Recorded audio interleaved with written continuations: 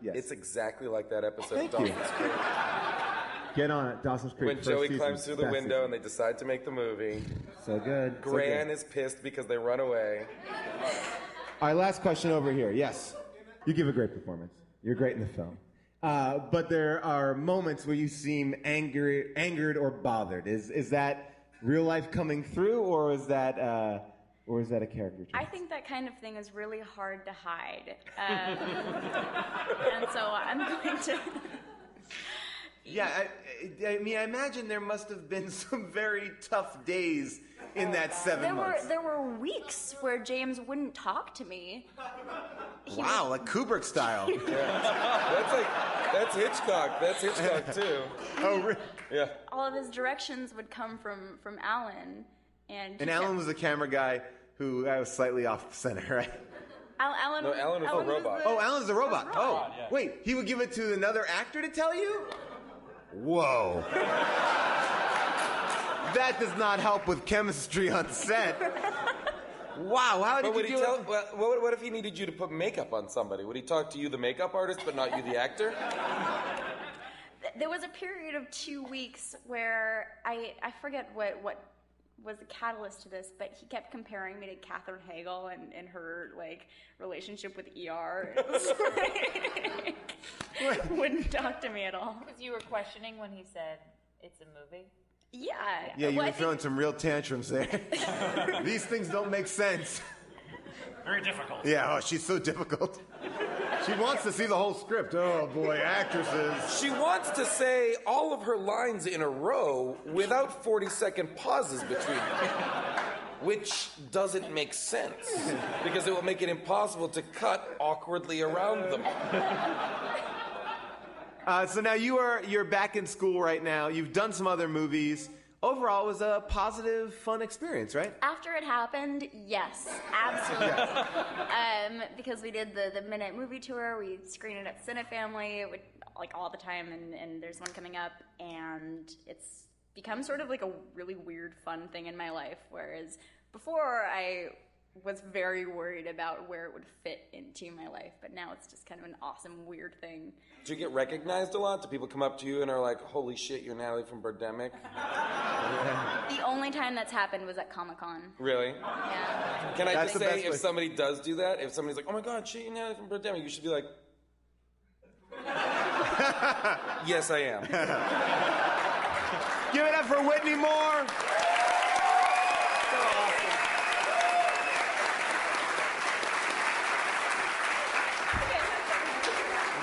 Whitney Moore. Great job.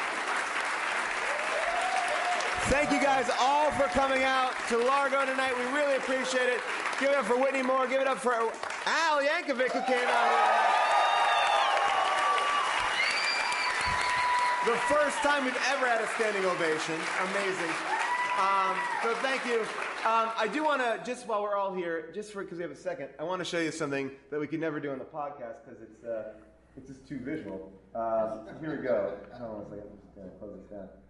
One of the people who listen to the show decided to make a graph of how many times we say literally.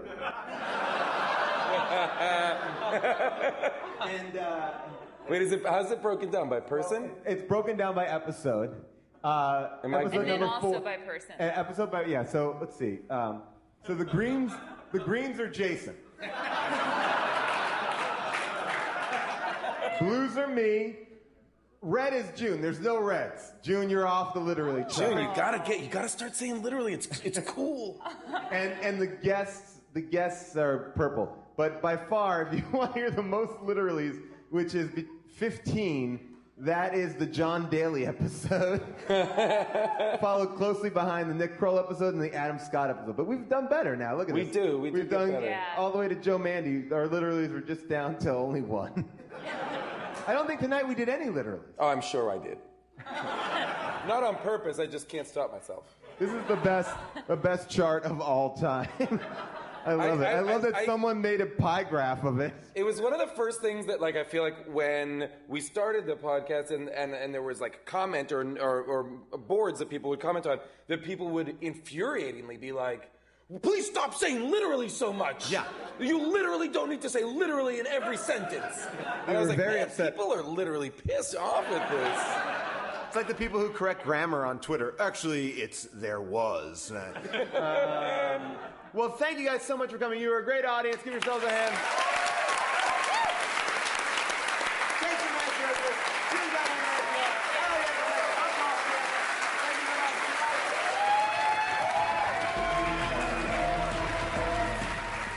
This has been an Earwolf Media production. Executive producers Jeff Ulrich and Scott Ackerman. For more information, visit earwolf.com.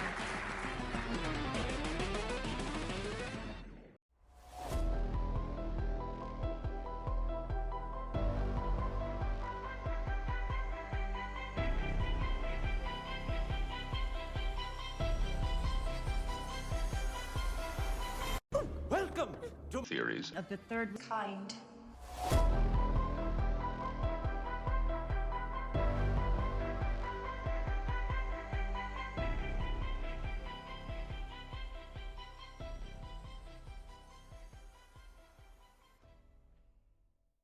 Welcome. First off, I want to say thank you to whomever you are listening for opening your minds to receive an extra knowledge nugget each week. It means a lot to us, and we all just we really want you to know that. You have to know it by now, so. Right? Yep. Also, before we start, since you, whomever you are a Patreon subscriber, remember that you get priority in topic suggestions. So feel free to shoot those suggestions over to us either by email, Instagram, Twitter, or Facebook DM. So today's episode is over what everyone voted for, John McAfee. So how today's episode will go is that we'll talk about John McAfee's life, his career, his arrests, his death, strange facts and findings, theories, and of course, wrap it all up with our own personal thoughts and theories. So with that being said, let's get into today's episode.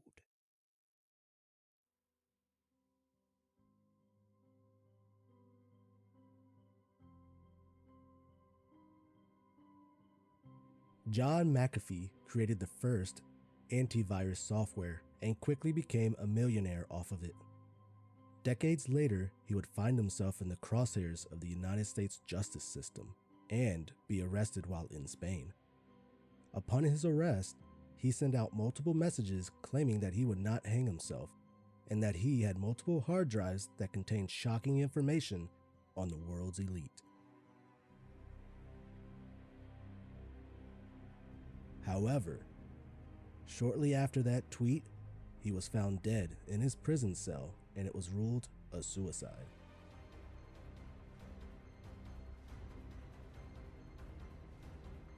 Many mysterious circumstances surround him and his death. Why did his wife and lawyers say that he did not commit suicide? Why were there weird social media posts on his account following his death? Also, on the day of his death, why were hard drives all across the world wiped of all information?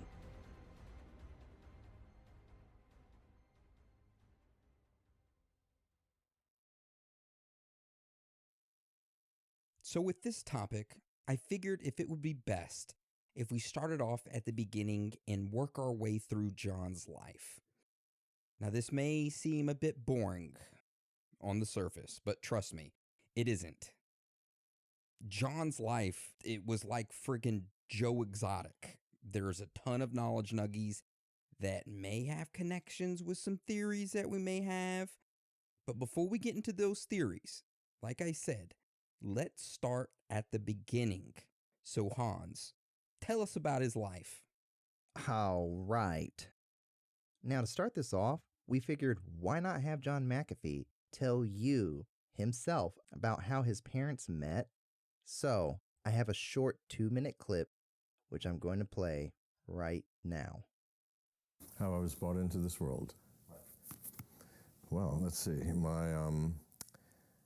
I was born at the very end of World War II. My mother was a British lady. My father, an American soldier, a sergeant in the Army. He was stationed in England, very near the home place of my mother.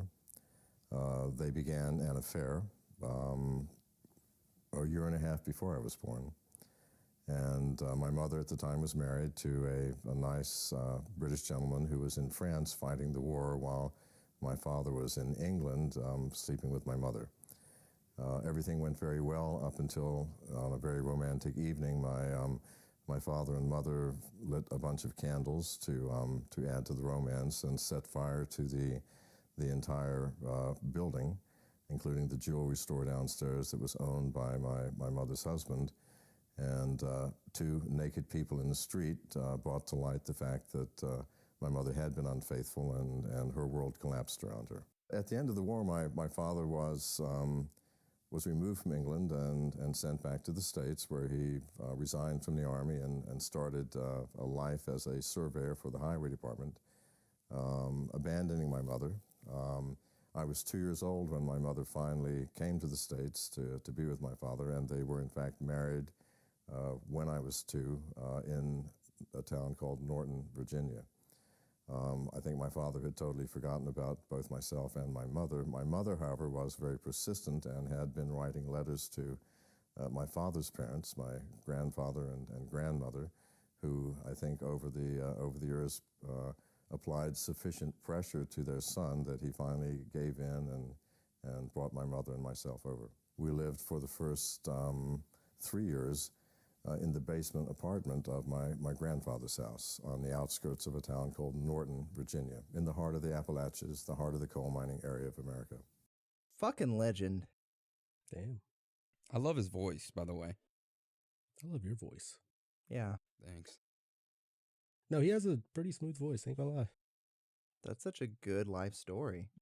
Yeah, I thought he was going to be a jackass and be like, well, how I was born was my mommy met my father, and, when a man likes a woman, stuff happens. I was waiting for it. I was like, come on, say it. Say it, jackass. You know you want to say it, too.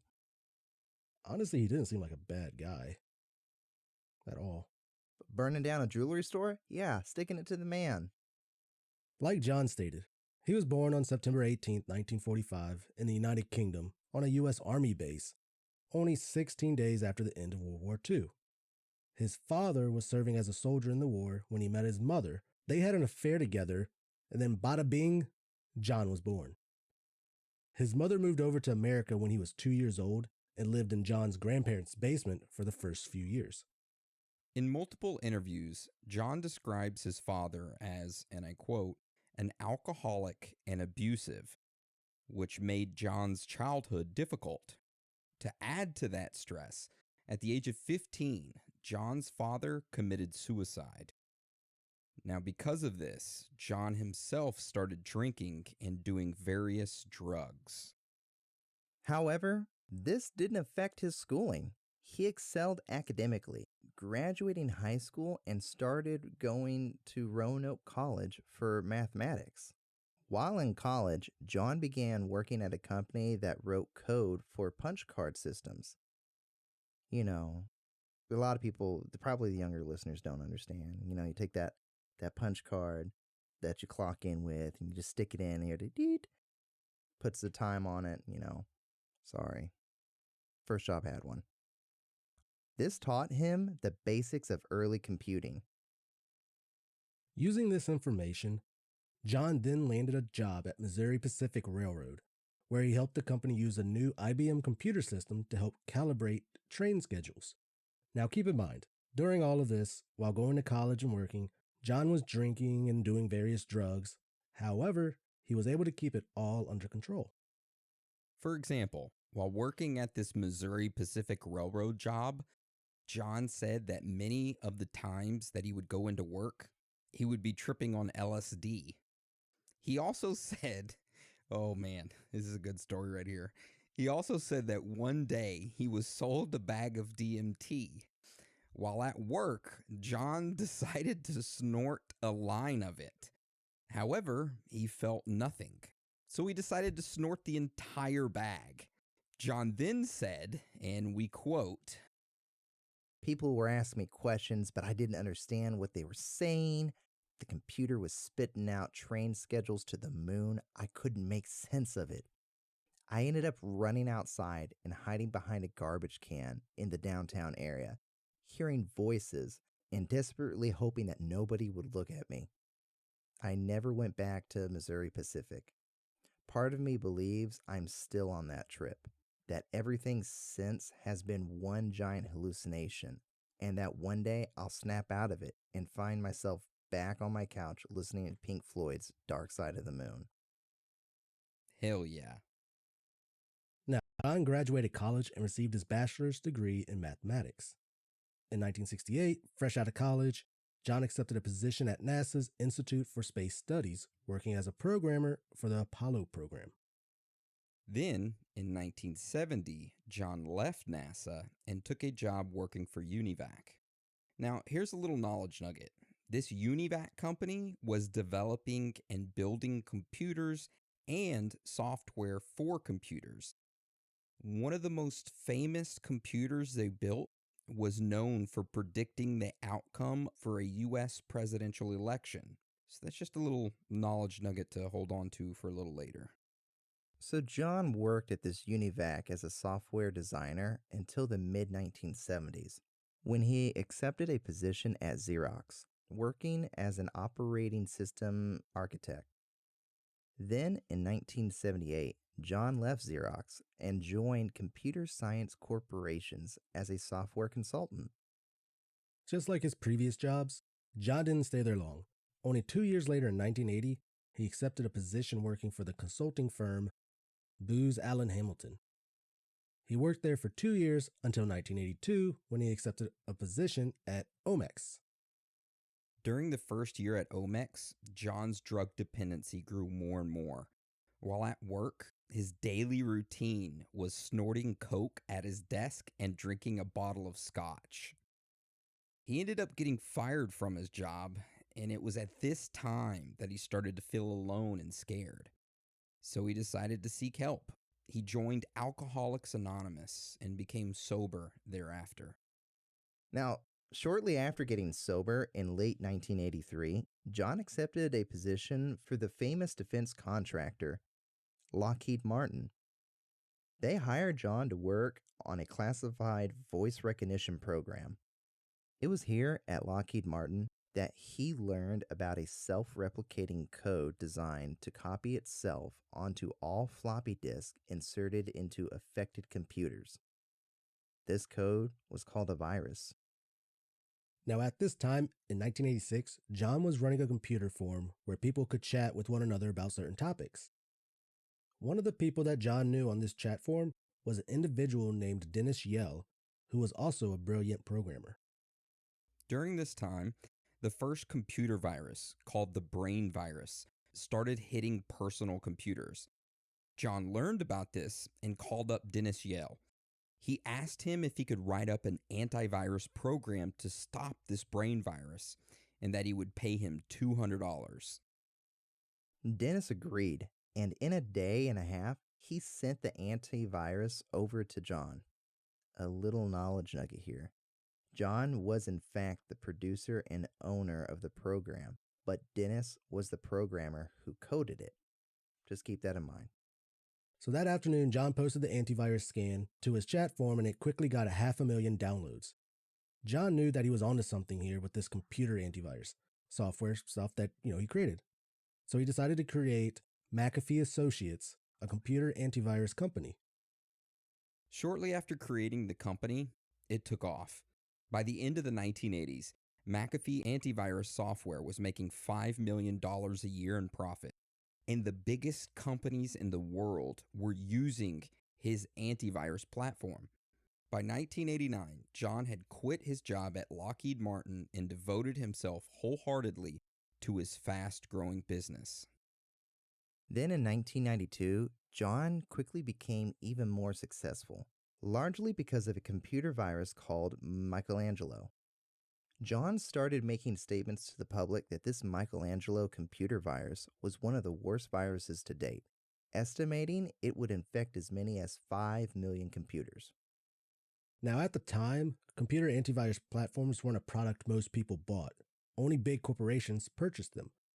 But thanks to Michelangelo, everyone got paranoid and started purchasing this antivirus software to protect their computers from the virus.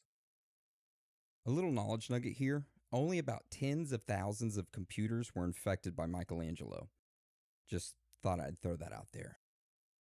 And by the way, was there really 5 million computers out there in 1992? Maybe. I guess all at the corporations, possibly.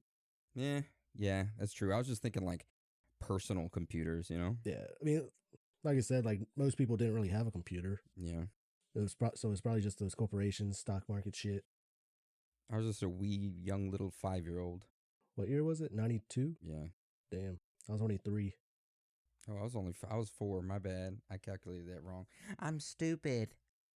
Don't look at me like that. Continue. You're not stupid. Don't ever say that, young man. All right, so not only did this virus get a lot of regular people to buy into the antivirus software, but it propelled John's business to go public, and it turned into a multi-million-dollar business overnight. So in 1994, John decided to resign from the company and sold all of his shares, which netted him about $100 million. So after leaving his company and selling his shares, John kind of kept a relatively low profile for a little bit. He would give young startup advice, lecture at Stanford Graduate School of Business, and also work on projects of his own. He's worked on 2 social network projects called the Powwow and the Tribal Voice, but neither of them kind of caught on and just eventually faded out. In the 2000s, John purchased hundreds of acres of land in Colorado where he opened up a yoga retreat where people would come, meditate, and stay for free.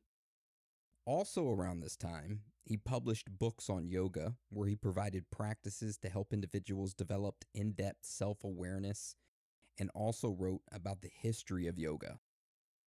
For free? Goodness, what a philanthropist.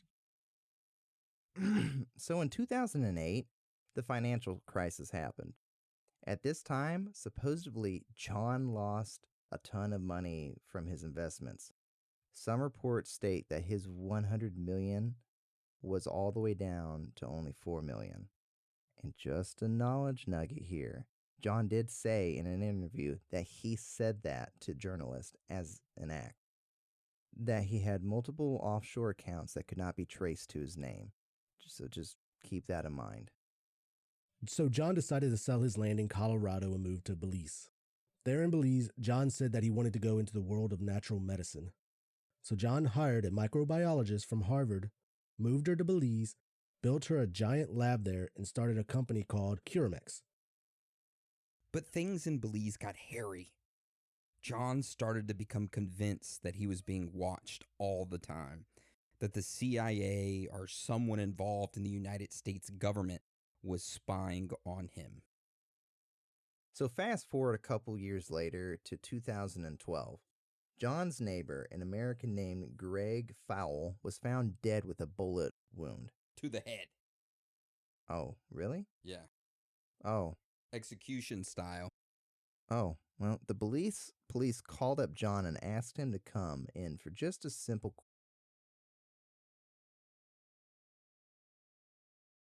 Today's episode is brought to you by Squarespace. That's right, if you need a landing page, a beautiful gallery, a professional blog, or an online store, it's all included with your Squarespace website. I love Squarespace. You should start your free trial today at squarespace.com and enter the offer code BONKERS, that's BONKERS, to get 10% off your first purchase. That's right, a free trial today at squarespace.com. Enter the offer code BONKERS and get 10% off your first purchase. Of all the weird names attached to the film Solar Babies, there was one that confounded us: Mel Brooks.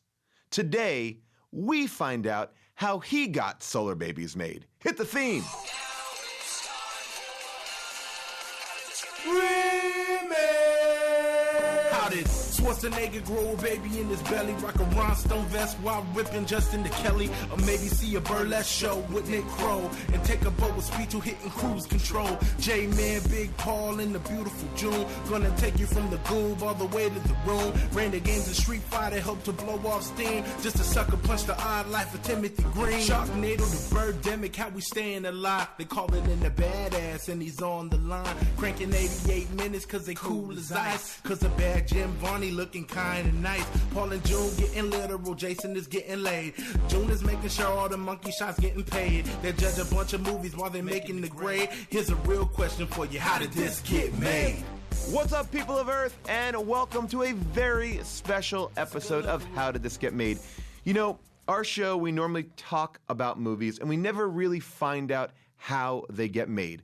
But there is one man who actually does find out how the films got made. His name is Blake Harris. He's been writing amazing oral histories of all the films that we've covered since Top Dog till now. And we sent him on a very important assignment to track down Mel Brooks.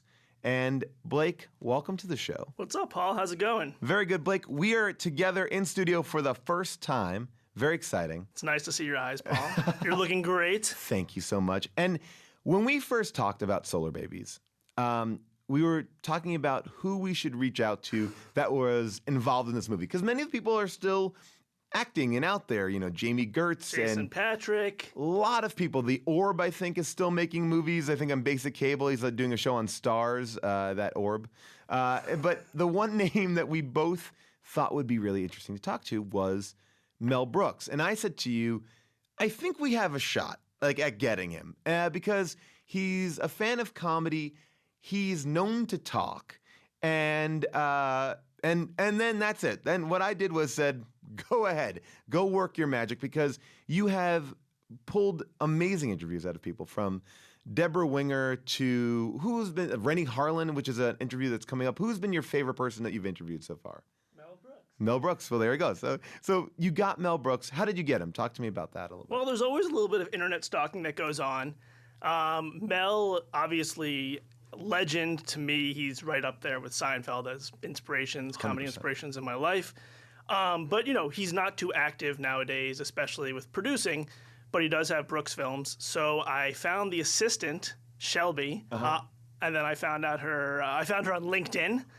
We became LinkedIn buddies, so I feel bad for all those years of making fun of LinkedIn. It actually paid off. LinkedIn actually works. That's what we're finding out right now. It's amazing. Okay. And then now I'm going to get 10 emails every day. Hey, Shelby endorsed you for being a good stalker.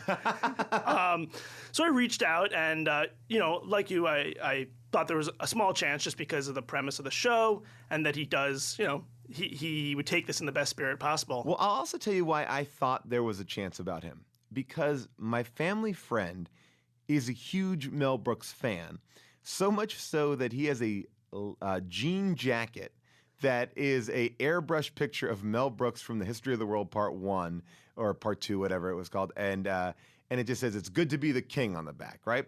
And he loves Mel Brooks so much, he's like, I'm going to call him.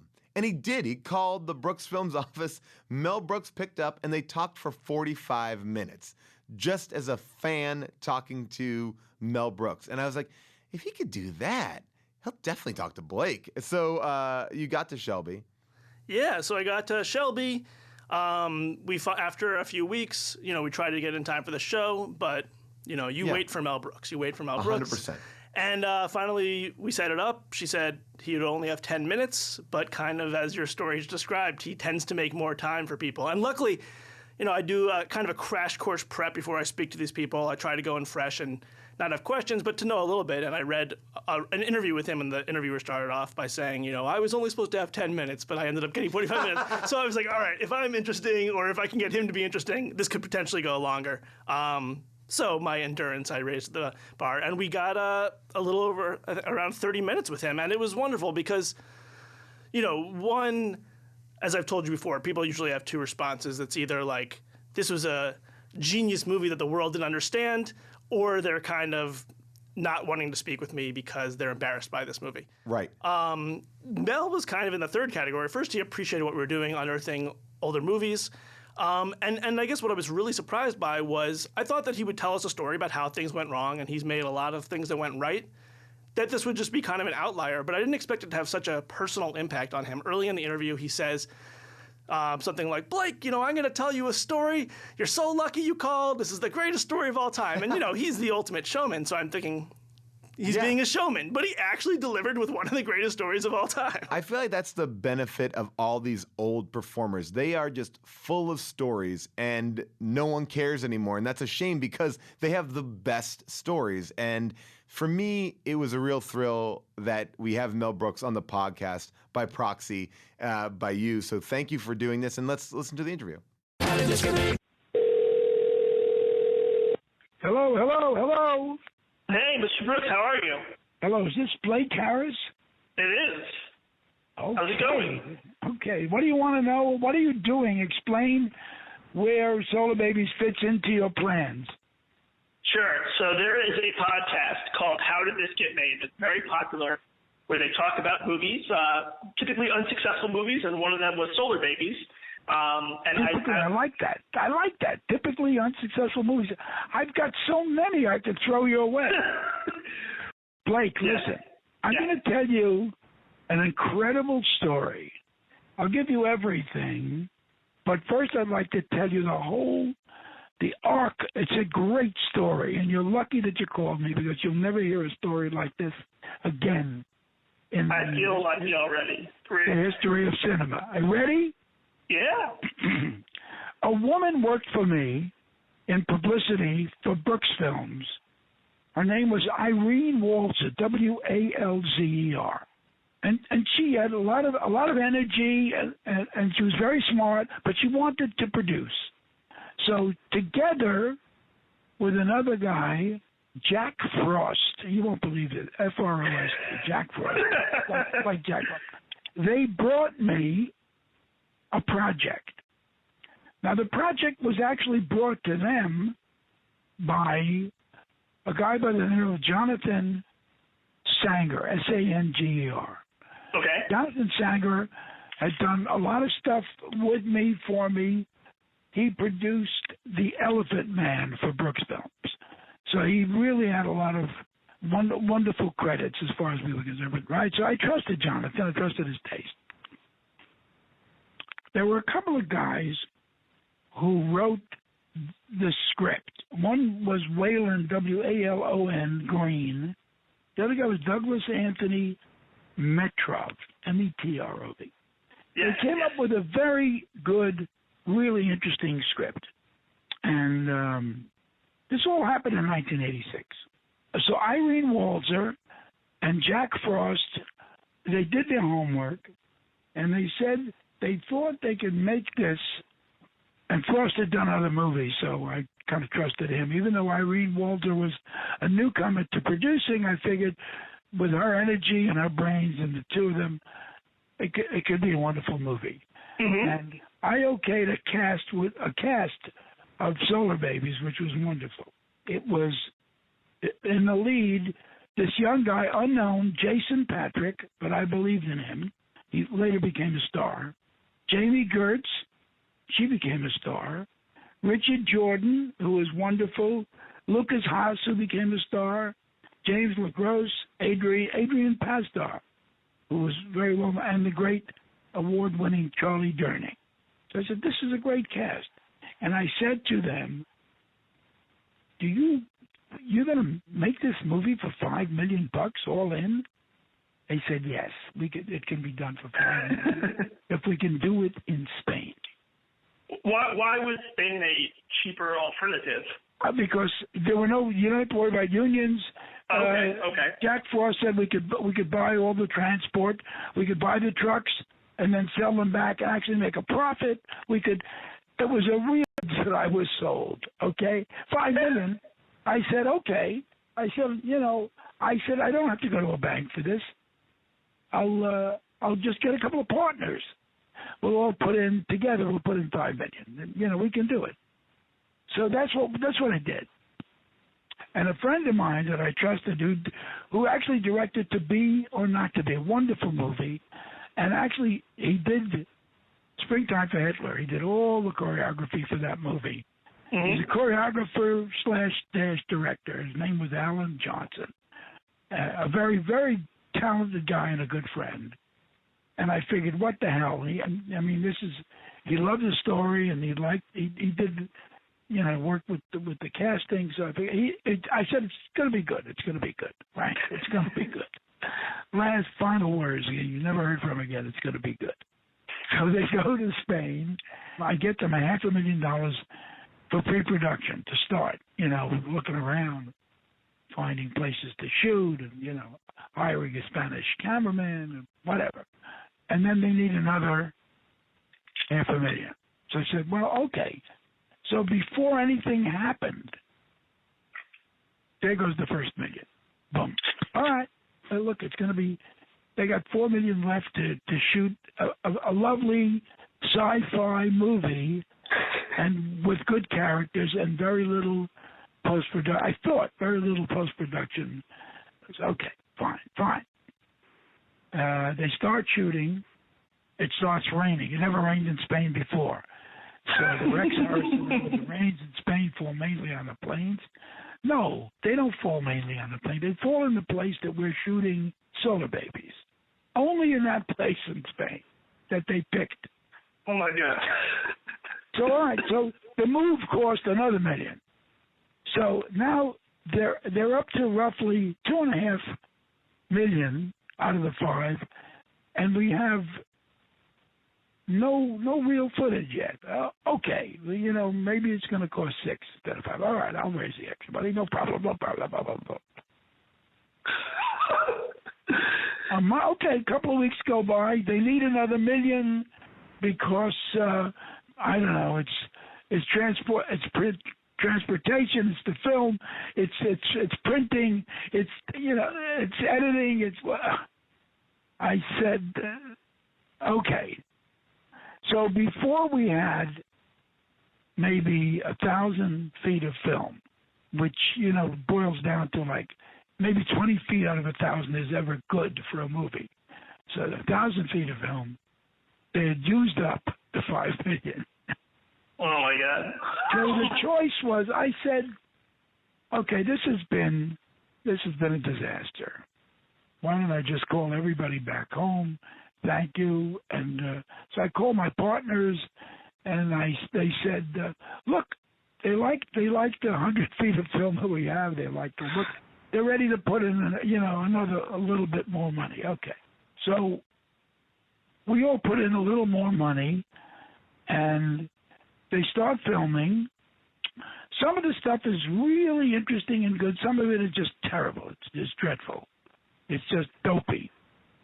So I call Alan, and Alan says, well, there's a little bit of there's a little bit of a revolution here. I mean, they're against some of the things that I've said. So I go over there. I fly over to Spain. Oh, man, a little bit. I scream at them. I say, listen to the director, or else you're all fired. We'll get another cast. You got, and I give them, I really lay down the law. And they all promise to listen. And Alan calls me later and says, okay, they're listening. Maybe they shouldn't have listened. I don't know. I'm not sure whether they should have listened. So here we are. We're up to $8 million. Those guys are broke. I'm not going to stick my hand in my pocket anymore. I go to Morgan. It's a bank, a Morgan Guarantee. I go to the bank, and I ask them for $5 million. I show them some of the footage. I tell, and they know some of the movies I've made, Young Frankenstein. I've made Blazing Saddles personally. So they know I've made 88 million, I've done very well. So they loan me $5 million without, just on.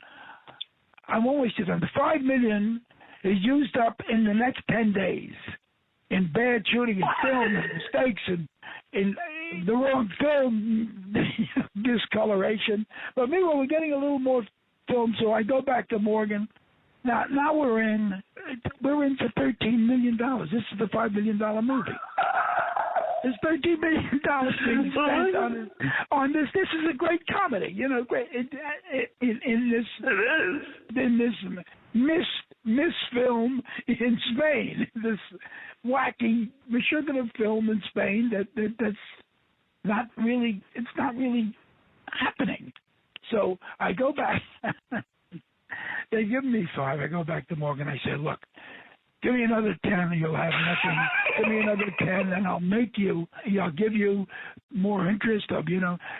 And for some reason they listened to me, which was a mistake on all our parts. And they gave me another $10 million.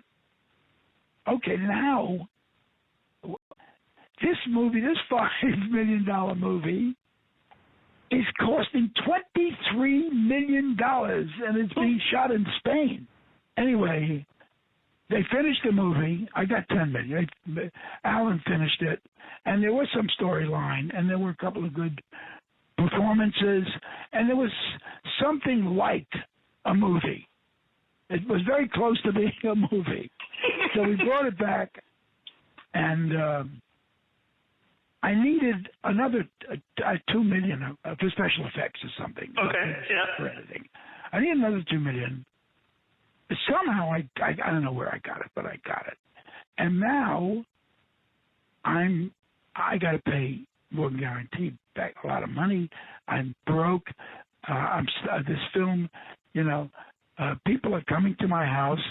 My wife is saying, well, who are these people in our kitchen? I said, no, I'm just getting a little more insurance. So I got money, a second mortgage on the house. I had 2 cars. I put them up. I mean, I'm ready to jump off a roof, you know. But I mean a roof like the Empire State Building. I'm ready to go because I am legally broke and in debt for the first time in my life. Seriously in debt. I go to Alan Ladd. First of all, I stay up for 2-3 nights in a row without sleeping, and I make a phony baloney trailer, so it looks like Star Wars. It looks like the greatest thing ever. It looks like this is going to be the greatest sci-fi picture ever made. You know, a fairy tale in space, irresistible. I get like a 10-minute. I make a 10-minute trailer. I take it to all the studios. I almost got Michael Eisner at that time. Where was he? At Paramount. And Eisner, then he went to Disney right after that. But he said, I'll give you the money. He's going to give me back the $23 million. It's going to be his picture, you know. But Katzenberg said no. So anyway, this movie is now like, it's like I hear the death knell. I hear a bell tolling late at night. I can't sleep. Everything is mortgaged. Everything. I'm just finished. I'm finished. And what do you think about it creatively? So creatively, it's half of it is pretty damn good, and the other half of it is like the worst movie I've ever seen in my life. All right. You know, and I can't. There's not enough footage to really save it. It's just, it's some of it, and it's the best thing I could call it is adventuresome filmmaking, you know, an adventure in filmmaking. That's, you know, and, you know, and I was going to title it Almost a Movie, you know, see this. Anyway, I go to Alan Ladd Jr., who was my savior and my God at 20th Century Fox to all my movies. And I said, Laddie, you're the last. Now Alan Ladd Jr. is in charge of MGM. He's left. He has a big fight with the bank at Fox or whatever with those people who are running Fox. He takes over MGM. He says, maybe we can save this. He says, I can't give you that kind of money for this picture. There's a board that would stop me immediately. But MGM is part of UPI or something, a foreign distribution network. And maybe UPI can give you enough money. Now, all I really need is $10 million to pay back Morgan Guarantee to get my house, my car's out of hock and everything.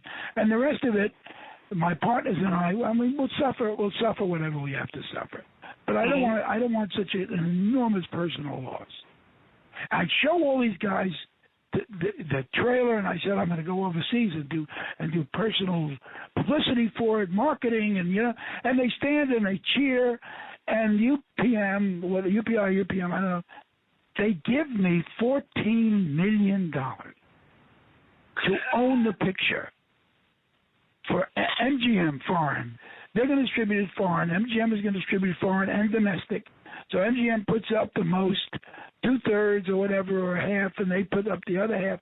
Anyway, they got $14 million. So I'm only out about, personally, about $9 million. And I kiss Laddie and I thank him. I get all my stuff out of heart. I give Morgan Guarantee. I give them their money back. And I said, I've learned a lesson, not to put never. And when I wrote The Producers, the musical, I put the line in. There are two things a Broadway producer must know. It's the rule of being a Broadway producer. And Leo Bloom says to Bialystock, what are those two rules, Mr. Bialystock? One, never put your own money in the show. He says, yes. And two, what's the second one? Never put your own money in the show. That's the second.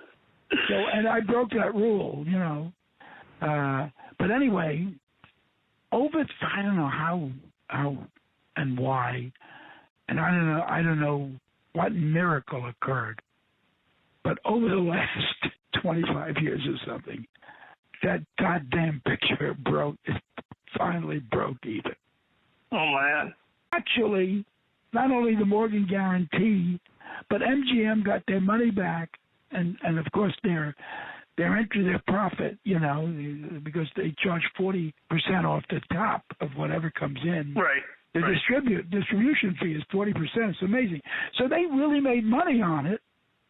And finally, I was paid enough to get even, partners and I, on everything we've done. It is a fucking miracle picture. It's like if I did it as a movie, as a comedy, nobody would believe it. So I kind of want to see it. Yeah, I want to see this. You're getting an amazing story. Well, one question I had was, Alan is of course a great choreographer, and he had directed a movie, but a sci-fi movie is like kind of a different beast. Why do you think? Because I was lazy, and I didn't want to go to Spain. Yeah.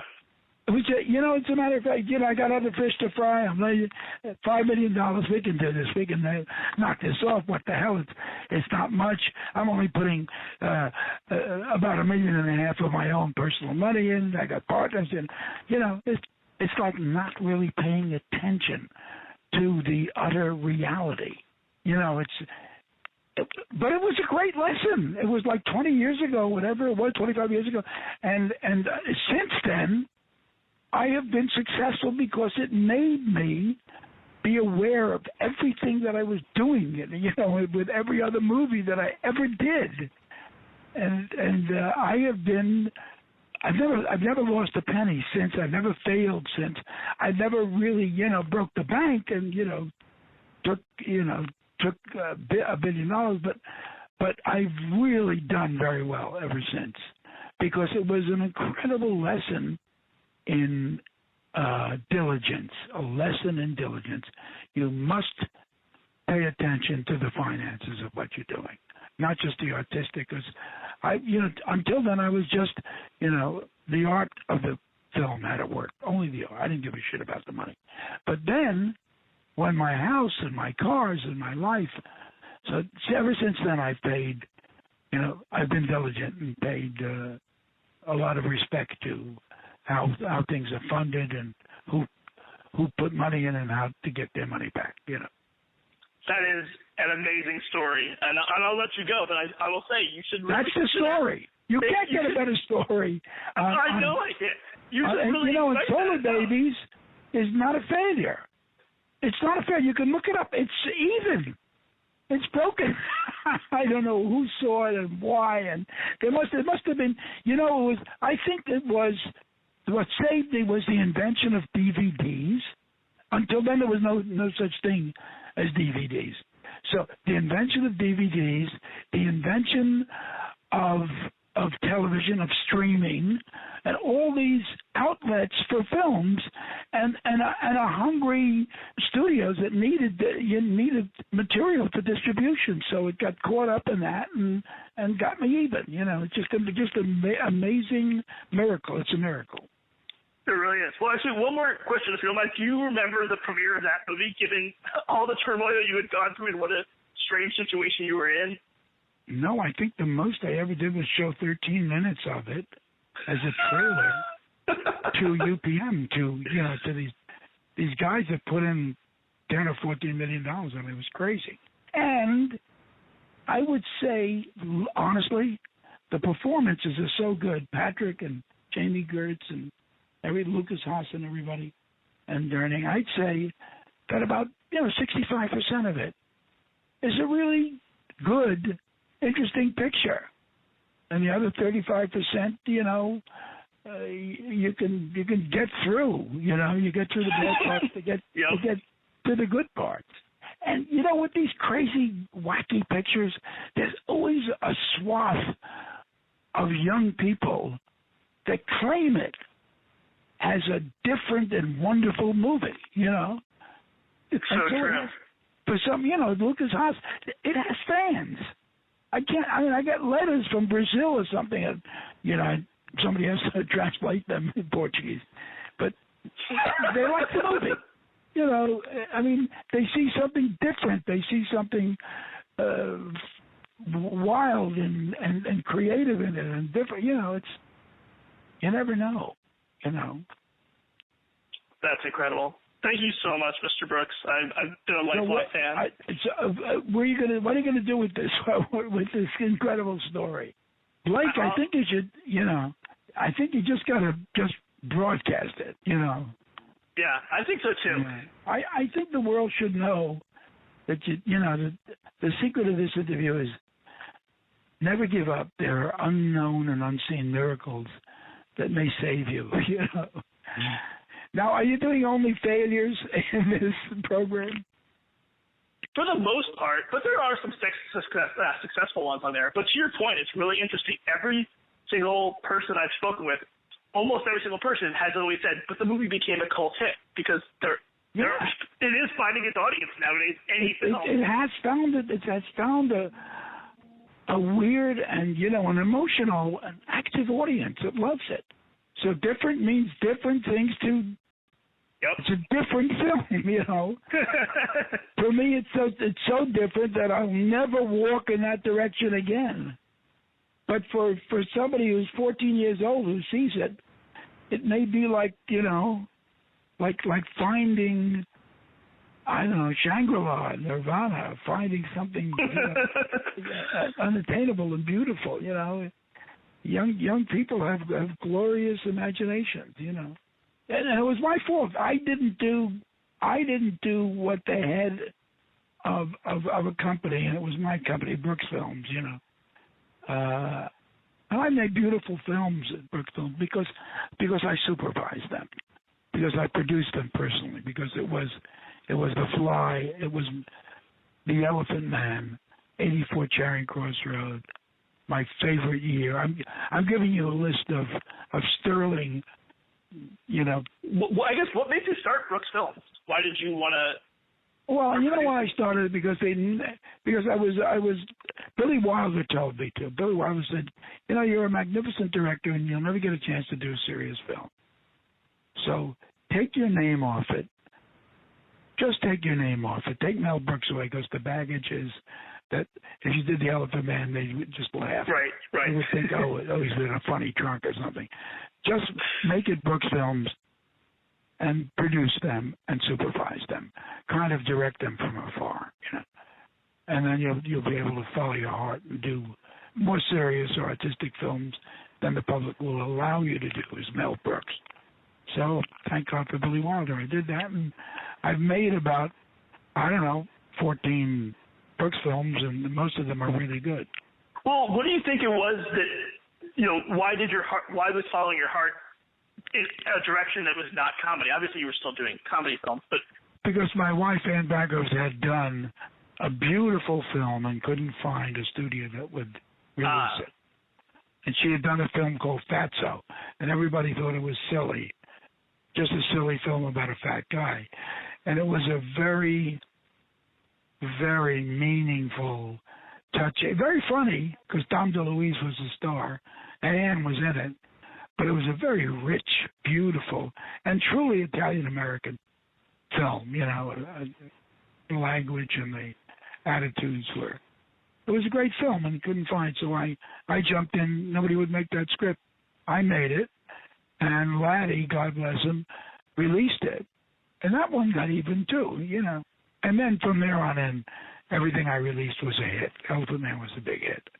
Yeah. The Fly was an amazing, you know, a big, big hit. Yep.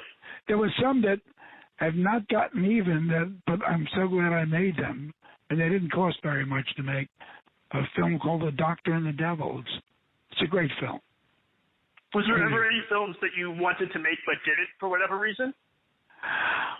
Oh, well, there were one or two. I was thinking about making something about the Holocaust, seriously, and with an eye, you know. And then I saw this Italian film, A Beautiful Life. I said, you know, this is ridiculous, you know. And it won the Academy Award or something. I don't know. It did. It was just, and I thought it was a foolish take on this incredible, you know, monumental tragedy. You know. And then I wanted to make a movie, and I still could make it, about my adventures, half funny and half sad, as a soldier in World War II. I was really curious about that. I guess that definitely warrants a movie. I had a lot of fun, and I was ducking a lot of 88 millimeter shells. The Germans were very accurate with, you know. When you were in the war and you thought about coming back, did you have in mind that you wanted to do comedy television stuff? You know, if you could even No, I didn't even know there was such a thing called television. When I was coming back, I wanted to be a stand-up comic in nightclubs.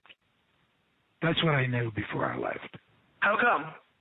Well, because I had worked in the mountains, in the Borscht Belt, in the Catskills. Mm-hmm. And that's what I did. I was a stand-up comic, so I figured I was just hoping to live through the war and come back and do that again. So, Blake, it's been a pleasure, and I love the idea of exhuming all these dead little films. Some of them have great stories and some real worth, you know. And I think that, you know, you can find a little gold when you dig them up. Yeah, well, this is definitely the biggest golden nugget we found yet. So thank you so much, Al. This is yeah, I mean, this is a story you can have a lot of fun with, you know. Yeah. So it's Solar Babies, the you know, the greatest disaster turning into victory of my life, you know. Yep. All right, have a great night. Thank you so much. All right, good luck, Blake. So that was your Mel Brooks interview. That was awesome. You got to sit and talk to Mel Brooks about a movie he thought was going to be the next Star Wars. Yeah, and almost bankrupted him, and he didn't tell his wife about. And I've now interviewed over 1,000 people, I'm sure, between books and articles and all that, and definitely, if not number one, is in like the top 3. What an amazing guy, and I still have goosebumps just playing it back. I kind of want a Mel Brooks podcast. Like, why don't we just go once a week and just like, here, let's just do it time, because I feel like he is full of that, and it's easy for him to kind of just, again, produce a compelling story that you could probably, I feel like that story that he told would never be able to happen now, like, or that world that that created Solar Babies. You couldn't. Like, there is, with things like Deadline, and yeah, his wife would know at this point if there was a movie happening. Well, Blake, thank you so much for joining us, talking to us about Mel Brooks. I want to plug your book, Console Wars, which is available on everywhere you can get books digitally and real books. But also, before I let you go, talk to me about this interview that we have coming up with Renny Harlin. This is going to be on Slash Film, right? Yeah, so I wanted to speak with Renny about The Covenant, but he also was responsible for the first rated R movie I ever saw, Cliffhanger. Amazing. Die Hard 2, Nightmare on Elm Street 4, so many great ones. And hearing his story, that interview was really incredible for just seeing his rags to riches tale, coming to America and really being a starving artist in the truest sense of the word, and it paying off. And maybe you're not a fan of his work, but you're going to be a fan of what it took for him to get to where he is. Well, I think that Renny Harlin is in the Jerry Bruckheimer, Michael Bay category of filmmaker, which is sort of like, even if you don't think it's the highest art, it is the most entertaining stuff. I mean, Cliffhanger, Die Hard 2, they're great movies. Cutthroat Island, maybe not so much. But you got to sit and talk with him, and he's another guy who talked for a long time, right? Yeah, and to your point, I think a lot of artists kind of have this moment where they're like, I'm going to create art to change the world, and in a pretentious way, and that's kind of how we evolve into whatever we evolve into. But Rennie's I want to be a director moment was watching basically an explosion scene, and he didn't want to be a director. He wanted to be a Hollywood action film director. So congratulations, Rennie, you pulled it off, and he was a great interview, very generous this time. Very intelligent, funny guy. Well, great. That will be up very soon on /Film, as all of Blake's articles are up on /Film. You can check them all out. They go back for about a year now, right? Yeah. Top Dog. Top Dog with Chuck Norris, the Nazi fighting dog. So you can read them all there. And thanks so much for listening to this special edition of How Did This Get Made?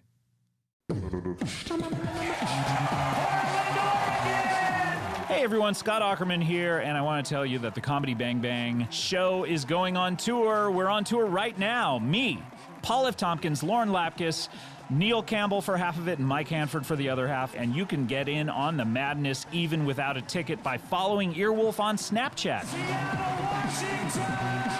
We'll be taking snaps during shows, on the road, and behind the scenes. And remember, you can hear every single live show the next day on Howl. Use the code CBBLive at howl.fm when you sign up, and you'll get 1 month for free. Thanks, and I'll see you soon in a city near you. Los Angeles, California!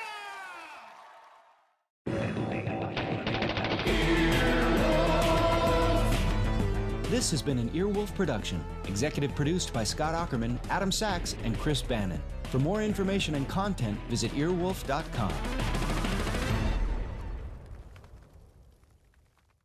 This edition of Retronauts has been brought to you by Super Monkey Ball 3D, only on the Nintendo 3DS. Join Aya and friends in the all-new 3D adventure on March 27th. Dun, dun, dun, dun, dun, dun, dun, dun. Hi! It's Retronauts.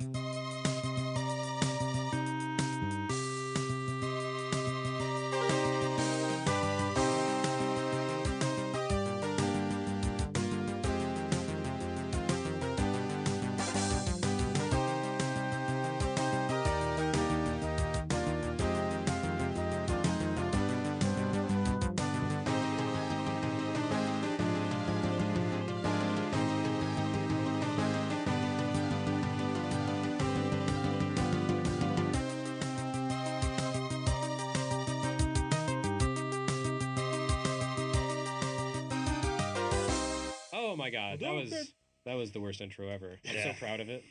Like we had to work long and hard to come up with that one. Yep. By which I mean it was just kind of whatever. Hi, I'm Jeremy Parrish. I'm the host of this show. I'm so sorry. There's some other people here with me today. Hi, talk, guys. Introduce yourselves. Yeah. Talking. That was Chun-Li having just been defeated. All right. Yes, today we're talking about Street Fighter II, the 20th anniversary thereof. And with me here in the studio to talk about Street Fighter II, maybe you guys can do it this time. Hi, this is Frank Spaldi. Yes. This is Mike Nelson. Right. This is Jose Otero. You're our new guy. Yes. Introduce yourself, new guy. I mean, yes, we know your name, but... I'm the new guy here. All right, there we go. Yeah, that's it.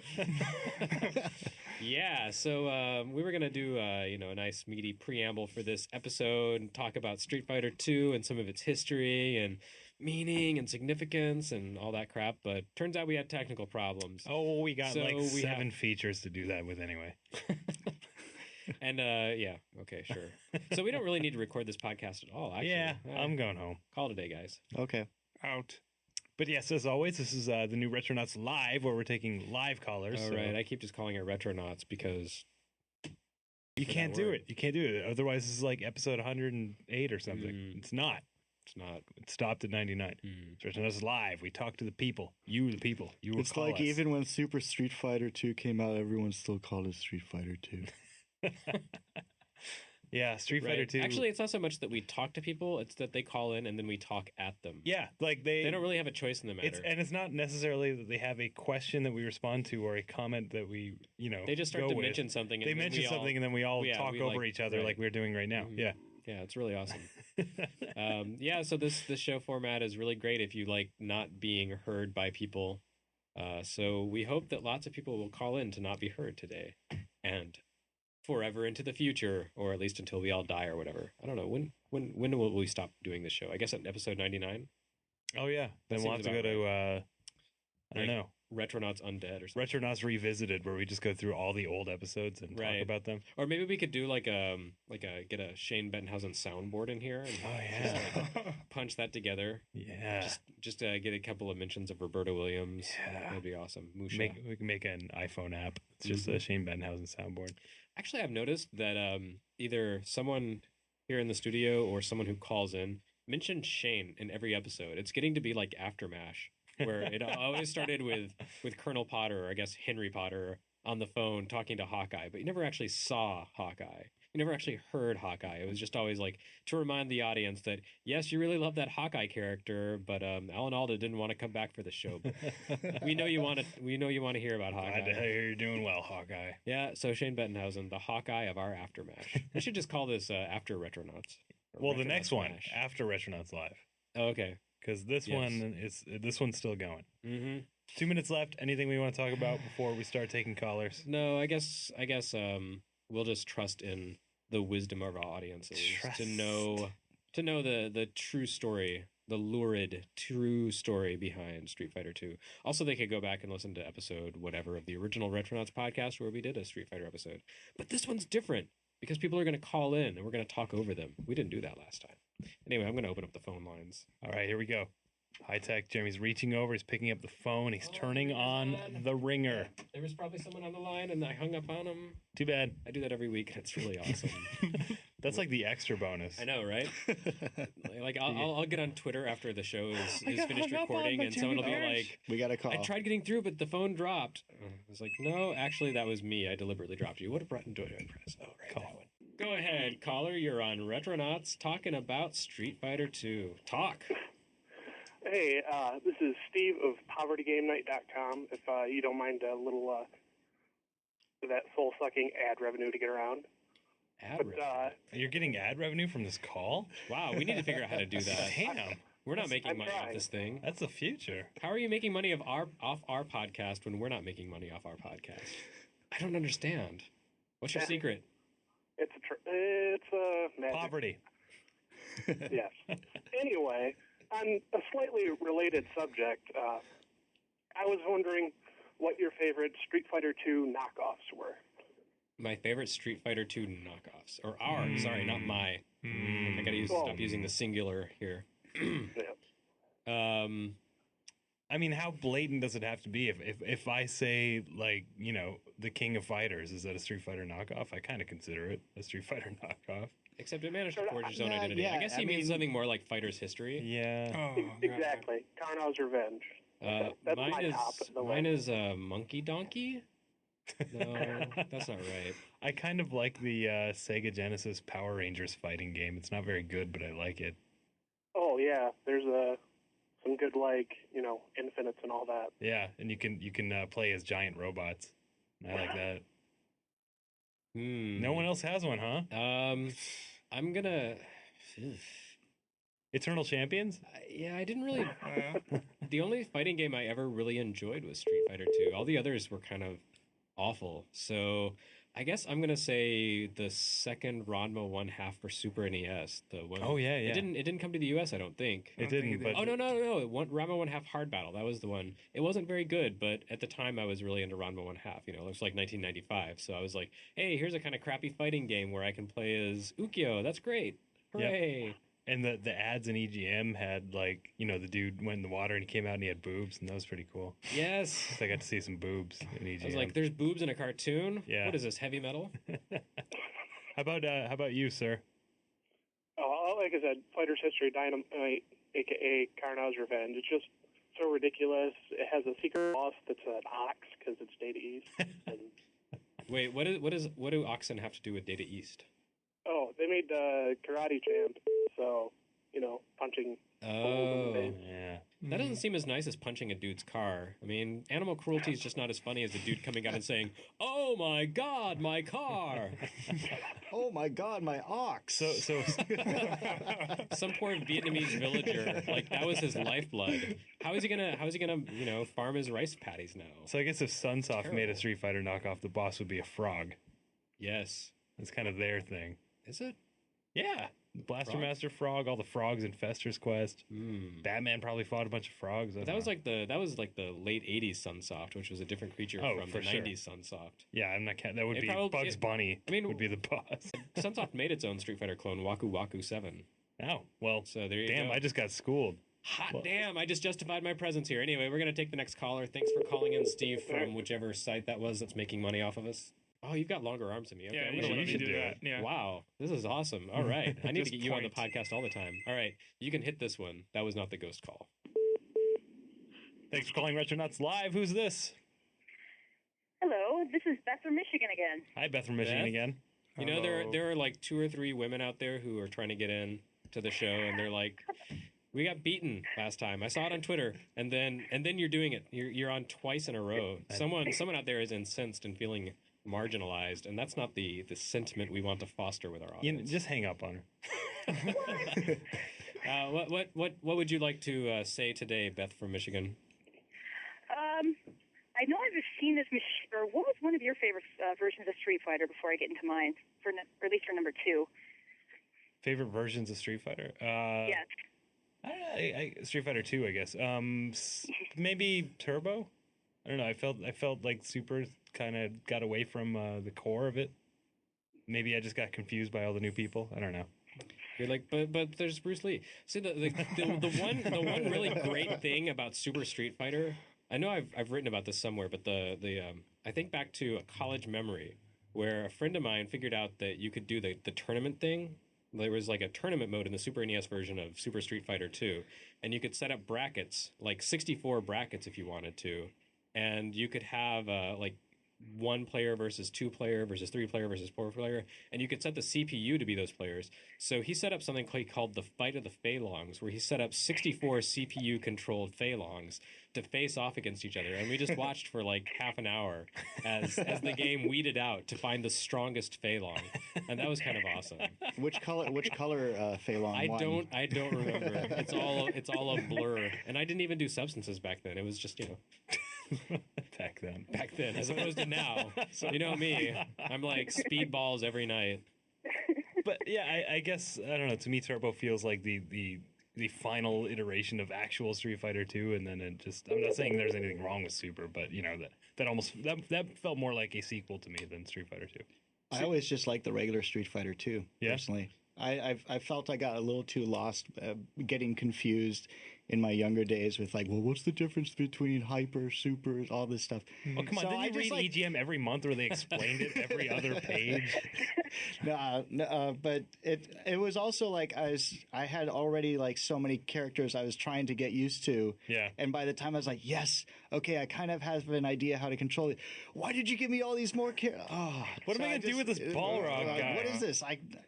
But no, just so many fond memories attached to the original rather than the expansions. I think that's why I always find my heart harkens to the original. Yeah. What about you, Jose? I really like Super. I mean, I know it's probably the one that did deviate somewhat from like that formula, but it felt really refreshing to finally have new characters because there were so many iterations. T-Hawk.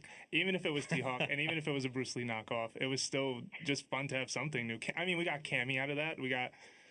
DJ. That's it. We got Cammy. Yeah, we just got Cammy. Yeah, that's about it. Yeah, were you about to say DJ? I was just like, he got better in Super 4, but I don't want to say it. Yeah, isn't Cammy the only Street Fighter character who's ever had her own spin-off? She's had a spin-off? Yeah, Cannon Spike for Dreamcast. Yep. It was original.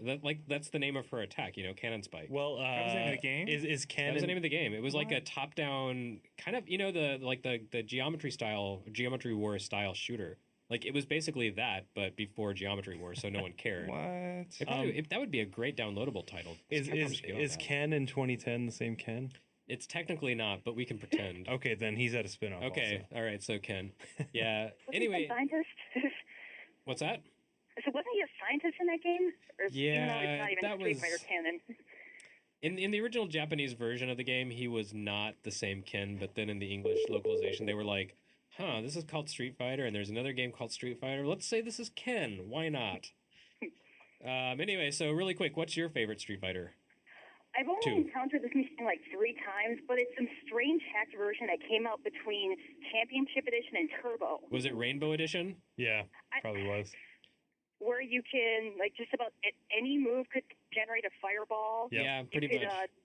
Change characters mid-match. Yeah, that's the Remember helping a guy- Rainbow. Yeah. Yeah, there were helping a guy beat the game that way, too. There was a huge rash of pirated ROM hacks for Street Fighter 2 when it first came out. And, a lot of the changes they made to Turbo were basically, Street Fighter 2 Championship Edition. Those were basically just official answers to all the things that hackers were doing to the boards and people were installing in their arcades. They would crank up the speed. They would do things like give Chun-Li a fireball. So you actually saw, games that could go faster, games where Chun-Li could shoot a fireball. Yep. So, yeah, that's one of those really kind of unusual instances where the evolution of a game was really kind of determined by sort of the illegal market that sprung up around it. That's how popular Street Fighter was. Anyway, we're going to move on to the next call. Thanks for calling in again. Thanks, Beth. Okay.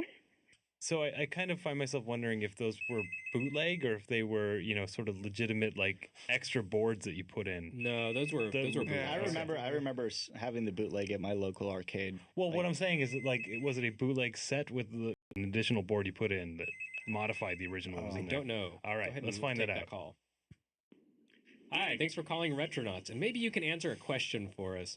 All those Street Fighter 2 bootlegs that you sometimes saw before Turbo came out, were those legit? Like, were those expansions of the original ROM boards, or were they something that people actually created themselves? We're really curious about this. I'm sorry, I missed a word in there. Are you talking about like a Super Street Fighter 2? No, we're talking about like the Rainbow one. Yeah, like the hacks that people put together before Turbo and Championship Edition and Super Street Fighter. Are you a lawyer, sir? Yeah. I'm not. Actually, I'm a student. So Are you a student of law? No, I'm a student in high school. Okay, what can we do for you? Who are you, and what is your name? I'm Ethan from upstate New York. Ethan? What do you got for us, Ethan? You know how there's like clones of Ryu and Ken in every game? Oh, yeah. Which one is your favorite? Because like in Street Fighter 2, my favorite was Akuma.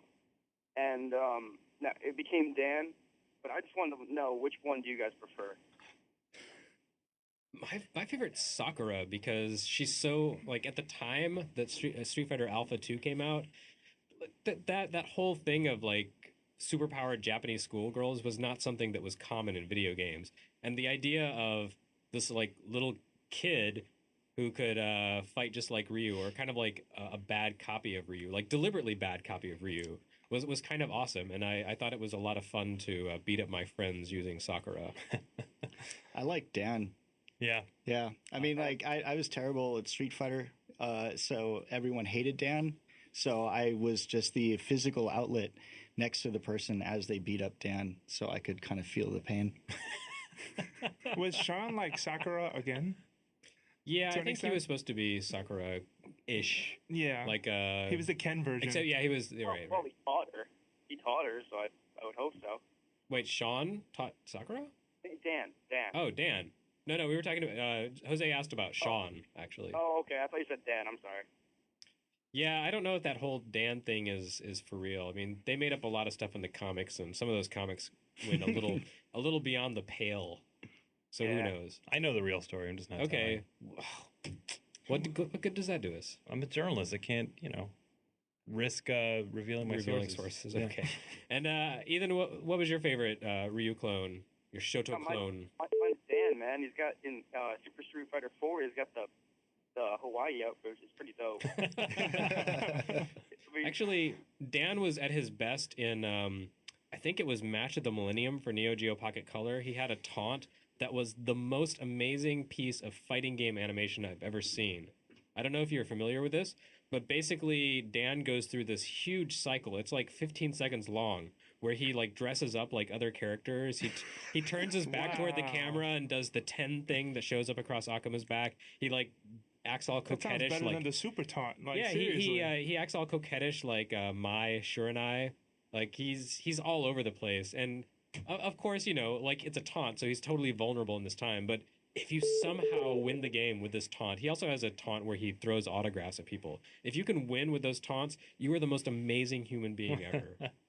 Well, there's a strategy based around his taunt. Like, you can hyper out of his taunt, which is like a strategy a lot of people use. Like, they'll draw people in, and then they'll get Doken, and then they'll hyper. So it's a common strategy. Okay, Dan's the best. All right, Dan is the best one. Yeah. Yep. All right, thanks for calling in. Thanks for clarifying that for us. Take care. Wait, so wasn't Dan based off of one of those Art of Fighting characters? Dan is sort of like a punch back at SNK, yeah, because Ryo Hazuki and who's the other guy? With the ponytail and the like fancy shoes. Yeah. Oh crap, I can't remember his name, but yeah, he was basically a mashup of those two characters who were kind of like big Street Fighter ripoffs, so it was kind of a poke back. Go ahead and grab that. All right. Yep. Hi, this is Retronauts Live. Who's this? Hi, this is Daniel Evans from New York City. It's Dan. It's a different Dan. Oh, speaking of Dan, Dan Fight tweeted to me to say that Street Fighter 2 changed his life. I wanted you to know that. He wanted me to mention that Street Fighter 2 changed his life, but that's a different Dan. A whole lot of Dans. I'm confused. Dan. Dan on the phone. Where are you from? I'm from New York City. Cool. And what can we do for you? Well, I wanted to talk about my first experience with Street Fighter 2. It was absolutely awful. Are we talking about like Street Fighter as a metaphor for love? Like your first kiss? Not particularly. My first time was so bad. Go ahead. I had perhaps the worst port. I had it for DOS, and I played it with a flight stick. With a flight stick? Yeah. and I stuck with it for seriously several years until I lost the manual and couldn't play it anymore because you had to put in like the third letter of the third page on the third line. Did you have like a throttle on the joystick where it's like you throttle forward to move forward and throttle back to move backwards? I did, and I only played Dalsim, so on the throttle I would do like a high kick, and that's essentially how I won. But it didn't get much better after that because my next bump with Street Fighter 2 was Championship Edition for Genesis with an activator. I don't know. But that was like the real experience, man. You were like really punching. You were Ryu. How did you have access to an activator and not a controller? I had a 3-button controller, right? So that's still better than the activator. Well, the thing is, I mean, I had it. I was young, and I eventually got so good at it, or my brother was so bad that I was able to beat him continuously with the activator. On the 3-button Genesis controller, didn't you have to use like the start button as a modifier to switch? Punch and kick. Yeah, you would have to hit start to switch between kicks and punches. That doesn't seem like it would interrupt the flow of fighting at all. No. Well, clearly you've never played with an activator. And after that, you played a bootleg Famicom version of Street Fighter with a U-Force. on a Dendy. Every once in a while, if I will hook up, I have the Capcom Classic Collection for Xbox. I will play Street Fighter 2 with the Steel Battalion controller just for nostalgia. That's the worst nostalgia ever. We have one of those in storage. Maybe we should take that out and see how much fun it is after lunch. Yeah. I think Steel Battalion versus DDR Pad and see who could do the best. Well, there's always the Sega fishing controller for Dreamcast. Well, some people are good at Street Fighter. I've heard people have beaten, well, not Street Fighter, but I've heard people have beaten Soul Calibur with that. But Street Fighter 3, I want to see you pull off some perfectly timed parries with that thing. Yeah, now we got the Killzone gun too, so we could maybe do something with that. Yes, and there's always Connect. All right, thanks for calling in. Great call, thanks. You got it. Bye, guys. Bye. Wow. Jesus. The things our childhood memories do to us. Wow, we didn't get a ghost call that time. No, we didn't. Let's go. Yep. All right, make it happen. Hi, you've managed to get through to Retronauts. What can we do? How are you doing? What can we do to celebrate this occasion, sir? Excellent. Listen, I'm going to be quick on my Street Fighter 2 story. All right.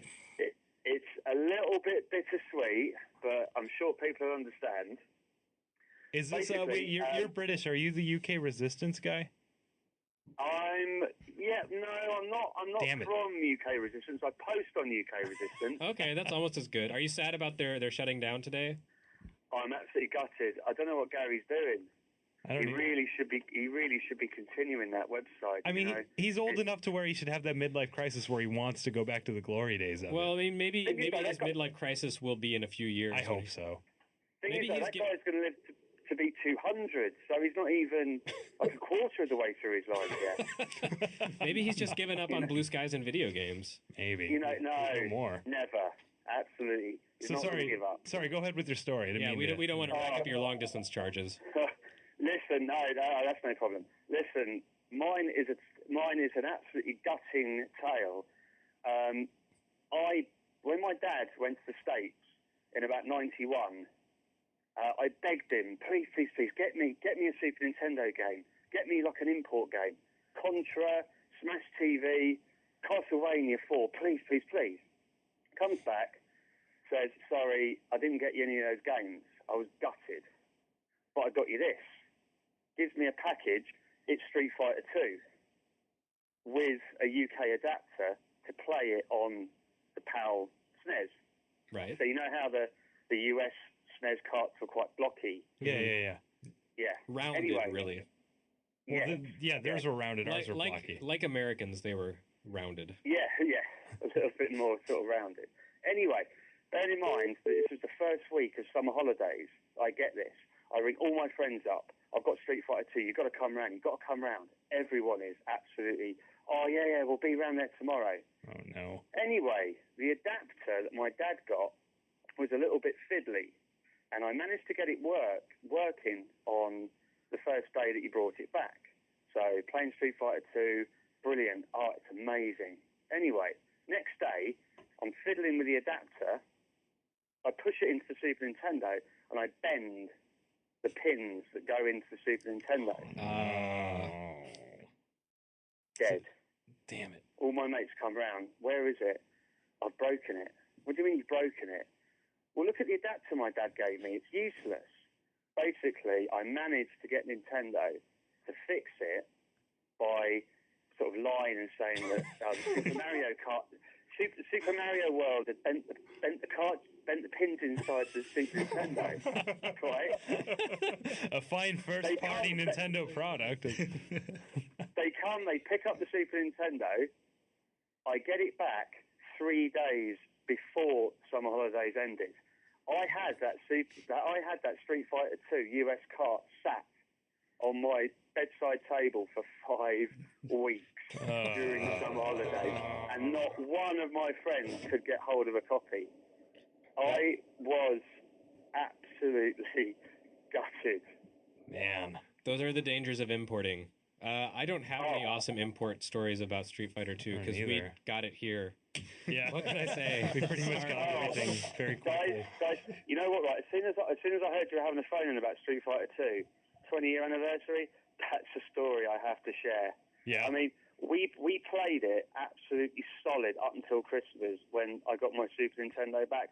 But can you imagine it? For 5 weeks, I had that box sat on my bedside table. I could do nothing about it. Yeah, I had the opposite experience, the experience you wanted to have, where I was the only one my friends knew who had a Super NES. I was the only one who had Street Fighter 2 when it was brand new on Super NES. And I would take it to their houses, and we would just play for hours. They would come to my house. There was one time I was at work, and I came home, and my mother said, "Oh, some of your friends were here. They waited around for you." And you know you were off at work, but they just came in and played Street Fighter for a few hours. I had no idea. They didn't even tell me they were coming. They just decided let's go to Jeremy's house and play Street Fighter. And I wouldn't even. With the Street Fighter 2, right? I need to be in here playing this right now. They never actually told me themselves that they had come over and played my game. If not for my parents, I would never have known that they came over and freeloaded off my video game. So I was popular, but maybe not for the right reasons. Anyway, thanks for calling. That was a heartbreaking story, and we're going to go.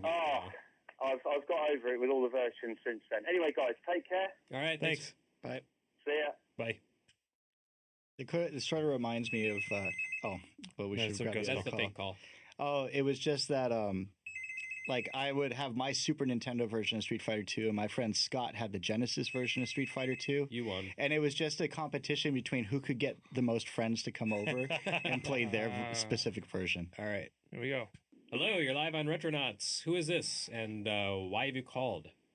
Hi, this is Shivam calling from South San Francisco, and I just wanted to say Hadouken! Okay, thanks for saying Hadouken. But shouldn't you say Yoga Flame, or is that racist? I always wondered as a child why Dalsim could stretch his arms and breathe fire just by eating food. Well, he ate I would curry, and eat that's the same spicy, Indian food right? at home, but my breath never turned to fire, and I was always disappointed. Me too.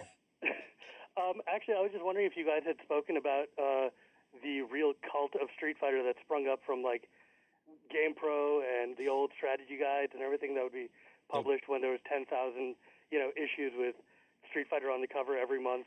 The cult of Street I Fighter? don't know if it's really a cult. It was just like purely like people buy magazines of Street Fighters on the cover. Yeah, I mean, EGM is probably the worst offender or the best offender. I don't know, but isn't it something like there were in the space of about 2 years there were 13 covers with Street I Fighter? think that's about right. Yeah. That's it, at least. Yeah. Yeah, but it was an amazing 2 years if you were a Street Fighter fanboy, like pretty much every 8-year-old who grew up around me when I was a kid. And if you were like me and enjoyed Street Fighter for a few months and then were interested in other video games, it got kind of tedious after a while. Well, it was only, there were like 700 pages an issue at the time. It was fine. They could have an That's true, 8-page but Street I Fighter. occasionally wanted to see like something different on the cover. Yeah. It was it got to a like point. Bubsy.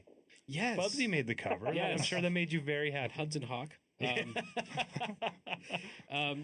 it was a little bit of a chore actually, because you would go to the newsstand and every magazine would basically look the same. Like you didn't know if you already had that issue. You had to flip through it before you could tell. Like, have I read this one? Oh no, it's a different magazine with Street Fighter on the cover. Right. Well, I mean, the reason I bring it up is because when I was younger and I would go to a lot of arcades and I would play Street Fighter Championship Edition all the time, and the Street Fighter official strategy guide came out, and it was amazing. It had this weird American artwork inside, and it showed you how to hold your hands on the official joysticks, and you can use the standard grip to use special charge techniques, and it would show you like weird American drawings of holding your hand on top of a Super Nintendo fight stick to try to be able to do like all these fancy Japanese moves. And it was, this thing, it even had like fan fiction written out about the history of like all of these Street Fighters and who the random people in the background were and what they were doing. And that basically made me into the biggest Street Fighter nerd in the history of mankind, because you'd be sitting there like, oh my God, your light punch does 27% damage. Quickly do 6 more. But, yeah, that's a level of obsession that I never quite understood. Like that and the frame counting and complaining about blue shadows. I don't know about that. I learned how to manipulate the motherboards on Street Fighter machines to make them go into rainbow mode so that you could do things like beguile handcuffs and make your fireballs go up and down and around the corner. And you would end up with all of these really, really bizarre, Street Fighter spin-offs where Chun-Li would be doing her whirlwind kick like all day long forever off the screen. Okay, and around the so screen. maybe you can answer our question. When you say manipulate the boards, you mean you would like modify them? Well, you'd be modifying them. You'd be flipping the diff switches.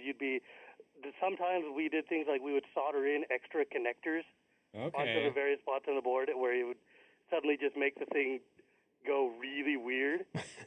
Yeah, okay, because we were talking about Rainbow Edition earlier, and we were wondering like how those things happen. Yeah, so, we weren't sure if it was like a bootleg board that you ordered or if it was a conversion kit that didn't have any illegally pirated or if it was software on just like knowledge of Usenet or something. Well, it was like, I was very young at the time, so I'd be hanging out with people who would do this. Mhm. But it was a combination of them, getting parts from Radio Shack and then going in there and just like tinkering with the software, tinkering with the hardware itself. And that was the last time anyone ever shopped at Radio Shack. Well, it was a lot of fun, and you would get really weird results, and you wouldn't really know what's going on.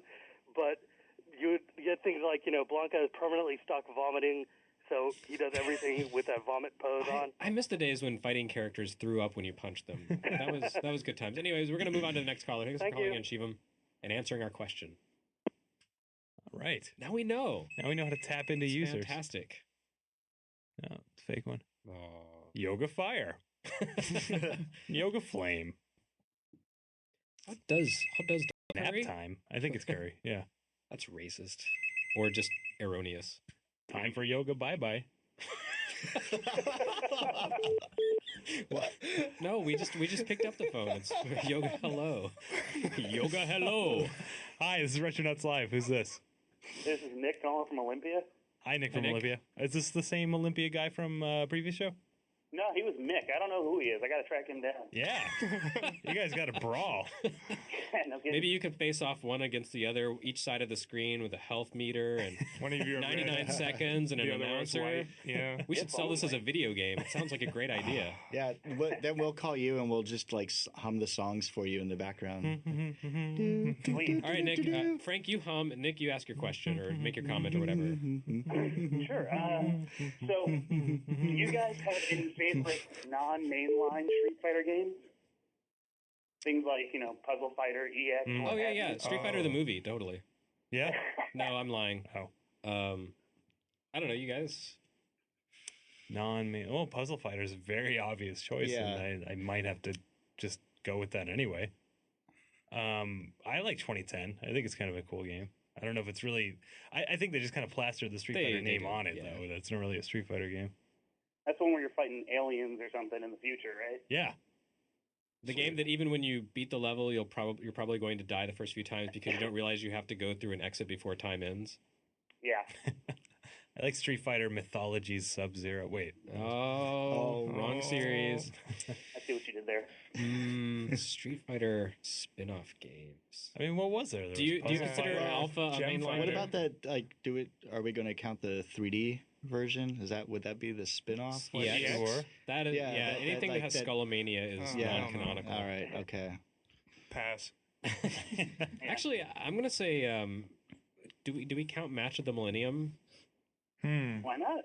Yeah, because that was awesome. That was like the first really great portable fighting game. It just felt so good, and there was so much breadth and depth to it. But doesn't this springboard then into like the Versus series and like X-Men Sure, versus Street those are Fighter? all those are all like non-mainline. Okay, Street once Fighter we go games. there, those are all okay. those are all based on Street Fighter. I mean, they are Street Fighter at their heart. Yeah. Okay. Yeah, as far as I'm concerned, if Ryu shows up, it counts. Yeah. What about if Ken shows up? That's a good rule. Either or. Okay, in that case, I'm going to say Breath of Fire, since Chun-Li makes a cameo. We can go Mega Man X. Yeah. Final Fight 3. Does Ryu show up, or does just his Hadouken show up? And Mega Man X is Mega Man Hadouken, X, but yeah. Chun-Li is in Final Fight 3 in the background. Wait, Right. but didn't Mega Man get like a move every like first couple of sequels? He had Yeah, like, the second one he had the Dragon Punch. Yeah. Yes. Okay. Yeah. I don't know about the third. I guess I'll just have to go with MVC too. Yeah. There you go. I agree. Marvel versus Capcom 2. Gonna take you for a ride. All right, thanks for calling. thanks We're for gonna take calling. one last caller. All right, have a good one, guys. You too. Thanks. So this will be our final call, and then we have to explain what Street Fighter 2 is. All right, here we go. Let's hit it. Jose, you answer this one. Hello, thank you for calling Retronauts. Who is this? It's John from Cleveland, Kid Gorilla 7 on the site. John from Cleveland, you're our final caller! Yay! All right. Yay! You win nothing. If I had like a party popper, I'd explode it right now, but I don't. So, John, what's your question or comment or statement? It'll be quick, I promise. Obviously not. You gotta collect your thoughts, man. All right. Knowing that what happened with the fighting game genre kind of, as it went on past Street Fighter 2, it was really huge for a minute, and then it kind of went niche, really hardcore for a while. Now that Street Fighter 4 kind of made a big splash a couple of years ago, and it's still out, and a lot of people are still playing it, do you guys think that, fighting games will eventually kind of fall back into that, or now that, like, online netcode is so stable and a lot of people can play online really easily, do you think it's going to kind of keep more mainstream success for a lot longer? Well, for me, like, just because from my perspective of editing the current strategy guide for Marvel vs. Capcom 3, like, the dip in traffic between Street Fighter 4 to Super Street Fighter 4 to now MVC 3, like, I'm seeing a decline, and it seems like all of the attention really is kind of going back into the hardcore. And I'm just kind of following this off of like traffic data. I think the revival was based a lot on nostalgia. Yeah. I think a lot of people bought Street Fighter 4 because, you know, they remembered Street Fighter 2. And it's like, finally, they made a 4. And it took like 10 years. Yeah. Basically. But do you guys think these light modes and pro controls or simple modes, does that help kind of even the playing field to at least kind of get I don't think more fighting people games will into it? ever be mainstream. I don't think they can. The thing by about their fighting nature. games, they are just inherently built toward mastery. Yeah. They're inherently built toward, you know, really getting a handle on how the nuances play out, and they just kind of they're very recursive. Like there's very little to a fighting game. It's two characters facing off against each other, and that's all there really is. And within that context, there's an amazing amount of depth and just substance and things to master and timing and moves and strategies and combos. But those aren't things that the average player can, you know, the casual player can just pick up on right away. You really have to spend a lot of time with those games, and the more time you spend with them, the better you get. And so, you know, they reward repeated play, and I don't think that's how most people play video games these days. So yeah, the fighting game genre is really just inherently self-cannibalizing almost. And I don't think there's anything wrong with that. And I think they've, you know, hopefully with Marvel vs. Capcom 3, they're not losing a ton of money. I mean, I would like to imagine that they are able to smartly budget their games around their audience and continue to, you know, survive and be able to provide these games to people. And this community itself is incredibly passionate too. So it's right. Well, that's what I'm saying. I mean, like the community is always, there's always going to be somebody there in a tournament scene to play it. But you know, like Street Fighter 4 sold over 1 million, whatever, and you know, I don't really see like as much as I wanted to, like Street Fighter Cross Tekken or whatever it's going to be called is going to sell even close to that. Yeah, that's going to be an interesting time when that game comes out, because you're going to be getting two different versions of that game. You're getting the version that you can play as the Street Fighter characters, you know, with Street Fighter controls, or if you're a Tekken player, you get the version where you play as Tekken. So it's going to be confusing. Yeah, but that's just going to buy time until people get like a Street Fighter versus Mortal Kombat, and then all of a sudden everyone's nostalgia again, everyone wants to buy it again. But that's the thing. I don't think there's really any space in the market for new series, new ideas. No, not at all. It's really just about people, you know, they grew up with Street Fighter, or they grew up with Mortal Kombat, or they grew up as a PlayStation owner and loved Tekken. And like that's about as far as you're going to get. I don't think you're going to ever see that period of creative exploration that we saw in the mid 90s, where you'd have stuff like really off the wall, like Waku Waku 7, like we mentioned before, and things that are like extremely detail oriented and try to be as realistic as possible, like Bushido Blade. But like, still, there was we this get huge range. But and still, we you won't get see stuff like Blaze Blue, like last year, which was like Skullgirls very is in well the works. received. You know, like I don't think fighting games will ever go away. Yeah. No. But I don't think there will ever be, you know, a big budget spend on a sort of risky fighting game. Yeah, I mean, how many people are making Skullgirls? It's like half a dozen or something. Yeah, and then you know they're contracting out to people, but the core staff is really small. But as long as there's an audience, and there always will be, there will be fighting games. I mean, even at its most, you know, obscure time, there was still a very steady stream of fighting games. Yeah, It never if stopped. from nothing else, then at least from SNK, with all their Neo Geo revisions. See, but I wonder then, because like I saw Skullgirls, and it seems like they're really kind of designing that towards being really accessible. And is that a mistake? Like, should you just stick to your audience, or should you really still try to welcome the mainstream? I mean, ideally, a game can appeal to both the hardcore player and the casual player. I mean, that's asking a lot with fighting games, but I feel like Street Fighter 4 is probably the best example you'll see of that. I mean, I know super hardcore fighting game fans don't love it as much as Street Fighter 3. They don't. But, you know, they can still enjoy it, I assume. Sorry, caller, what were you saying?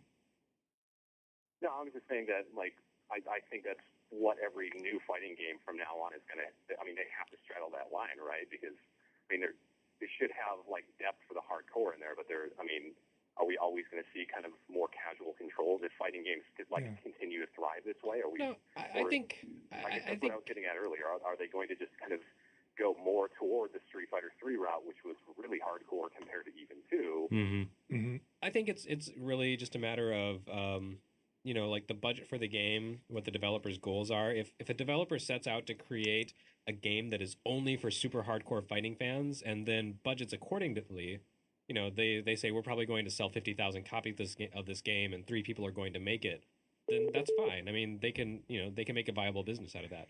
On the other hand, you'll probably see games like Smash Brothers, which is basically just casual. I know I probably just pissed someone off by saying that, but there's really not any significant depth to the Smash Brothers games, and those sell amazingly well.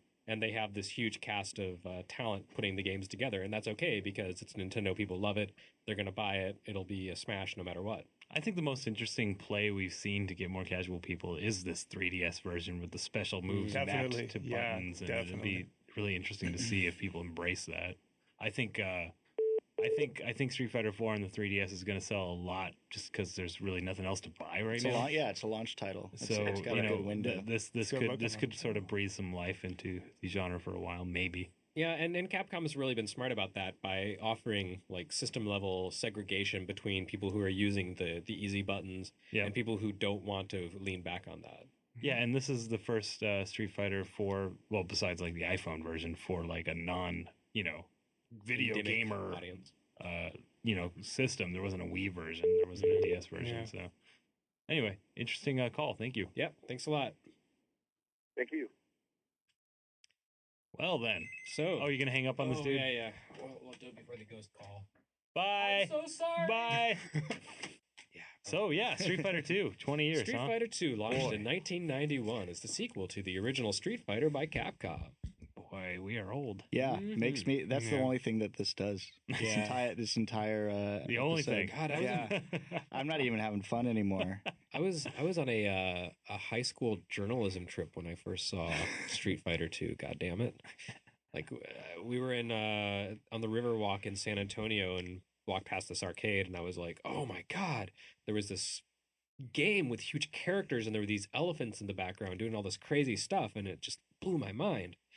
And after that, it was like the game that everyone at school they would come over to my house to freeload.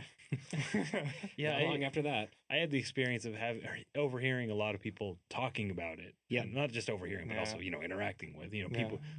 School ground, and my cousin that I hung out with a lot. Everyone's talking about the Street Fighter 2 game. It's just came out of nowhere, and I mean this is before before even like EGM was really picking up on it. It's not like they instantly got it and ran with it. It built up naturally just by word of mouth. Yep.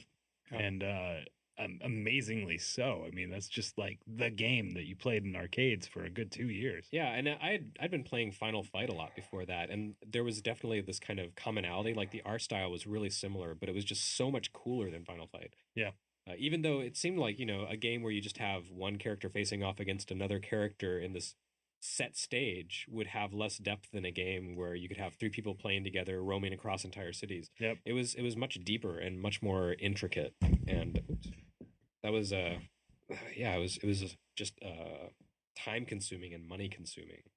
And it was at the time, I think, the most impressive looking game there was. Without a question. Yeah. I mean, even if you look back now, with hindsight and being able to actually see everything that was out at the time at once, it's like Street Fighter 2 still looks good now. Yeah. I mean, you take a still from it and it still looks gorgeously drawn. Everything Capcom was doing around then looked great. You look back as far as Strider, which was 1987 or so. Oh yeah, Strider looked that great. game looked freaking awesome. I mean, that was kind of an exception. Like nothing looked like Strider for a few years after that. Yeah. But yeah, Street Fighter 2. Well, that Capcom. Captain Commando. He sure is a great guy. That was a good look. Well, it wasn't that great looking. No. It did have Baby Commando, though. It did. And now there are cosplayers.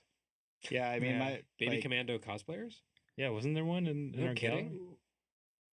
Oh, it was a different character in like a robot suit, wasn't it? Tron Bonne? Oh, yeah, Tron Bonne. That's different. I don't know who that is. I'm thinking how you could do a Baby Commando cosplay, and I'm seeing it in my head. Yep. Wearing the bib. And well, like you shave your head bald and put a little fake baby underneath your chin, like a baby body. And then the rest of you is wearing a robot suit that, is your real body. So, yeah, I mean, like my background is similar to Frank's. It's like I just heard so many people talk about it and then went to the arcade one day and everyone's just huddled around it, just like glued. There's a line and everything. And, that's where you got a quarter up. You know, it was great, and it was a very long time before I actually had a chance to play the arcade version because I was intimidated because I didn't want to like step up, you know, because it's always like whoever wins basically gets to stay on. You know, next person. And you can only fight against the guy who knows what he's doing enough to kill everybody else. Yeah, it's your exactly. only opportunity to play. You can't it's not going to clear out, and you can play against the computer. No. You're playing against you are playing the champion. against the guy. Yeah, he owns that cabinet. Yeah, and I didn't really. I mean, I played it maybe two or three times before the home version came out. Yeah, no, you know? I lived in the home version, and I only really got to play it in the arcade as a kid. Probably once or twice. And I only really remember the first time because at that time I had like practiced enough with the home version, you know, with like Chun-Li's like little like bounce on the guy's head move kind of thing. It's super cheap. Yeah, the head stomp. Yeah. And I won. That's why she was awesome. Yeah, and I won. And the guy next to me was so mad. I thought he was just going to beat me up right there in the arcade because he's like, that was so cheap. I'm like, I won. And he's like, and then he quartered up and just like absolutely demolished me like the next time. But I had that one sweet victory against a complete stranger in the arcade, and that was awesome.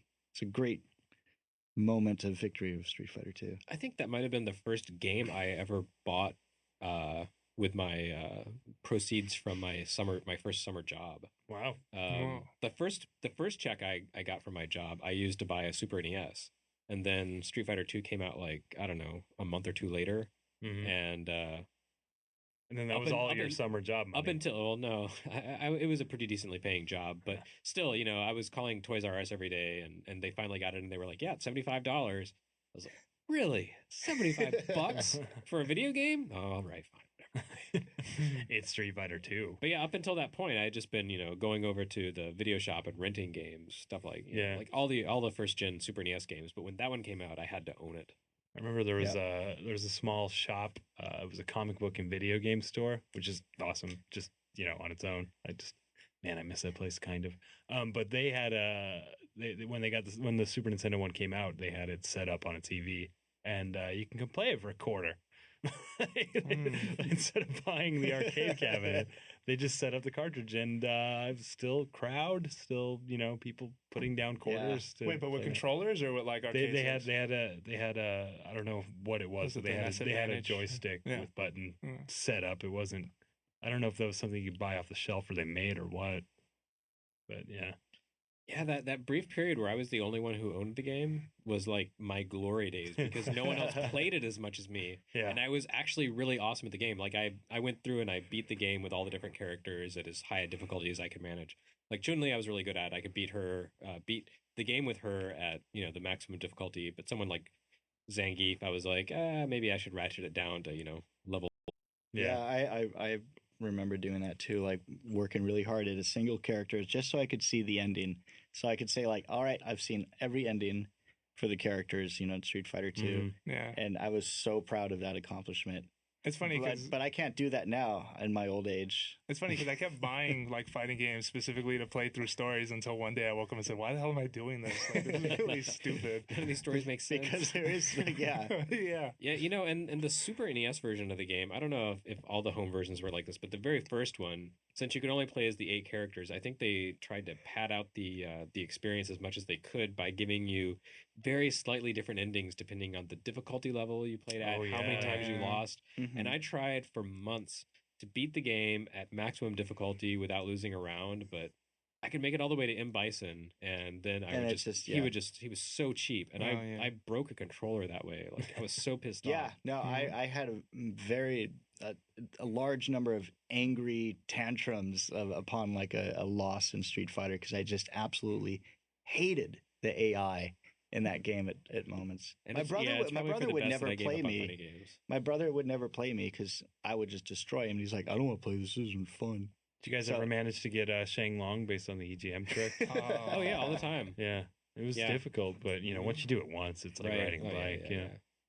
That was one of the things I did like the most about Street Fighter 4, is that like they brought, you know, the character in, you Yeah. know, and it was Is Shang Long in there? Yeah, he looked just like the picture too. And it was so funny, like, because that's in a way, like, I think what Street Fighter 4 itself did, and it captured pretty well, was like, hey, look, remember when you were a kid and you played this game? Like, yeah, here's basically like all your friends are here. Yeah, all your friends are back. It was kind of like a high school reunion or something like that. It was a video game. But Although I'm still waiting for Konami to re-release a version of Teenage Mutant Ninja Turtles, the arcade game, where you can play as Simon Belmont. That was the best EGM prank after Shenlong. Shenlong was the best one. Yeah, I believed it, and what's really embarrassing about believing it is that the blurb about the April Fool's contest is on that same page. It's like right under the It's so right under the audacious. Shenlong It's thing. refuge there's in this thing audacity. saying- it's right under the image. Is like, hey, there's something fake in this issue. What is it?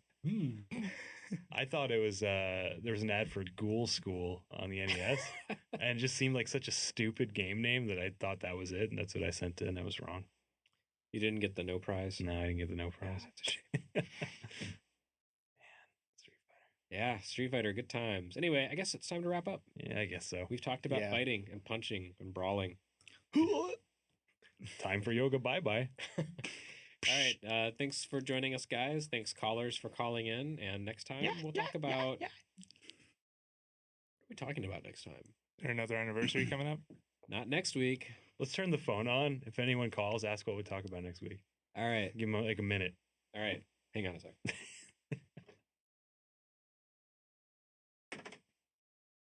All right. There we go. Dun, dun, dun, dun, dun, dun, dun, dun, dun, I wonder if dun, anyone dun, will actually be dun, calling dun, 20 dun, minutes dun, dun. after the podcast is supposed Is to it be 20 over. minutes after? It is Probably 20 not.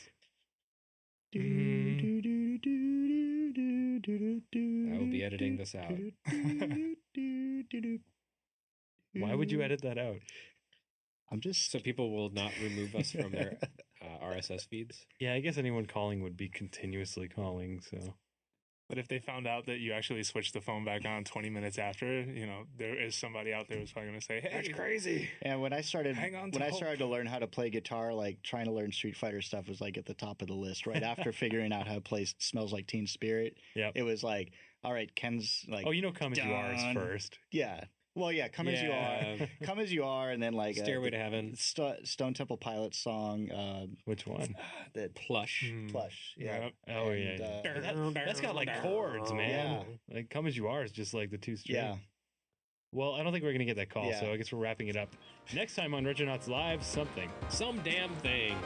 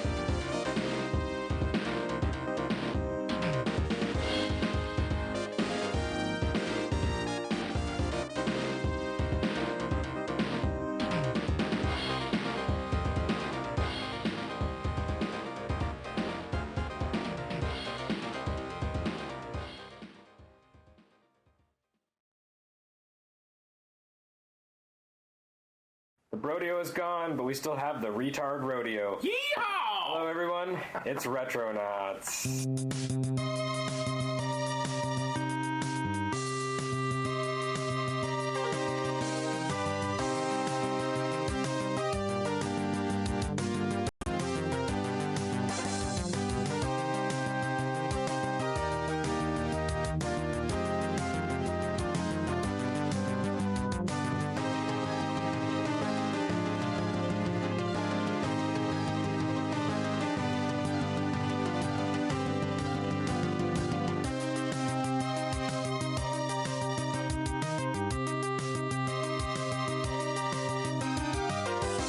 I think I faked them out because that's not our usual beginning. Oh, snap.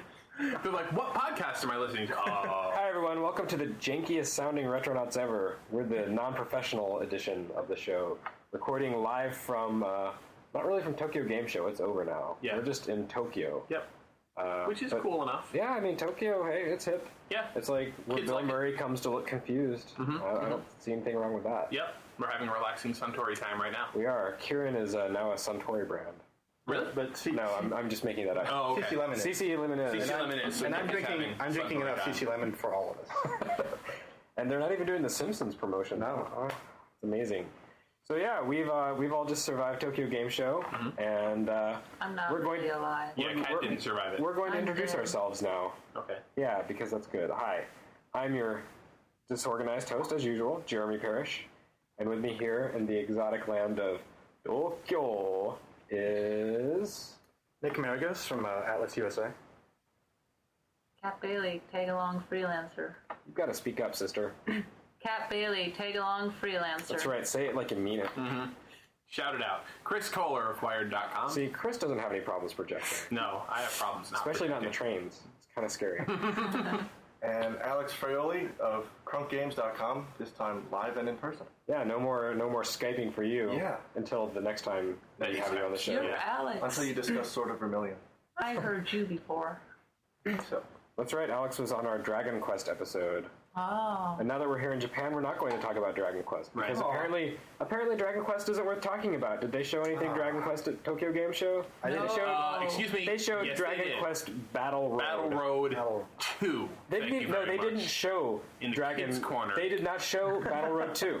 They had a Battle Road 2 machine on display that could not be touched, that did not have the game actually running. Isn't that But great if you- that they do it for the kids? If Square Enix, I mean, we're adults. We're used to getting totally effed over by you, but are you going to do that to the little Well, kids? I like that they have a kids' corner because they're basically saying, kids, this is what you can expect from us for the rest of your lives. you are nothing to us. Go stand in line and don't you dare try to take pictures of Loto's sword. Damn it. Yeah, I got in trouble for taking snaps of the sword of Erdrick. Oh. Bastards. Anyway, so yeah, the reason we're all gathered together is, mostly because we were out game shopping earlier. But also we're going to talk about the retro games we saw at Tokyo Game Show. I've got to say, it was much less than I expected. With the influx of retro games we've had lately, I kind of figured they'd be everywhere, but no. Well, I can, if you want me to start, I can mention one definitely retro game that I saw, which was Spelunker. Oh, I knew you were going to go for that. At right for the jugular Right for at the throat. very start. And then nobody gets to say anything else because we were all going to say that. Yeah. Spelunker HD is the greatest tragedy and travesty on that show floor. It was. Wait, why? Why are you Spelunker HD? Yeah. Did you guys? Did you guys? Not a Spelunker? I saw it. Did thought you it was play good. it? No. Oh, I watched 5 other people play it, and I thought, What is it, I don't terrible? really need to play it. It's now. awful. Well, so it perfectly captured the spirit of your Spelunker. Spelunker is regarded as one of the worst Famicom games ever. It was one I think Ray talked about this before. Yeah. It was a terrible Famicom game, but it was an early Famicom game when very few people had Famicom games to choose from. So everyone, like 1 million people, bought any Famicom game that came out. So you had games like Xevious, which was good, and Tower of Draga, which was maybe not so good, coming out, and all of them selling insane amounts. And then you had Spelunker from Irem. I think that might have been Irem's first Famicom game, and it was crap. It was trying to coast on the Mario craze by giving you a platformer, and it was ambitious. It had a big open world to explore, but it also sucked. And this version also sucks. well, It tell me- sucks in the exact same ways that the Famicom version sucks, which is that I'm going to ask a heretical question here. Just tell me, in what way is Spelunker worse than, say, the Goonies? That's I can't even believe you're asking this. The Goonies is a good game. It's fun. There's good controls. It doesn't punish you for Okay, so playing. this is what I'm asking about. To my untrained eyes, Spelunker looks like the Goonies. You're going around in a cave. You're collecting keys. You're going through doors. You're avoiding enemies. You're climbing up ropes. Spelunker and the It's got a big Goonies. open world. Spelunkers and the Goonies are a great example of fine distinctions and how important they are to a game. Because in the Goonies, you're a kid. You run around. You can ninja kick rats and raccoons and whatever else lives in caves, and it's great. It's not a perfect game, but it's And fun. you may be full of bombs and or keys. Right. You have some offensive capabilities. Yeah. And if you like drop off a platform, you don't die. Spelunker, if you fall from like 2 pixels too high, I mean, he dies instantly. He dies in the air, doesn't He's touchier. He's touchier than Mario in Donkey Kong. Yeah. Like you had a little bit of drop distance in Donkey Kong, but in Spelunker, no. If you slide sideways off a ladder, you don't even fall to your death. He dies, like Chris said. There was a figure, like an anniversary figure of Spelunker on display. Oh, yeah. At Super They're Potato, selling Super Potato. and there was a little line that was about maybe half an inch off the bottom of the packaging. Says, "Do not jump off this height." Yeah, I mean, so that proves the point then that the nostalgia for this game is nostalgia for like this legendary bad game. Yeah, it's like the ultimate Crusoe game. Right. Yeah, and so they're making a new one. And it's crap. Just like it should be. No, I mean, I respect its authenticity. That's fine. But I don't want to have to play it. I was assigned to cover this game, and I thought, okay, maybe it'll be good. I like retro remakes on modern consoles. There's some fun ones. So I went and played it, and it was terrible. Well, why? What was bad? I just explained. Did they let you play the remade mode, or did they only have the? Well, what I saw some things that were like, you could have more than one character. It's like Minidisc Spelunker. You can play with friends. Oh, I missed that part. Did that change? Oh, there is a multiplayer mode, but I didn't get to play that because so they didn't there was play like that. Yeah, there was just one person for the key or one kiosk for the game. Maybe it would have made it less bad. I doubt it don't because know. when you give lots of people janky game mechanics and bad graphics, it can be fun because there's Can you name a game with janky? many a game? What? Name a game with janky graphics and bad play control that's fun. GoldenEye 64. Oh snap! It's on. Kick that rare. It's in your face. This is why it's so sad that Nick left video game journalism I in know. LA, 'cause you guys don't get to have nerd fights anymore. They're fun. Yeah, we're so friendly over AIM. Just we miss this anger. Maybe I'm wrong. Maybe Spelunker is amazing, and I'm not cultured enough to understand how incredible it is. No. But wow, it was terrible. Like the HD graphics, the character's not really made of polygons. He's like 5 pre-rendered sprites. He animates about like he did on the Famicom. Yeah, it's pretty much. Yeah, and it's a PlayStation 3 exclusive. Yeah, it is. It's a take that PlayStation Xbox. Network. Yeah, really. It's downloadable. What up now, Xbox?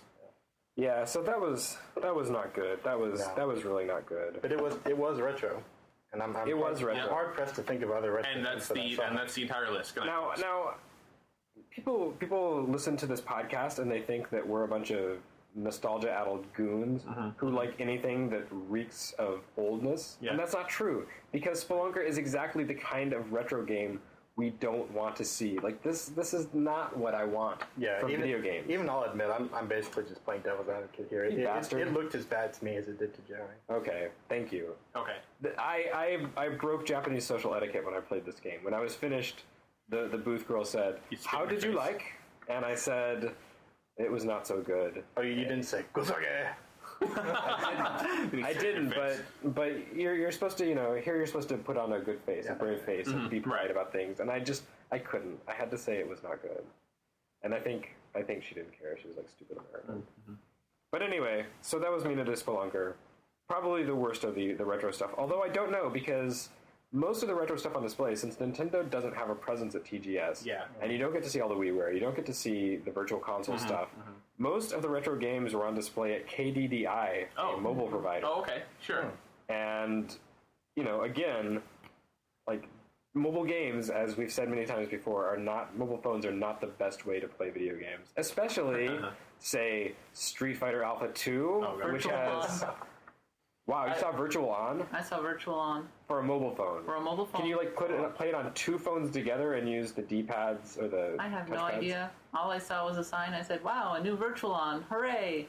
It's for the mobile phones. I don't know how it would be possible to control Virtual On with a cell phone. Considering that you needed like 2 sticks. How is that possible? I'm sad that I missed this because... It doesn't matter because you can't control any of these games but I mean, with a cell phone, but they put them all on there effort anyway. into it. Like, no, I played Tobal Mobile last year, right? And they at least gave you instructions on how to play. Like they mapped buttons and things, and it was awful. Right. But at least it was still crap. But Virtual On, I have no idea. I'm baffled. I could see it as maybe like an iPhone game where you have your dual. You have dual touch control at least. I still can't fathom it. I played last year, maybe 3 years ago, Street Fighter Alpha 1 on cell phones. And I played exactly like you expect. They had Street Fighter Alpha 2 this year, too. It does not work at all. You're trying to do fireball motions with the keypad and hit one, two fireballs. Then I finish playing the game, and I go up, and they hand me a hand towel with Chun-Li on the hand towel going, "Go, man, net." That's about right. Sorry, you played some shitty game. Wow, I would have suffered through Street Fighter Alpha 2 to get that though. Yeah. But yeah. Oh yeah. I'm thinking I'm thinking back to Alpha 2, and that was the game that introduced like the double motion attacks. Right. And I'm trying to I had enough trouble with a real controller doing Chun-Li's attack where you like do a circle forward, diagonal back, and then another circle forward and kick. And so she does like the diagonal kick into the air. It's an amazing move, but it was almost impossible to pull off. On a controller with a joystick. How is someone supposed to do that with a mobile phone? I think it's just, you have to remember these things are just like, $5 time wasters, and people are just going to buy them and scroll around them for a little while. Yeah. Oh, yeah, no. But go ahead. Oh, no, I have nothing to say. Please, subject to mobile phones. But all I was going to say was, I guess I'm surprised somewhat that we're not seeing more. Well, I guess they have the direct download services, and that's why you're not getting like big collections of, let's say Namco Museum. On PlayStation that was split across 5 or 6 Oh, but discs. there is a Namco Museum coming to Xbox 360. Really? Yes. Well, it wasn't shown here though, right? Right, it wasn't shown here. Okay. But they are still releasing compilations. SNK's booth was mostly compilations for PlayStation 2. Microsoft did a lot of announcements about retro games during their press conferences that written down and that. One final thing on the mobile phone games, I will say that the mobile version of Rygar looked more interesting to me, more fun to me than Rygar for Wii. It would have to. Yeah. Yeah. Now, and that is our musical sting to say, good job, Jeremy, you were right.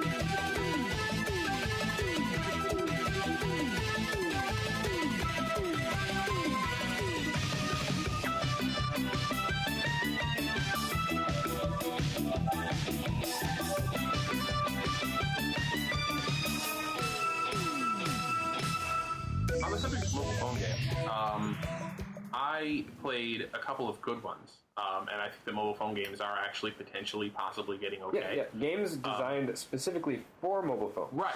And one of them is the Professor Layton game, which I really am sad that I'll never have a Japanese mobile phone and thus can't play it. Maybe on Roid, but one of them. If you can't, will you experience Roid Rage? Oh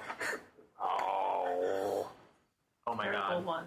One of them was the Final Fantasy IV sequel, Final Fantasy IV The After. How was that? That was a sequel to Final Fantasy IV. Yeah, I really wanted to play that, but every time I went over, there were actually people playing. Yeah, you start out as Theodore, the son of Cecil and Rosa. Theodore, and he's going into a cave with Biggs and Wedge.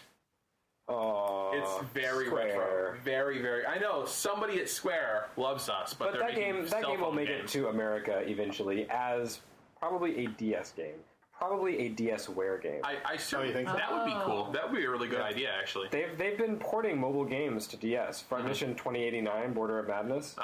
That made it to DS. That started as a mobile game. Okay. I think there have been a couple of others. Yeah, that'd be cool. So their mobile game creation and porting goes both directions. Yeah.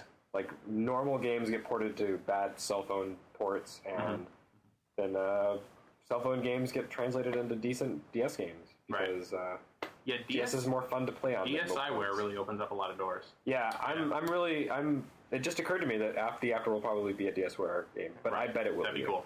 I want to see probably maybe before Crisis too. An episodic Elite Beat Agents where you get one level like a week, something like that. Only you knew someone from Ennis. I know. If only someone from Ennis was here in the room right now. Damn, that'd be amazing. I'm pretty hopeful about the DSi. I'll talk to them. Oh my God! Someone from Innis. What are you doing in my bedroom? How'd you get in here? I'm sleeping on your bed. Oh wow! Ladies and gentlemen, I am in bed with Innis. All the rumors are true. Yeah, no, I'm comfortable with it. So anyway, yeah, that about wraps it up for mobile games. Thank God. Did any of you guys have a chance to play good retro games while you were there? Oh, another retro game that I can think of that actually wasn't playable, but I mean, it was there. Chrono Trigger, yes. Yeah, yeah. There was a really cool, in lieu of a playable, there was a really cool little Chrono Trigger museum that had all the original Akira Toriyama art. Wait, it wasn't playable? Wait, yeah, it was playable. Was it playable? If it was hidden. Yeah, I couldn't find it. Maybe it was playable to you. The Square Enix But not booth to me. is so poorly set up all the time. The Square Enix booth was bizarre. It's They had all their never- stupid shit games out in the front. Snoopy DS. The only game I could find- What do you have against Snoopy DS? Don't piss off Snoopy. Come on. Like I was saying though, like it had that great Chrono Trigger museum where there was all the Akira Toriyama art. Like every piece of art I'd seen in manuals or poster, it was not. Yeah. There it was on the wall. Yeah, But I have to ask, was that the original No, art? it Or wasn't. Those are just prints. I They're asked, prints, I'm sure. But Yeah, I mean, if you look Well, at them so closely, there are like no impressions on the page. Yeah. And I asked Sonia. I went in there and I from was like, Square. whoa, those are prints off a Yeah. computer. I could do this. No, I don't think they're prints off of computers. Oh, they look, really? They look like higher quality, like real prints. They But were you not don't just think they have- printouts. You don't think they have these pieces of artwork just in digital form and they can just print them on nice paper? They might, but they look nicer than that. Okay.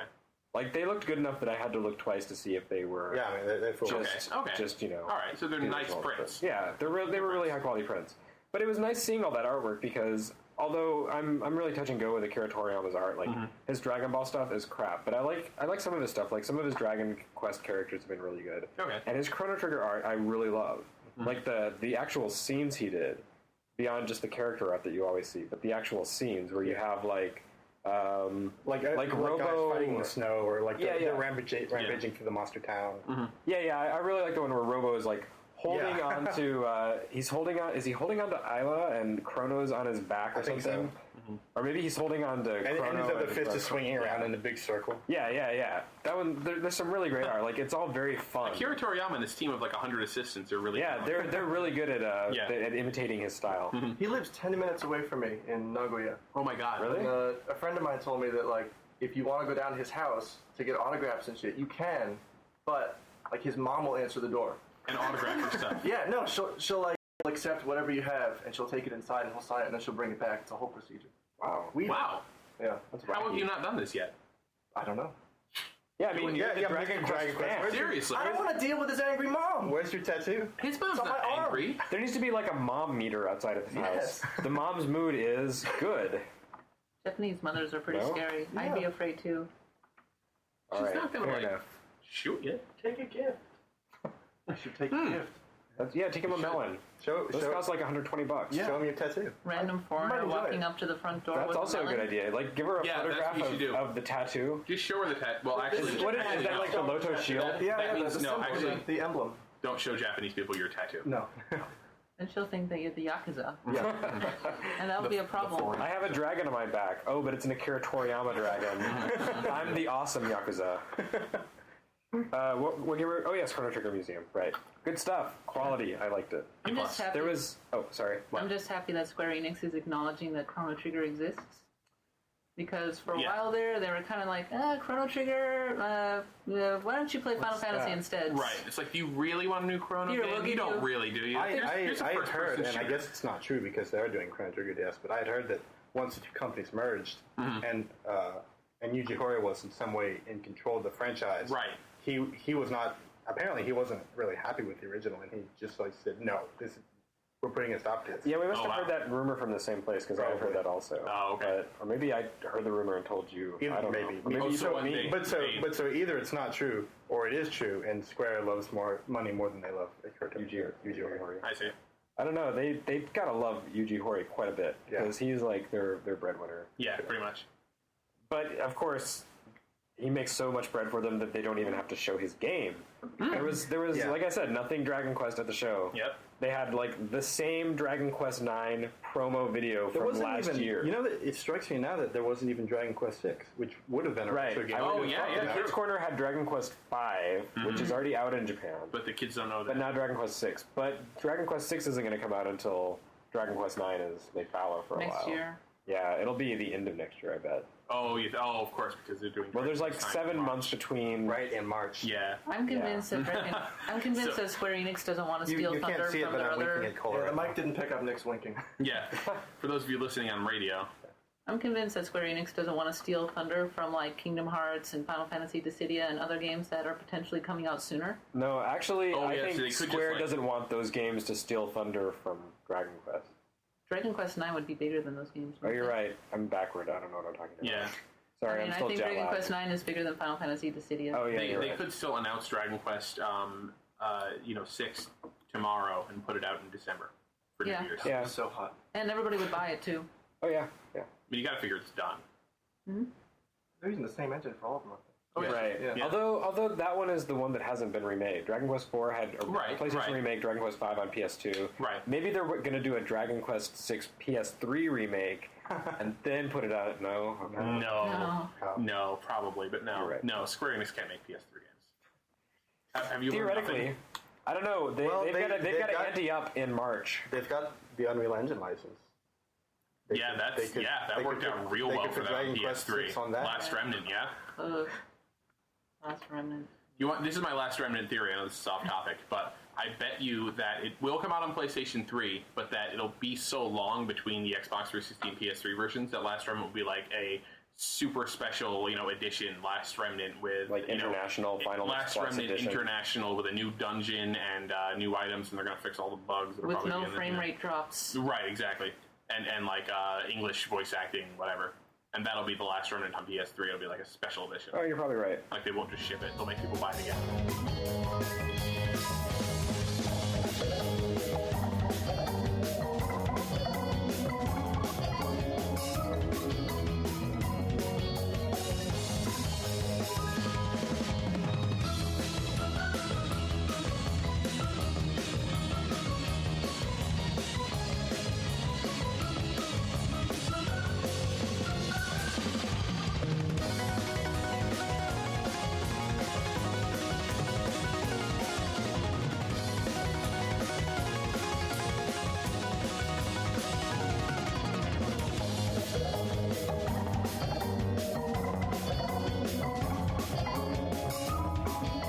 Anyway, moving along. One other retro Square game. Oh, yeah. Hanjuku Hero Mobile. Hey. All right, let's move on. I played King of Fighters 98 at the SNK booth. Yeah, I'm really glad they had that in King of Fighters 2002 also on display, because both of those were kind of there to provide context for King of Fighters 12 and make you appreciate how good King of Fighters 12 looks. King of Fighters 98 really was good. so pixelated, it was pretty ridiculous. And I have fond memories of King of Fighters 98. Yeah, they kind of went crazy with the PS2 compilations, and all of them have, like, compilation crisis problems. I don't know. They all look kind of janky. Like, I was really happy to see the ADK collection, because it has a bunch of Ninja games and Twinkle Star Sprites, which has failed, like, 3 times now to make it to the U.S. And it was even Virtual Console. Well, the game's never... I don't know. Maybe. But I'm thinking that probably this collection will make it to the U.S. because all of SNK's collections have. Okay, so this would be fine. And it would just be nice. It's one of those games like Twinkle Star Sprites.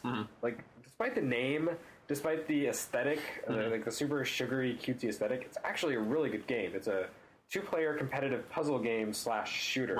Right. And you basically like fly through, shoot stuff, and as you shoot stuff, garbage appears on the other character's side. It, like, fires across from where you destroyed at an angle and goes after your opponent. And so you're sending stuff back and forth on the screen, just like like a Puyo Puyo type game or something. But it's a shooter.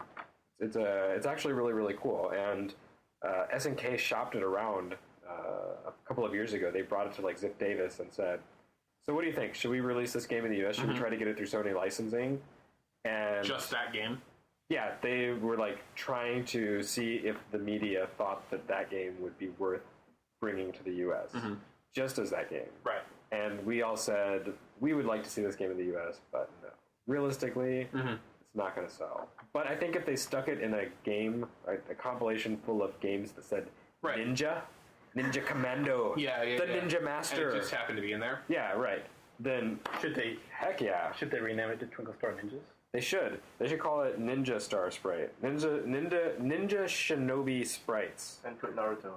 Yes. Yeah. Right. Yeah, I think at this point my feeling on PlayStation, it's a PlayStation 2 compilation. Yeah. I think the feeling that I'm getting from PlayStation 2 third-party kind of stuff right now is that Sony does not give a shit. Yeah, pretty much. It's exactly where the PlayStation was like 8 years ago. Yeah. Where they can just publish any damn thing they want. Yeah. And people still own enough PS2s that it's profitable to do it. People are still buying PlayStation 2s. Yeah. So, and like new games like Super Robot Tyson Z are selling over 1 million. I'm sure Sony's not making a lot of money on PS3 right now, so this is where they're going to make their cash, and kind of like the hidden, forgotten side of things. So it works for me. Yep. Bring on ADK Collection and King of Fighters 98 and 2002, whatever. And Samurai Spirits for PSP.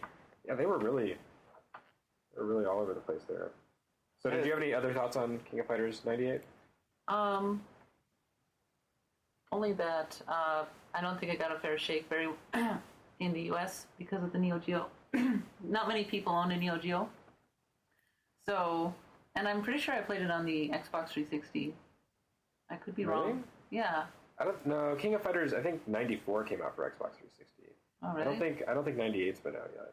Oh. 98. Another problem with 98 is that it was released for Dreamcast in like 2001. Yeah. So by that point, we were all kind of like, King of Fighters 98, huh? Right. How about we buy Millennium Fight 2000 instead? 98's really good, but the problem with retro fighting games is that they simply don't translate very well because there's nothing to do besides just fight a lot, unless you have a friend to fight against. But not too many people are good enough to play these retro games. They'd rather play, I don't know, Soul Calibur or Street Fighter 4. So, like, recently I downloaded Samurai Showdown 2, and I was like, well, there's not a lot to do here. And I think King of Fighters 98 is going to suffer the same problem. Because, well, frankly, it doesn't have a story. And King of Fighters 97 did, so... Oh, was 98 one of the Dream matches? It was one of the Dream matches, yeah. I can't keep track of it. Does 98 have, like, online play? I'm not sure. I think all of these are part of the SNK Online collection. Oh, okay. I think all of them have some, like, janky, primitive PS2 modem connectivity stuff. It's probably not very good, but it exists. At least in Japan. I don't know if they support that in the US for the releases. But hey, it doesn't matter for you. You live in Japan. Yay. You can play Alex. What? I'm nothing. I'm in beta. What's the matter, Alex? Yeah. Are you afraid of being beaten by a girl? I've been beaten by girls. We see the scars. How did we get on this topic? Where am I? Did you guys have a chance to play R-Type Dimensions? Was that playable? Yeah. Oh. It was. No, I didn't. It was. It's one of the Xbox Live Arcade games. It's, Isn't it? They had kiosks where you could like go and choose which Xbox Live Arcade game you wanted to play. I feel so was that only at Microsoft's booth? Yes, that was a Microsoft's booth. That's weird because I would have expected to be at IREM. You would have, but it's like all the downloadable games like Spelunker was also an IRM game, and that was only at Sony's booth. No, it was an IRM booth too. It was, was an it? IRM too. Yeah. That's why I'm confused because I did see Spelunker. IRM. What are you thinking? Of course, Spelunker will do better in Japan than R-Type Dimensions. Well, yes. Spelunker and R-Type Dimensions. Is it created by Whitey? It might be. I think it's by. I can't remember the name of the studio. I saw a developer name. But there's like a studio that starts with a Z or something. And they're doing a bunch of those ports. But R-Type Dimensions, I didn't get to play it, but I was standing in line and watched people playing it, and I love it. Yeah. It is R-Type and R-Type 2, but it's 3D. You know, they've taken and remade the graphics in 3D, but it doesn't look all slick and techno. It has that chunky, kind of awkward, charming style that IREM's old shooter graphics have. It has that kind of like bulgy, rounded, organic style. Like, it looks perfect. It looks really, really great. I am really in love with it, and I like the fact that they didn't go crazy with the pyrotechnics. A lot of times when you see shooters with polygons, the developers are like, we can do amazing light effects and huge explosions, so let's obscure everything on the screen. It doesn't do that. Like, the explosions are the same size as the original sprites. Like, everything is very faithful to do, but it just looks, it has like a high-res HD 3D overhaul that doesn't interfere in any way with the gameplay. They announced something else. Classic 2 at Microsoft's press conference, right? Was that Lode Runner? Arkanoid. Oh, Arkanoid. I didn't see that. Arkanoid and Space Invaders Extreme. Oh, I heard about that. We're both at Microsoft's press conference. Arkanoid Live. Space Invaders Strike Back? Space Space Invaders Get Even on WiiWare is out, but was in fact at Tokyo Game Show, but yeah, Space Invaders Extreme for Xbox Live, and Arkanoid Live. Yeah, looks pretty good. Arkanoid look different than the DS version because the DS version was kind of boring looking. Split across 2 screens. Well, no, I mean like the visual style. Does it look different in the DS version? Yes, but it's pretty much just looks like Arkanoid. But I mean, I'm more excited about playing Arkanoid on 360 than I was on DS because DS it just didn't quite work. Yeah, I wasn't impressed with that one. Yeah, but Space Invaders Extreme is great though. Is it going to get kind of a revamp, sort of like Pac-Man Championship Edition or something like that? I don't think it's going to get that much of a revamp. That's Namco. Taito is not quite that ambitious. Although Space Invaders Extreme is. Yeah, exactly. Yeah. And apparently somebody said that Space Invaders Extreme had the, quote, shitty PSP music, though, instead of the good DS music. What's the shitty PSP music? Apparently the PSP music on Space Invaders Extreme is not nearly as good as the DS, like, chiptune music. Damn. I don't know. The DS version did have pretty good music. This is not my opinion, this is somebody else's. Oh, okay. It's not extreme enough, I guess. So also one other game, like the other retro game aside from Banjo-Kazooie that was at Microsoft's Xbox Live Arcade kiosk was Lode Runner. I don't know if you guys got a chance to play that, but that made me very, very happy. Lode Runner, huh? Lode Runner is a great game. Do you remember Lode Runner? Are you old enough? Yeah. Okay. Well, no, but I've read about it. Yeah. Wait, I can't remember if I played Lode Runner or World Runner 3D. Lode Runner 3D. Which is different? Oh, I don't One remember. was 3D. Was the game you were playing 3D? Lode Runner is a game where you're in a cave digging holes and you're trying to trap enemies. Oh, okay, yeah, it was Lode Runner. World Runner is the game where you're in a crazy psychedelic world and you're shooting stuff. Yeah, Lode Runner. Yeah, World Runner is where you're trying to be Space Harrier and failing. Okay. But yeah, Lode Runner is the 2D game with the bunglings running after you. Yeah, definitely. There was one for the Apple II, right? That was the original version. And that game made me very happy because when I was in school, they ordinarily only had educational games like Oregon Trail, which is awesome, but they also had Lode Runner completely at random, so I'd play Lode Runner when I was in school. I mentioned this in my preview of the game, but when I was in 5th grade, I would volunteer to help out in the computer lab to get out of, other responsibilities. And I would go and help in the computer lab. But at the end of it, the teacher who ran the lab would always let me play a round or two of Lode Runner. So I always got to get in a couple of levels. And the original Apple version was... It's still, to me, like the definitive version, even though it's graphically simplistic. It's very fast-paced and very intense. And in Japan, Lode Runner became a Hudson property. Like, they even put Bomberman in it somehow. Bomberman and Lode Runner? Like, when you defeat... Wait, no, when you finish Bomberman... Oh, yeah. You finish Oh, wait, no, when you finish Lode Runner, your hero turns into Bomberman. Or no, when you finish Bomberman, he takes off his helmet and it's Lode Runner. Oh my god, his secret identity revealed. Yeah. But the thing with the Hudson version of the game is that it's really slow-paced. Like, the enemies just kind of wobble after you, and you're kind of, like, ambling through the levels. But this version that they're remaking on Xbox Live Arcade is really, really fast-paced. It's like the Apple II version, where the enemies are, like, super relentless. They come after you mercilessly. Like, you have to have quick reactions. But the game controls really well, and it feels right. It's a really, really great remake of Lode Runner. So it's not as bad as that 3D Lode Runner that Cubic Lode Runner? Well, yeah, Cubic Lode Runner. Cubic Lode Runner was a Hudson game. It was Hudson not only making the game slow, but also having the terrible idea to put you into a 3D world, which it just doesn't work because that's not how Lode Runner is. It's a game that needs to be 2D. Yeah, I mean, if you're trying to trap an enemy into a pit and the enemy is able to go around that pit, it fails. It was not a good game. It was so bad, and this is not like that. It's 3D, but only visually speaking. Okay. In terms of gameplay mechanics, it's still 2D, and it's really, really quick, fast paced. It's totally perfect. I'm very happy with it. Yay.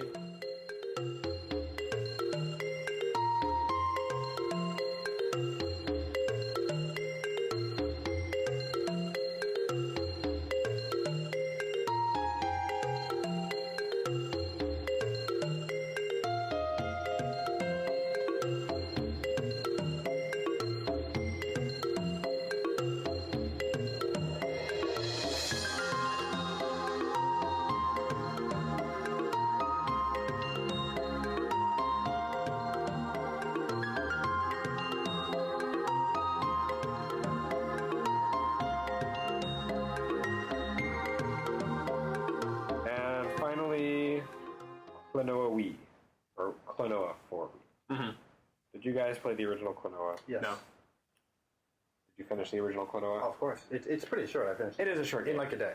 Yeah. Because it was so addicting that I think I finished in one sitting even. Klonoa is, dare I say, the secret best platformer on PlayStation. I will back that up. It is a great platformer, though. It was tragically overlooked. The game was the wrong game at the wrong cutesy mascot platformer with 2D character sprites. It looked 2D, even though it had polygon-based backgrounds. At the time when it was, everyone wanted to be Mario 64, Spyro the Dragon, Banjo-Kazooie. Crash Bandicoot. Yeah, exactly. And all these games had increasingly complex Baroque control schemes. Klonoa can be played with the Wii Remote, with just the cross pad and the 1 and 2 buttons. That's all you need. And it plays perfectly. It plays just like the PlayStation game. Like, it's the essence of pure, simple platforming mechanics distilled down to jump and grab an enemy, and then everything that you can do in the game is built around those two simple mechanics. And because of the excellent level design, the game really ramps up in complexity just in terms of the environments, the things you have to do. It makes you not only exercise your Twitch skills, but also your ability to see the levels and how they're kind of, how the puzzles are constructed. And it also had really, really beautiful graphics. It was 60 frames per second on the PlayStation. So it was bright, colorful, garage shaded polygons that have translated really well into the Wii for a nicer looking game. And I really, really hope it comes to the US and people are able to play it. I think it will. Because it was a game that people really just overlooked the first time around. And those who have played it, those of us who finished the game, we're a brotherhood, we're solidarity. Yeah. But yeah, it's a great game, and it's also, despite the fact that it has, cutesy characters going, and it sounds really annoying, it's also a heartbreaking game. Like, the story is really tragic. I remember the story being really dark. Like, about halfway through, something terrible happens, and you're just like, wow, I didn't expect that. And then at the end of it, there's an existential dilemma, but it's not handled stupidly like Evangelion or Metal Gear Solid 2. It's like, it One of us is sitting in a chair with a spotlight. No, he just for half an hour. He just goes and saves the world anyway. Oh, okay. He's like cutesy mascot platformer with an existential conflict and dark storyline. It sounds like it shouldn't work, but it does. I always wanted to buy it, but it's super expensive and right. Well, soon it'll be. Well, I'm sure not super cheap, but cheap enough. I'm sure it'll be a $30 release, right? Because Namco sent it to me. Oh, there you go. Yeah. But I think a lot of the reason that it's dark edginess or whatever, it's under dark undertones. I think the reason they worked so well is because the game was very heavily influenced by Nights into Dreams. Like in the original demo version of the game, there's a point where the villain Gaudius opens up his cloak and he has the universe inside his cloak. But originally they just had textures from Nights. They had just scanned from the Saturn game and put in there. And this is a Namco game, not Sega. But but the whole aesthetic of the game and also the 2.5D mechanics were strongly influenced by Nights. And I think some of the story's undertones were also kind of taken from there. So anyway, that was in my opinion definitely the best retro remake of the show. So that may be Chrono Trigger, but but that wasn't being shown apparently. So right, only in our dreams. They did have a nice Yasunori Mitsuda video that I'm sure would have been great if I understood Japanese. If I can tell a weird Klonoa story, getting off topic. Why the hell not? No. I also finished Klonoa 2 in one sitting in one day, and that day was September 11th, 2001. Hey, and because I completely zoned out. I just didn't want to deal with anything that's going on. Right. I was like, I'm going to live in Klonoa's world today. Actually, on September 11th, 2001. I zoned out, and I didn't feel like dealing with anything, so I wrote a strategy guide for the Game Boy Advance Klonoa game. Klonoa is the glue that binds our lives together. You see, we are brothers under the skin here. From another mother. Anyway, anything else that was notable about TGS? Actually, no. Yeah, really. Yeah. Kind of not. Pretty unnotable TGS. Yeah. I did not note it. See, I like that it's in October this year because it's so much more pleasant in Tokyo, temperature-wise. But on the other hand, all the news in in the games industry kind of happened last month in Leipzig. Right. And Square Enix had their event to show all their stuff 2 months ago. Right. So, and E3 was only 2.5 months ago. And Nintendo doesn't participate. Right. Nintendo already out TGS'd TGS. their own event. Right, it's true. Right, They're yeah, all, true. All the reveals were all exciting last week. Yeah, I mean, Punch Out. Yeah. Sin and Punishment 2. Oh, that was and then like all that other crazy shit that they showed. Yeah, It's like, man, I'm I more wish they interested were in the crazy TGS. stuff that's coming out. Line action heroes, dynamic combat, fucking another code, trace memory for Yeah. Oh, that's right, all that Japan stuff that didn't More get announced in the Picross. US. Right. Oh, Nick, for you. Yeah, Picross. Oh, 3D. My head will explode. It's like, how does that It's like even a work? cube? Did you? Yeah. That's gonna be great. They're upping the ante against Illus Logic. Did you see the Illus Logic for Wii that they Oh, had no, I at didn't see that. Book Off? No. It was like $30. Oh, You had a Japanese Wii. And $30. And $30. Anyway. Yeah, so anyway, I'm kind of glad Tokyo Game Show's over. It's kind of sad, but the most exciting thing I did at TGS was actually an interview with Treasure Head Masato Maegawa, which happened before TGS. Oh. So it wasn't even part of the show. It was just like, oh, we were in Japan, and Sam Kennedy wanted to talk to Maegawa, so we did. How's he doing? Pretty well, I think. I mean, sure, why not? All right. Apparently, Gunstar Heroes has done really well for them on Virtual Console. Oh, really? And Sun and Punishment, too. Like, has done well enough that they made a sequel. Did you say Sun and Punishment? I'm incoherent. Sexy. But yeah, the Sin and Punishment did so well on Virtual Console. That is why we're getting a sequel. It's because of its Virtual Console. All right. You heard them. Good kids. job, everybody. I know. Thanks for buying Good that. job buying it.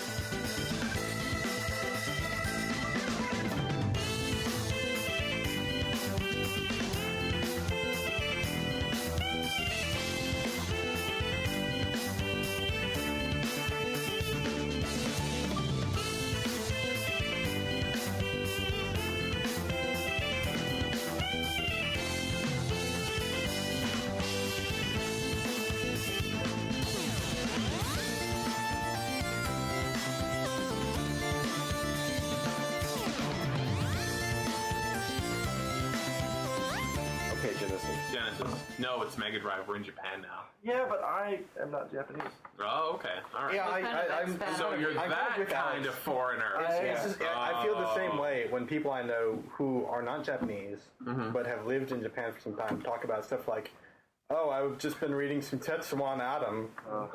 Just call it Astro Boy. We're both Americans. I agree, but in this case, we are commemorating the 20th anniversary of the launch of the Mega Drive. Mega Drive, not the Mega Drive. Mega Drive launched in Japan on October 28th, 1988. Wow. And yeah, it's been a long time. I can see why there are reasons to talk about it. The Genesis arrived in America in 1989. Well, I mean, I can see why there are reasons to talk about the Mega Drive rather than Genesis because the history was so different. Right. That's exactly right. I differentiate between the Mega Drive and the Genesis as like different platforms, different almost? continuities. Interesting. How do you see them as being different? Well, the Genesis was successful and the Mega Drive wasn't. Yeah. Hey. Fair enough. Yeah, I mean, we all went to the Victory Game Shops today, and you know you would see stacks and walls and shelves of boxed to unboxed, Super Famicom stuff on Mega Drive. Usually it got, if it was lucky, part of their wall. Yep. Half a wall. That it has to share with PC Engine And 32 I mean, again, and laser active. That's the barometer, right? I mean, Super Potato. You go to Super Potato. That's not indicative of what people bought. That's every classic video game they could find. Right. But I mean, if you actually go to a softmac, if you go to a book off, there you see tons of Super Famicom stuff. It's little Mega Drive section. Right, yeah, the That's Mega more Drive section indicative at of what Book the Off. average person. I haven't seen any Mega Drive games at Book Off. Yeah, there were some. Oh, there were some. There were You like just a weren't dozen. looking hard enough. They Yeah, were all like 5 of them. They were all like 300 yen each. But I can find Super Famicom games in anywhere. Giant Still, piles of them. in their old boxes. Yep. But there still were some notable, Japanese releases. Oh, sure. The Mega Drive wasn't a failure by any means. It just wasn't the success that the Genesis was. Right. The Genesis... Well, why don't we talk about this by going through the list? Okay. As we did last episode, we're commemorating the 20th anniversary of the Sega Mega Drive's before we get into launch. Before we get into this, I just want to say, so did we all read Stephen Kent's book, The Ultimate History of Video Games? No, I read the first quarter. So this, same book. So the first quarter, aka The Ultimate History of Video Games, had a really funny typo because he was talking about the history of the Mega Drive, And when Sega in Japan was manufacturing the Mega Drive, the chant among the Sega people was Hyakumandai, which means 1,000,000 units. They wanted to sell 1,000,000 units of the Mega Drive.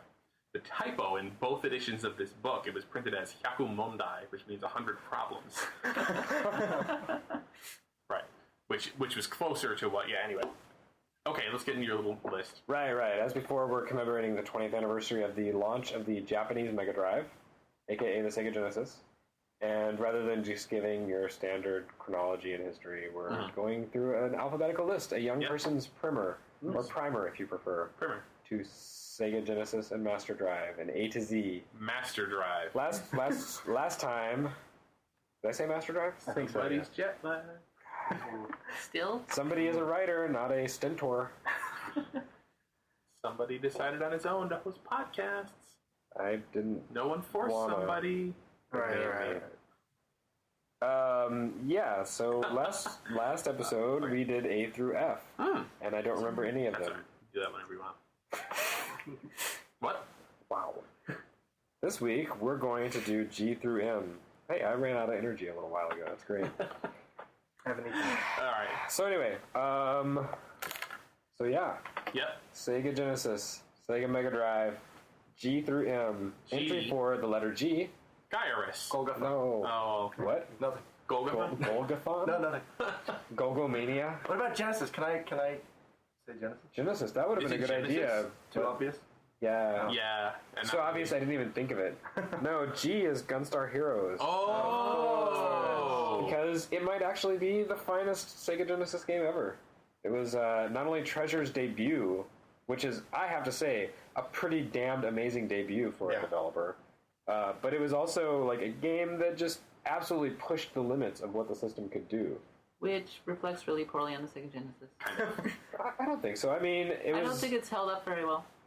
I mean, the sound effects are terrible, and the music isn't very good, and the you graphics... just don't like FM synthesis. That's your problem. Well, that does... The hardware strengths has always been something that kind of bothered me about the system, because I remember even the Lost really couldn't upgrade the core hardware, so you had these games that were still running in like 16 color, as opposed to the Super Nintendo, which was like full by that time of like super vibrant games. And I remember playing Knights when it came out and thinking, oh, they're making up for lost time with all the color in this game. Oh, Gunstar Heroes is not a bad game by any stretch, but there are only 2 Sega Genesis games that I can think of whose music has held up, and that is Sonic the Hedgehog and Streets of Rage 2. The majority of the rest of the music, it sounds pretty horrible. It has this really crackling sound. Actually, that's not really the case with Gunstar Heroes. Gunstar Heroes is just more strident. But how did we manage to turn an entry for Gunstar Heroes into a hate-on for the Genesis? I'm actually trying to be positive here, and you guys are like, Gunstar Heroes is exactly why the Genesis sucks. Yeah, that's weird, actually. How did that happen? That's not my point. I'm using Gunstar Heroes as an example of everything that most other Genesis games was. Okay. What Genesis don't? Gunstar Heroes does what Genesis don't. I'm sorry. Yours was better. Yours was the full sentence. Anyway, so Gunstar Heroes was pretty good, and actually is still pretty good. I like it a lot better than the Game Boy Advance sequel-ish. Hell yeah. Heroes. Yeah, it was like I remember something that I think it might have been Brandon Sheffield was saying to me shortly after Gunstar Superheroes came out. He was complaining about just like the lack of freedom that the developers were giving you these days, and how, in contrast, the original Gunstar Heroes let you have whatever combination of weapons you wanted. Right. I mean, you want a heat-seeking flamethrower, you got it, buddy. No, that's really exactly what makes Gunstar Heroes great. Is you do have this freedom. I mean, everyone, of course, ultimately uses the laser and seeker or something like that. But you do have the ability to swap around weapons, and probably the reason I never did so well at the game is because I don't want to just use like one combination. I just want to play around, and I don't know what combinations are actually good, so I die a lot. But Gunstar Heroes was like when I first played Contra, it was like every improvement I could think of. When I played Gunstar Heroes, I'm like, oh my god, this is if I could design a Contra game, this would be it. I agree. But all the things you could do. But I think what really made and still makes Gunstar Heroes really impressive and amazing is just the variety of level design. Like every level has its own concept, not just a theme. Like most levels would put you in an ice level that's a little bit slippery, or the games would put you in a fire level that has gouts of fire. But this actually put you in a level that is a board game. And to get through the board game, you have to roll the dice. And the silly dice maze. Right, where you're on a train, and it doesn't stop you from like controlling your character. It just makes it, sort of exactly. There's a train, or you're like running. You're fighting a running boss battle against a rapidly transforming boss. Yeah. Or you're fighting through a village against just tons of enemies, and it's like a standard game, except it's where you learn the play mechanics, and you realize just how varied Gunstar Heroes can be. There's so many things your little character can do. It's almost difficult to wrap your head around, and that became kind of a hallmark of Treasure. Like, to understand and play and be effective at their games, you have to learn to play them, learn to use the tools that they give you, which are never the same from game to game, and never the same as what anyone else has ever given you in a game. Yeah. And I really think that, like, just as a mission statement, Gunstar Heroes really stands up as what makes Treasure great, and also was a fine piece of design for the Genesis that I think you may not think it stands up well, but I think at the time it was really important. I don't think the graphics don't stand up very well, and the sound effects especially, and they sound really crackling. It's hard to go back to. But at the time, like before Donkey Kong Country, I mean, the Super NES was still kind of embarrassing the Genesis on a visual level. But this was a game that actually was doing stuff that the Genesis shouldn't have been capable of doing, and it was doing it without special chips, which the Super NES always used to cheat. So, way to go, Gunstar Heroes. Call it cheating. All right.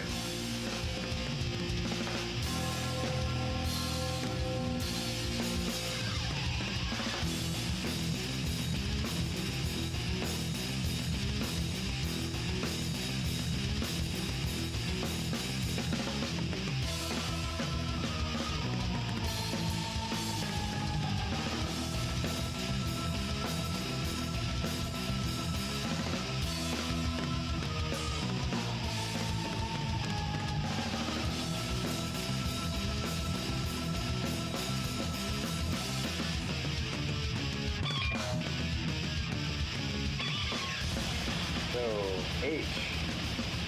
The letter H is for hedgehog. I knew Is S going to be for Sonic? I don't know. I don't have that written down yet. I'm pretty sure it's not, because that would be kind of stupid. Well, maybe for Knuckles? Well, Can C be for Tails? Can C be for Cream the Rabbit retroactively?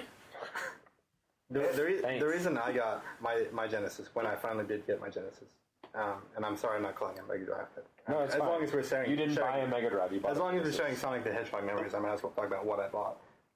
It was the pack that came with Sonic 1, and it lets you mail away for Sonic 2 for free, which, it worked out really well, because by the time Sonic 2 did come, I had played the hell out of Sonic 1. And I was ready for a new game, and here it was in the mail. Right. And I think it remained one of the only 4 games I ever bought for my Genesis. Sonic the Hedgehog was the first game to ever. The fact that it's not such a big deal now, but back in 1990, the fact that the backgrounds were independently scrolling was kind of mind blowing to me, and the sprites were really large and colorful. Yeah. And I was really impressed by the music. And the art design, loves scrolls. The art design too. I mean, the art design was great.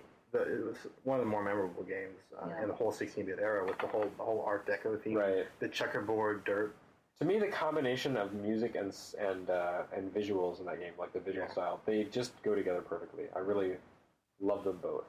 And that's kind of the reason Sonic the Hedgehog 3 was disappointing to me, was because I feel like... You don't like Michael Jackson? Is that what you're saying? I don't like the music as much. I think the fact that they changed the main theme, it's just not as strong, and in some ways I ruined it for me. Yeah, I really like the... we talked about this last time. I really like the music from Sonic the Hedgehog. Yeah, I don't know even if I like nothing else. I don't know what it is about the music, but even though it was using the same sound processor as every other game on the system, there was something about the sounds, the tones that it created... That were just stronger. They were it was an optimistic sound. That's just being a really high quality, sound programmer, essentially. It was like the really great sound composers on NES. Like they could take those and turn them into something Can you do that that again? was no, I can't. And they could turn them into something that was like an amazing just piece of music with rhythm and percussion. And even though it was 3 sound channels, it sounded like a tiny little electronic orchestrator system. All the same, I feel like 8 should have been for which is what Ryu says when he throws a fireball in the Genesis version of Street Fighter 2. Yeah. Okay, I accept your dissent. Thank you. I is for internet. Nuh-uh. Yeah, it is. X-Band? X-Band. Oh, okay. See, The reason that I the knew where Sega he was Genesis- going with this. You didn't. One of the big reasons that I think the Sega Genesis is, in some ways, kind of analogous to the Xbox 360. It was the pioneer of internet-based play. I mean, you didn't see... Didn't Super Nintendo have X-Band too? Yeah, Super Nintendo had, and I can't think of any. But Sega had the Sega Channel. Sega did have a Sega channel. That's true. It had downloadable content. Exactly. You could download a was Mega that? Man game exclusively for Sega Genesis. Did any of us ever do that? No. No, 'cause God no. No one had that Sega. I had a Genesis. and- I knew a kid who had the Sega channel because his mom worked for the Comcast in our town, so like that's why he had Sega. Nobody was cool enough to have the Sega Channel. My parents wouldn't give me Sega Channel. I think I was aware of, at the time that it existed, but just like the idea of actually having and then using it was. The No. problem with Totally Sega Channel, I foreign mean, to you me. needed to actually convince parents that like something Yeah. actually had some sort of use or merit. Like that's how kids got the Yeah. internet. You know what I mean? But Yeah. like, you know, the Sega Channel. That's just now you're just paying a monthly fee for It's almost download like video having... games. Yeah. No. No, in Japan, the Super Nintendo did have the Satellaview. Right, but that came later. Right. The Sega Channel was first, and it was the first in America. Yeah. So that was pretty boss. And Satellaview is, I mean, wasn't it limited to like download stations? No, you could do it at home. It In hooked fact, up to satellite TV. there were some games that were live, like a Yeah, live push. All right. That Zelda game where you were like getting hints. yeah, you had to actually play that at the right time. Right. Yeah. It's But I like mean, most the one game you can't emulate because you can't have like the emulation of a Japanese woman talking to you and telling you where to go. Right.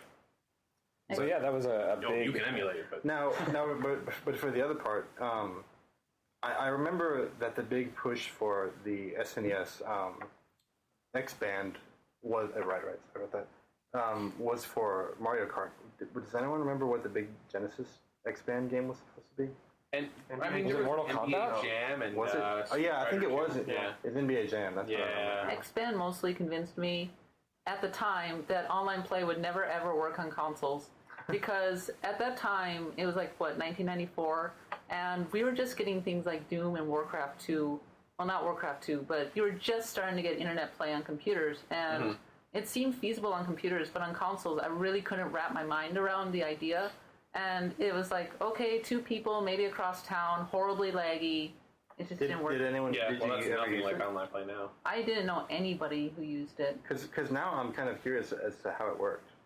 Yeah, I Like, don't did you even have to know someone and set it up? Friend codes. Did you have to call your friend and say, I think "I'm you doing did. it.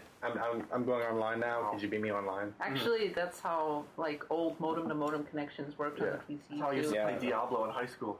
Yeah, Call my friend. that's how I played on Warcraft 2. Okay, get connect at the same time. Ready, go. No, I think you just dialed into their central. I would imagine the whole point of having with like, someone. What?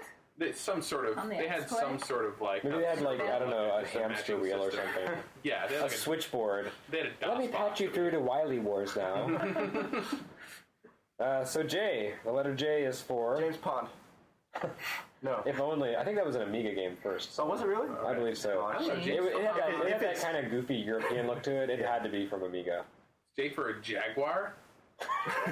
Yeah, no. Oh. No, J is for Joe Montana versus John Madden. Oh, yeah. One of the Why most, is it M for Joe Montana versus Joe Madden? I don't know, because they both start with J. Oh, they both have an M last name. Right. Damn, that's tricky. Well, it's too late. We're in Japan where they classify things by first name. So. All right. Joe Madden. Joe Montana. Joe Montana, the NFL 2K of the Sega Genesis era. Well, we mentioned this last time, that John Madden and EA's sports games are what really helped Genesis catch on initially with America before Sonic. We all realize this in theory, not that any of us have ever actually spent any time. In retrospect, we're like, oh, amazing sports games. Yeah. Wow. Huh. Yeah. Oh wow. The kids we hated. That's why when you go to a pawn shop, the only Genesis games they have are like $1 when this happens. Sports games. I go to a thrift store. There's a big box full of Genesis games. I'm like, oh shit, here we go, Comic Zone, and I start looking through, and it's just every goddamn sports game. 93, 94. And it's like, how do you guys feel now that the two of us spent the same amount of money on video games, but mine are still worth that amount of money? So, no, the thing about Joe Montana football is that I believe that was supposed to be developed internally at Sega, and I believe they had a Japanese team work on it, and the Japanese team was like, they turned in a game that like they had we're hitting our benchmarks, we're doing a great job. The cheerleaders were running out on the field and grabbing the ball, and they're like, what do they do? Why do they have this? We don't know. And as the release date loomed, the Sega of America's executives realized, oh, they actually haven't created a football game. So they had EA's Madden team develop it for them. Yep. And it played nothing at all like Madden. It was a more arcade-style football game. But it's just one of the curious little rivalries. And the 2K Sports analogy is totally dead on. It was like internal Sega-developed game that was supposed to go head-to-head with EA's long-running franchise. Well, not really that long-running at that point, but it was already a million-seller. No. What I don't understand is sports games kind of made Genesis what it was, but why did everybody go to Genesis for sports games when the Madden games were coming out for the Super Nintendo too? Because the Super Nintendo wasn't out at that point. In 1989, there was in 1990. Well, no, by that point, sports gamers had already gone to Genesis. Right. In 1989, 1990, early 91, before the Super Nintendo arrived in America, like, people were seeing all these really cool sports games, and gamers who had never really had gamed, or like people who had never really gamed before were like, wow, cool, it's like real-life sports. It's so realistic. It's amazingly lifelike. I have to get me one of these. It's like 3D, man, because it's behind the camera's behind him instead of to the side. Yep, it's right, and so those people became gamers. They bought Genesises. That's what they bought into, and they continued to buy their annual brand loyalty. Right. Well, not just brand loyalty, but also, I mean, they already owned a console, so why did they need to buy another one? It snowballs because, like, everybody always said the Genesis versions of the games were better, and they probably were because they probably put their better people on the Genesis versions because they figured that that's where their audience was. What was better about them? Just blast processing. Blast processing was better. Exactly. I mean, if you're going to do a Hail Mary, you want a blast processor. Right. You don't want no 3.6 megahertz processor. Jeez, God, no. Chugging your ball Who across cares the if you field can do a Mode 7 slam dunk in the end zone? Wait, you don't... I don't play... I don't know. We almost sounded so professional on this time, and then we started talking about slam dunking in the end zone. I goaled 2 scores in hockey on my Sega. I almost got it right. I think that counts for something. Let's move on. K. Combat. Oh, that is good. Good one. That is good. Okay, it's now officially combat. What'd you say? No. Kalinsky, Tom. Yeah, but that's and Katz, Michael. Okay, all right, I guess so. But combat. Michael. Okay, I know who Kalinsky is, even if our audience doesn't. Michael Katz is the guy who was president before Tom Kalinsky. Right. Michael Katz helped launch the Genesis in America and helped make it a success. It's absolutely amazing that they were able to do what they did. That they were able to get so much freedom from Sega of America or from Sega of Japan, like convince them to let them do things that were just anathema to Sega, like putting Sonic the Hedgehog in the box. The reason Sega Genesis, I think, was so successful in the U.S. is because for some reason Japan's heads said, "Sure, why don't you, the American who understands the American people, who understands commerce in America, who understands advertising in America, why don't you cater the system to your people?" It's a pretty uncommon stance honestly, in the gaming industry. But you know what? Yeah. It proves the point that, like, you know what sells in America? American consoles. Right. And whether or not, doesn't matter where the hardware is made, but, like, American consoles sell. And the Sega Genesis was an American console, and I get why you separate those two things. Right. They had very different characters and personalities. Yep. One of the things that I think helped, sell Genesis and really define it at the time was its aggressive approach to advertising. Genesis does what Nintendo and Sonic the Hedgehog was like kicking Mario's ass all over. Like, that was an American approach to advertising. That's just not how you present things in Japan. And Sega of Japan's executives were like, this is not really what we think you should do, but if you say so, do it. I think it's instructive that, like, this being a Mega Drive podcast, most of us, being game industry professionals, know who Tom Kalinske is. Can any of us name these Sega of Japan officials? Who were they? Right. Does anyone know who they were? These guys making this Segata Sanshiro? Well, I think he came later. I would love it if he made those If he games. had been in charge of Mega Drive, it would have been an amazing success. I think it's instructive that over at Nintendo of America, apparently they didn't refer to their competitors internally. They only called them our competitors. They never mentioned Sega or anybody else by name. It was kind of like those... They called them that one?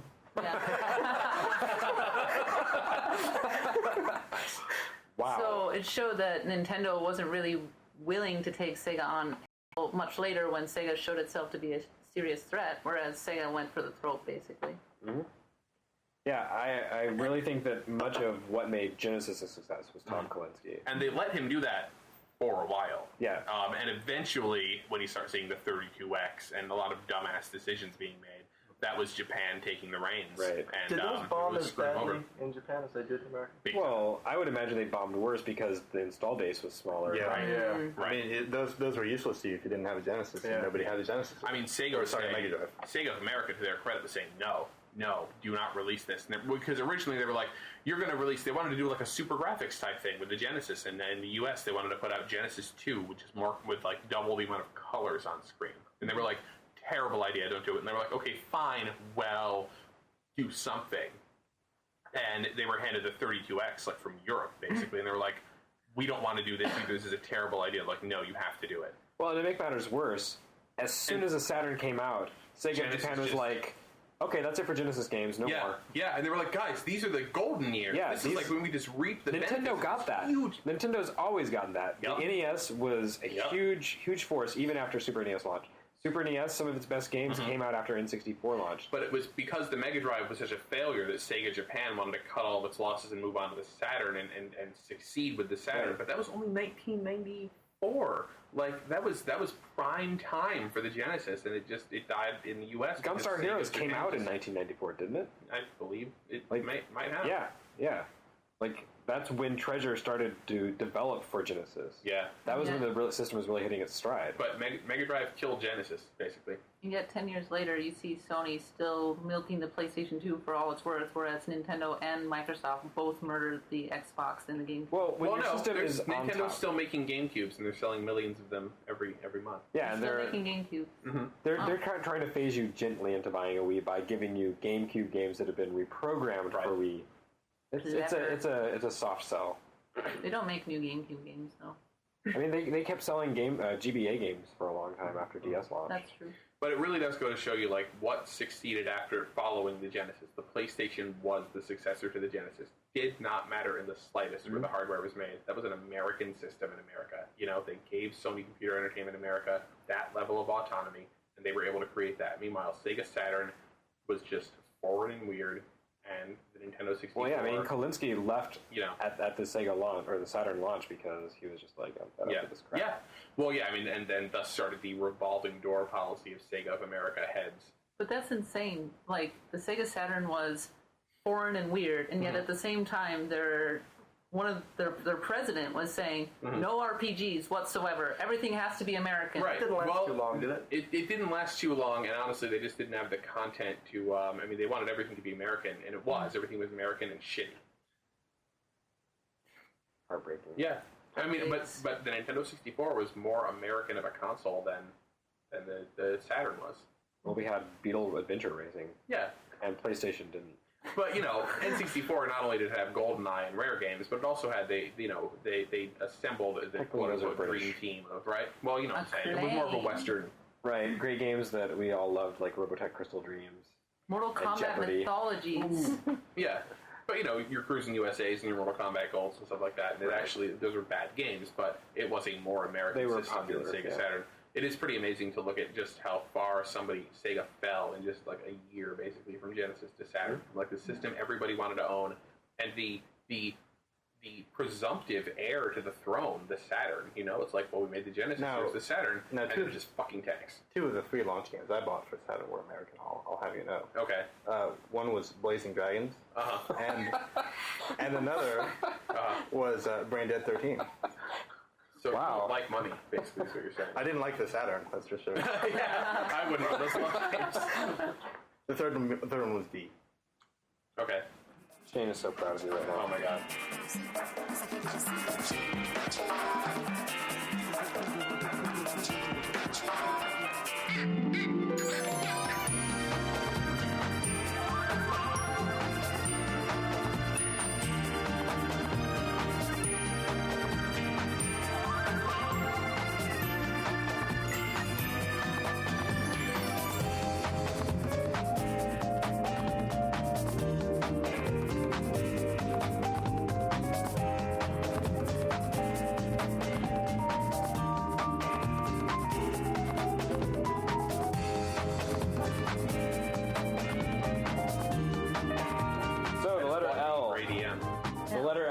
For what was I for? What? Internet. Yeah. Oh, internet. Okay. Pay attention. The letter L is for lock-on technology. Oh. That was Sega's real gimmick. Blast processing was an imaginary gimmick. Lock-on technology was it was their answer to what. Yeah, but that's not even technology. That's just like. But it is technology. Like an extra.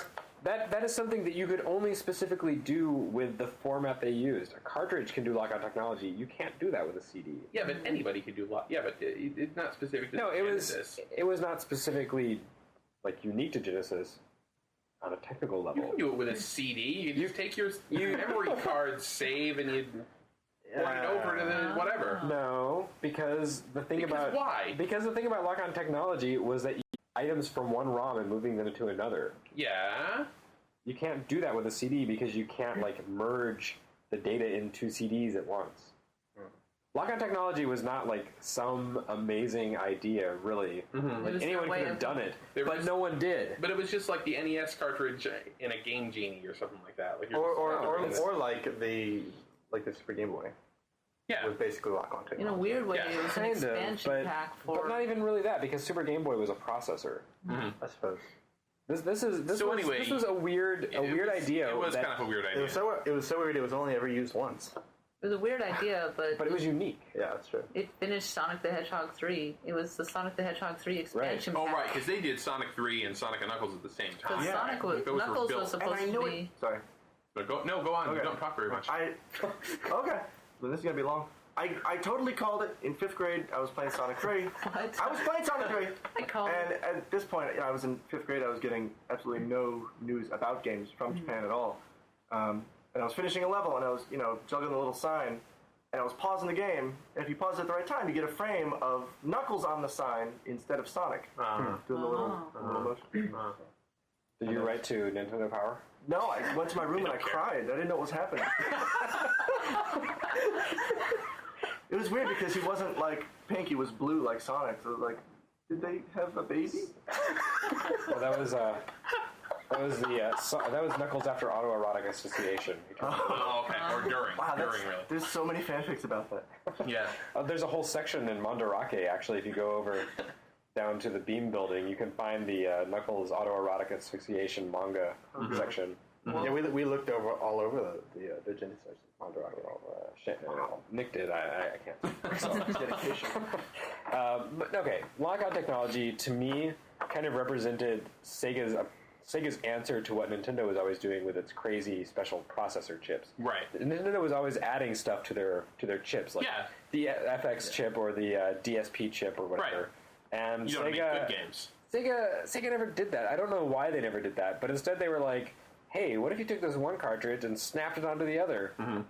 And it allowed this crazy weird blending of the two games, which it just kind of finished up one game, but it was still a really cool idea, just in concept. Mm-hmm. Wasn't it not just those two games? Because I recall you could put in other Sonic games. Yeah, but that was sort of hacked in, right? Yeah. Sonic 2. Yeah, you could go all the way back to Sonic 1. I was reading some cheat, in EGM, I think. Oh, yeah, if you put Sonic 1 in, it... you had to bypass it. Yeah, somehow. yeah, but it did... Oh, no, if you put Sonic 1 in, It just played a special level that was in Sonic and Knuckles. Like, it didn't actually alter Sonic. Robotnik poops on your console. Yes. If you put any other game in, you just play the bonus stage, don't you? Oh, really? I put in like Kid Chameleon, and I got the little Just bonus some- game where you're running around the 3D world collecting the balls. Or That must, Wacky. Anyway, so that's Lock-on technology. technology. Anyone have any Rock-on. better suggestions? Rock-on technology is my suggestion. Sorry. That won't be for another couple podcasts. Okay, When we get to R. We'll keep Lady it Stalker. That's Landstalker. Lady Stalker was Super Famicom. Oh, right. Well, it's still Lady Stalker. Nice try. That's my... You can Nice fly try, that Lyle. Oh my god, I've been found out. I don't know shit. And finally, to close our podcast, M. Mortal Kombat. I should have done Mortal Kombat. You should but have. Instead, I did Mark Cerny. Mortal Kombat. Marxism? Marble Madness. Not Marxism, Cerny. Mark Cerny. Okay. Marxism. Mark Cerny, the man god of the Sega Technological Institute. Oh my It wasn't. He was basically in charge of Sonic too, wasn't he? Yeah. He's so dreamy. I talked to him once. When the creator of Marble Madness, who then said, I'm going to take my knowledge of checkerboard patterns and apply them to a Sega franchise. Why, here's a Sega franchise with checkerboard patterns. Sonic the Hedgehog. I'll create Sonic the Hedgehog too. Wasn't it that Yuji Naka got so fed up with, I guess, the development of Sonic 1 that when they asked him to do a sequel, he basically refused, and so they turned it over to another team. And Mark Cerny was there. Well, I heard Yuji Naka is a really nice guy. Like, I heard that everyone in the game industry loves him. Yeah, that's what I heard too. Yep. I see. No, but Mark Cerny was he the head of the STI, or was he just a? I don't know, man. I'm just thinking about Marble Madness right now. I should have researched this. For me, I feel I feel like it's rare because I don't have a Marble Madness connection. I was when people mentioned Mark Cerny, I was thinking Ratchet and Clank because that's the first time I was really exposed to Mark Cerny. I see. But he is unique because he took this like franchise that was considered intrinsically Japanese, and he was kind of responsible for what a lot of people consider the best game in the series, right? Which is Sonic 2. Yeah. And a lot of Sega's internally developed games were actually developed in the U.S. for Genesis. I mean, obviously, like Phantasy Star wasn't, but things like The Ooze, Comic Zone. One of the things about STI is that they had their hands on a lot of games. A lot of them were developed in tandem or in cooperation with the Japanese development teams, development staff. And no one really knows. There's no real clear public documentation about what STI has done or like which games they helped create. I mean, there are some, like the obvious American developed ones that just have those American fingerprints all over them. But you know, there's been speculation that dozens and dozens of games were co-developed by STI. So I'm kind of using Mark Cerny as a stand-in. But as a stock puppet for that's kind of STI. bizarre. STI should have been S. M should have been Mortal Kombat. Well, it's too late. I'll make It's S never too late. Sonya Blade, okay? Okay, thank you. Wonderful. Victory. Yep. And that about wraps it up for our almost well-informed chapter of this thing that we're doing. What is that? We don't know. God, we're about the we're Genesis at all. retards. Yeah. Anyway, We all had Super Nintendos. I don't know. Thanks for listening, children. I hope you weren't too terribly disappointed by this podcast. And I really hope the sound quality is at least somewhat tolerable. Oh boy, do I ever. Yep. Next time we'll be back in the studio and we'll record something about more Genesis stuff. I'm thinking next week should be, I don't know. Sort of Vermilion? Maybe not. Didn't I see something? I was thinking maybe Technosoft something. Did I see something on the TGS floor about like Lords of Vermilion or something? No shit. Sword of Vermilion. Is that related? No. Sword of Vermilion. Oh, like it's a virtual- Square Enix game. Isn't Oh, okay. it? It's an arcade game. It's one of those stupid card games. Oh, right. Yeah. It's the same name as the English. Nothing to see here, folks. Move along. It's nothing. Lords of Vermilion. Yeah, that's Lords it. of Vermilion. Okay. It's a lie. They hate you. False alarm. They're really toying with you. I know.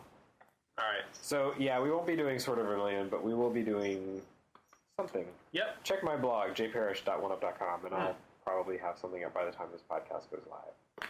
Maybe not. Maybe I'm just going to sleep because I'm jet lagged and can't talk nonsense. Nothing ever.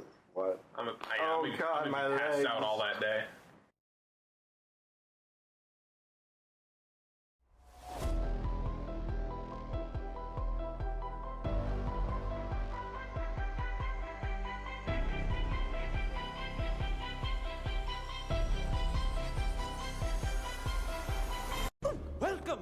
theories of the third kind.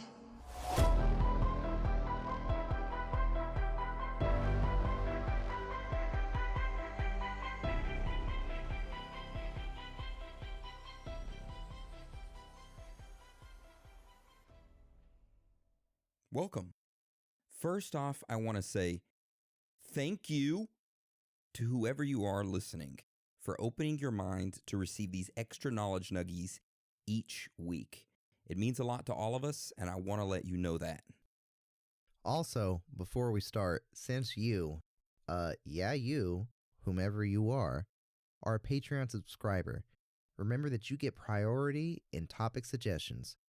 So feel free to shoot those suggestions over to us either by email, Instagram DM, Twitter DM, or Facebook DM. So today's episode is a Theories Thursday. Now, I'm sure y'all are familiar with it. This is Patreon. It's not the first rodeo of doing a Theories Thursday. But if for some reason this is your first time hearing it, basically what we do is we all come up with a topic and we bring it to the table and we go over it. We have a little discussion afterwards. It's kind of a more free-flowy episode. So we have recently started using a generator to randomize who gets to go first. So Aaron, you got those locked in there? Yes, I have, let's see, I have Aaron, Anna, Dan, and Hans, and somebody give me a number between 1 and 10. 7. 7, we're going to randomize it 7 times. 1, 2, 3, 4, 5, 6, 7. All right. First one up to bat is Dan. Then it's Anna.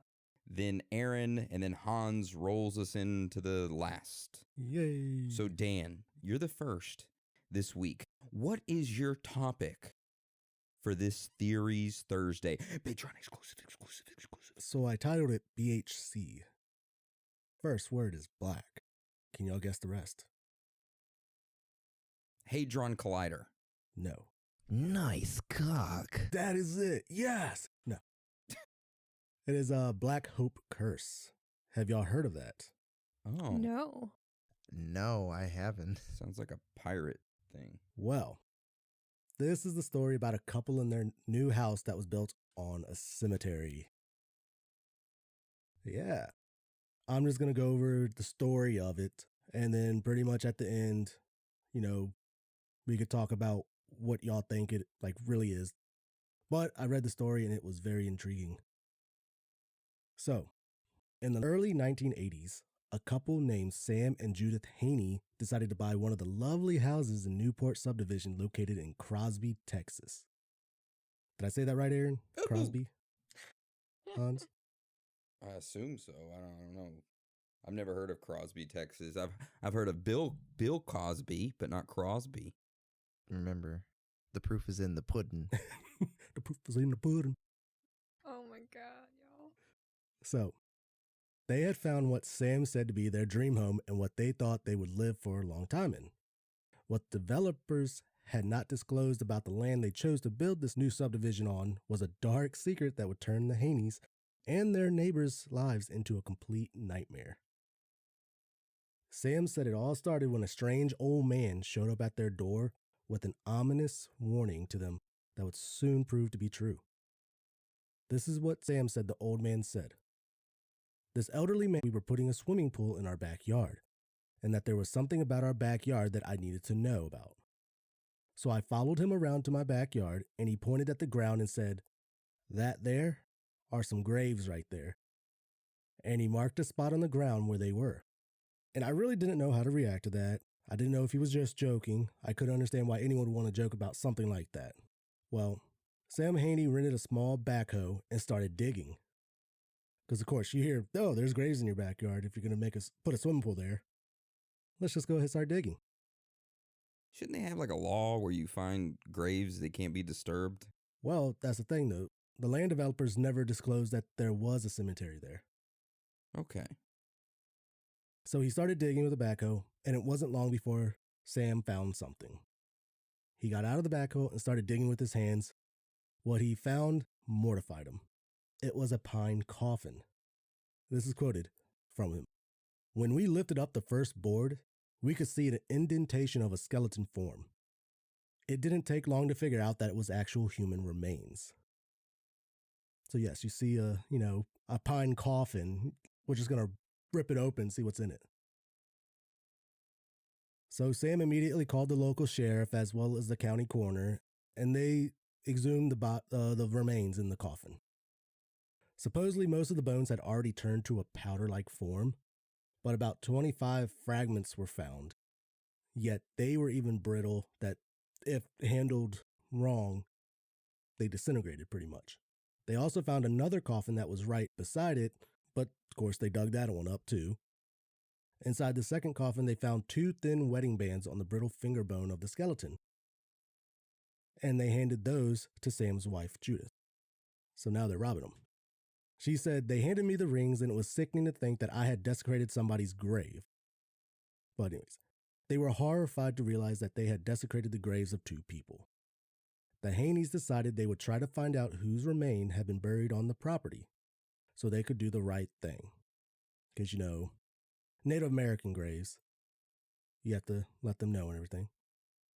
Well, that is when they finally found an old man by the name of Jasper Norton who could give them information about the land since he was a longtime resident of the area. Mr. Norton had been employed as a gravedigger and had been the person to bury as many as 60 people in that area during the 1920s to the late 1930s. He said that the Haney's house and quite a few of the other houses had been built on top of an old cemetery called Black Hope. Many of the deceased were former slaves who had settled in the area, died, and then been buried in Black Hope. The last burial was in 1939. So, of course, Norton identified the remains of the 2 people found buried in the Haney's backyard as an old couple by the names of Betty and Charlie Thomas. They were former slaves and died during the early 30s. When Sam and Judith were unable to locate any living relatives of the Thomases, Sam and Judith decided to rebury the remains back where they were found and, live happily knowing that they had restored them back to their rightful spots. Well, that was not the end of it. Not long after they reburied the remains, the Haneys started having weird and unexplainable occurrences happening in their home. They would hear eerie voices talking while they were trying to sleep. Then one night, Judith was startled awake when a clock in their bedroom, even though it was unplugged, began giving off sparks in an eerie blue glow.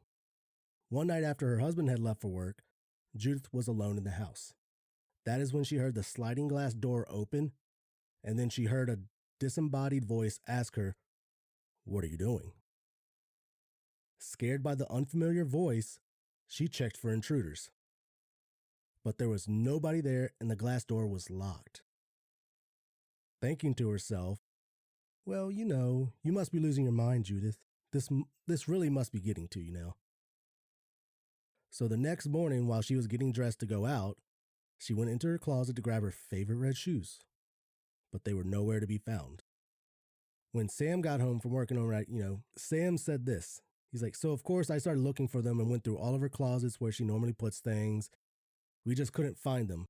We had walked just a short distance from where the grave sites were and I could see something on the grave.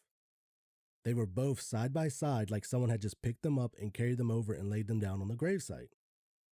After finding them on the grave, Sam remembered about what Norton told him about who it was, and pretty much like, their birthday and then the day they passed. They realized that same day was Betty Thomas's birthday. He said, "I kind of got the feeling that it was like Charlie Thomas was giving Betty a birthday present." So Charlie pretty much opened the sliding glass door, went inside, grabbed some shoes, and gave it to Betty, scaring the shit out of Judith. So I thought that was pretty funny. So this made Judith realize what was happening. She came to the realization that this was not all in her mind anymore, that she wasn't crazy. This had something to do with Betty and Charles's grave being disturbed. Their spirits were saying, "This isn't right, bitch." So it wasn't just the Haneys, though, that had started noticing odd things happening since the graves were disturbed. Many of their neighbors started noticing strange lights, televisions, and water faucets turning off and on not to mention the unearthly sounds and supernatural apparitions appearing. Some of the events were even starting to become malicious. There was another couple by the name of Ben and Jean Williams, who also found their dream home in the same subdivision as the Haneys, but they were also having serious trouble with unexplainable and creepy occurrences. They lived just across the street from the Haneys with their granddaughter Carly. They had been having problems from almost the moment their house was finished and they moved in. But the house was always cold and felt clammy and icky all the time, no matter how hot the weather was. And Jean and Carly couldn't shake the feeling they were always being watched.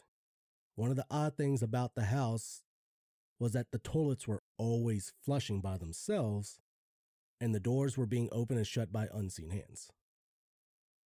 Household appliances seemed to operate on their own. Perfectly rectangular sinkholes would open up in the yard, and no matter how well or how often they would fill them in, the sinkholes would just show right back up in just a matter of days.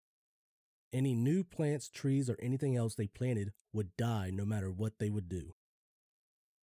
Williams noticed some rather odd markings on an old oak tree that stood by one of the sinkholes, and the arrow carved into the tree that pointed down toward the ground with 2 horizontal slashes marked below it. That is when a longtime resident, I'm thinking it was probably Norton again, told them that he had made the marks in the old tree as a way to be able to identify where his 2 sisters had been buried. So this disturbed the Williams because they're like, we didn't know that there's graves underneath our houses now. Jean stated, I absolutely believe that all of these things happened to us because we were on the graveyard and that we were simply going to be tormented until we left here. One night, it happened. Ben came home from work right around midnight. He went straight into the kitchen, he opened the refrigerator door, and that is when he noticed 2 ghostly figures. They walked straight backwards into the den, and then they turned and darted down the hallway towards the bedroom. Fast as fuck. They were like, yo, we're gonna take them cheeks from you, boy. They were gonna get some cheeks from somebody. Just got that chalky milk, bro. Got that speed. Yeah, so he thought to himself, and this is in quotes, "They ain't messing with me wife." But he saw them standing about a foot away from the foot of the bed, and instantly, he thought to himself, I gotta stop him. He said he lunged at them and went right through them. And he said what he felt was a sticky cold sensation throughout his body. Not only were the Williams being plagued by apparition voices and unseen footsteps, but 6 members of their family were stricken with rare types of cancer, in which 3 of them died, all within 6 months. So back to the Haneys. So since they were also being plagued with strange health problems and they were terrified of staying in their house, Sam and Judith decided to fight back and sue the developer for not disclosing that the houses had been built over a cemetery. At first, they were awarded $142,000 by a jury, but a judge decided that the developers were not liable nor required to pay the Haneys anything and reversed the decision, ordering the Haneys to pay $50,000. Damn, boy. Yep. So beaten, broken, and financially ruined, the Haneys filed bankruptcy and they had to abandon their home. So they got screwed up. Now the Williams decided to also take legal action, but were told that unless they had proof of a cemetery on their property, then there was nothing they could do. So Jean made a decision that she regrets to this day. Out of desperation, and to prove their home was built on a cemetery, Jean started doing the unthankful act of digging in the sinkhole beneath the oak tree, thinking that if she dug at least 2 feet a day, she would be positive she would find the proof they needed. I thought she was going to go find somebody, kill him, and then throw him, bury him for like a couple months, be like, I told you. That would probably been easier and safer for her. Uh-oh, well, let's hear her Mystery of Oak Island digging expedition she's about to go on. Kind of what it is. She started digging and then she started feeling ill and couldn't dig any longer. So her daughter came back, Tina, Carly's mom, and she decided to pick up where her mother left off and kept digging. After digging for about a half hour, Tina soon started to feel ill as well. And from Carly's mouth, she stated this about her mom. I remember her saying that she was, that she felt funny. She was getting dizzy as well. She put the shovel down and she went back inside. And she just laid down on the couch. She's like, Mom, Daddy, I don't feel right. There's something wrong. And then the last thing she remembers her mom saying was, Mommy, take care of my baby. Take care of my baby. And that her mom just looked terrified. Jean said that she tried to keep her daughter conscious. Almost immediately, her eyes started to glaze over, and she kept talking to her, trying to talk her out of dying. Tina, talk to me, talk to me. Where her eyes were changing until they got to the point where she knew that she wasn't responding or hearing her anymore. Come to find out, Tina had suffered a heart attack, and she was rushed to the hospital, but she died 2 days later. How old was Tina? Probably 30s, 40s. Oh, okay. I was thinking like a kid. No, she's Carly's mother. Oh, okay. So, she's at least 20 then, something like that. Okay. But yeah, so the thing is, though, she had no prior heart disease or any other health condition that would have, caused her to collapse and have a heart attack like that. And pretty much no family history of it at all either. So grieving terribly, the Williams fled their house, leaving everything they had behind and moved to Montana. Eventually, they moved back to Texas, but away from their previous home in Crosby. And they're doing well, no longer plagued by the Black Hope curse, is which I guess the neighborhood called it now. But if you go back to that neighborhood, no one will talk about what happened to both of those families. They won't even talk about the graves there. If you ask anything about it, they'll just completely ignore you. But ever since those two families left, nothing else strange has ever happened in that little neighborhood. And that's it. Black Hope Curse. I had never heard of that before. You know what? That sounds a lot like the movie Poltergeist. So, there is a movie that was made based on this, but it's not like a real big popular movie. I think it's like kind of like a, I don't know, like a B-type movie. It's called, I think like Black Hope Horror movie. It was made in 1992. And I do have that link. So if y'all ever wanted to watch that movie, it's actually on YouTube. Free. Oh, hell yeah. I know. But yeah. That's freaky. So is there any theories as to what it was? Really, there's only two I could think of. Either that they were being haunted because they kept disturbing the graves, or the longtime resident was probably like doing some voodoo shit on them. I got your answer for you. You want to hear what it is? Yeah. Carbon monoxide poisoning. Go on. That part of Texas is common for carbon monoxide. So you think them digging was leaking it through the ground? Yeah. It explained like all the hallucinations, the sicknesses, all that stuff. What about the shoes ending up outside? And carbon monoxide picks it right up and carries those son of a bitches. Oh, man. No, I don't know. They were hallucinating and ran outside with them. Yeah. Because there was a guy who said that okay, let me back up. On Reddit, there was a thread where a guy posted that, hey, my landlord keeps coming and leaving notes for me in my apartment, and I don't know how he's getting in, but he's leaving really creepy notes, and I don't know what's going on, and it sounded really weird.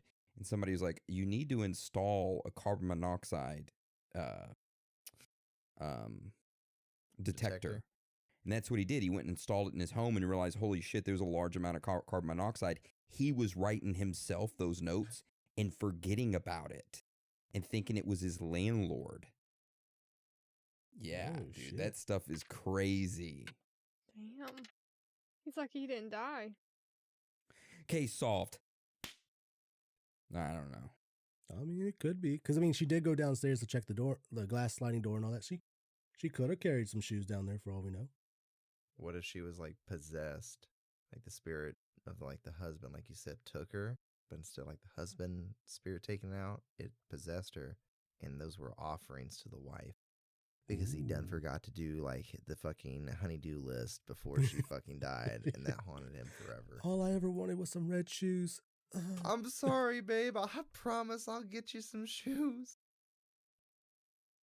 No, but yeah, that's my little topic. I thought it was pretty interesting and figured I'd share that. Well, I liked it. Thank you, Dan. Yeah, I love like hauntings, ghost stories like that. The Black Hope Curse.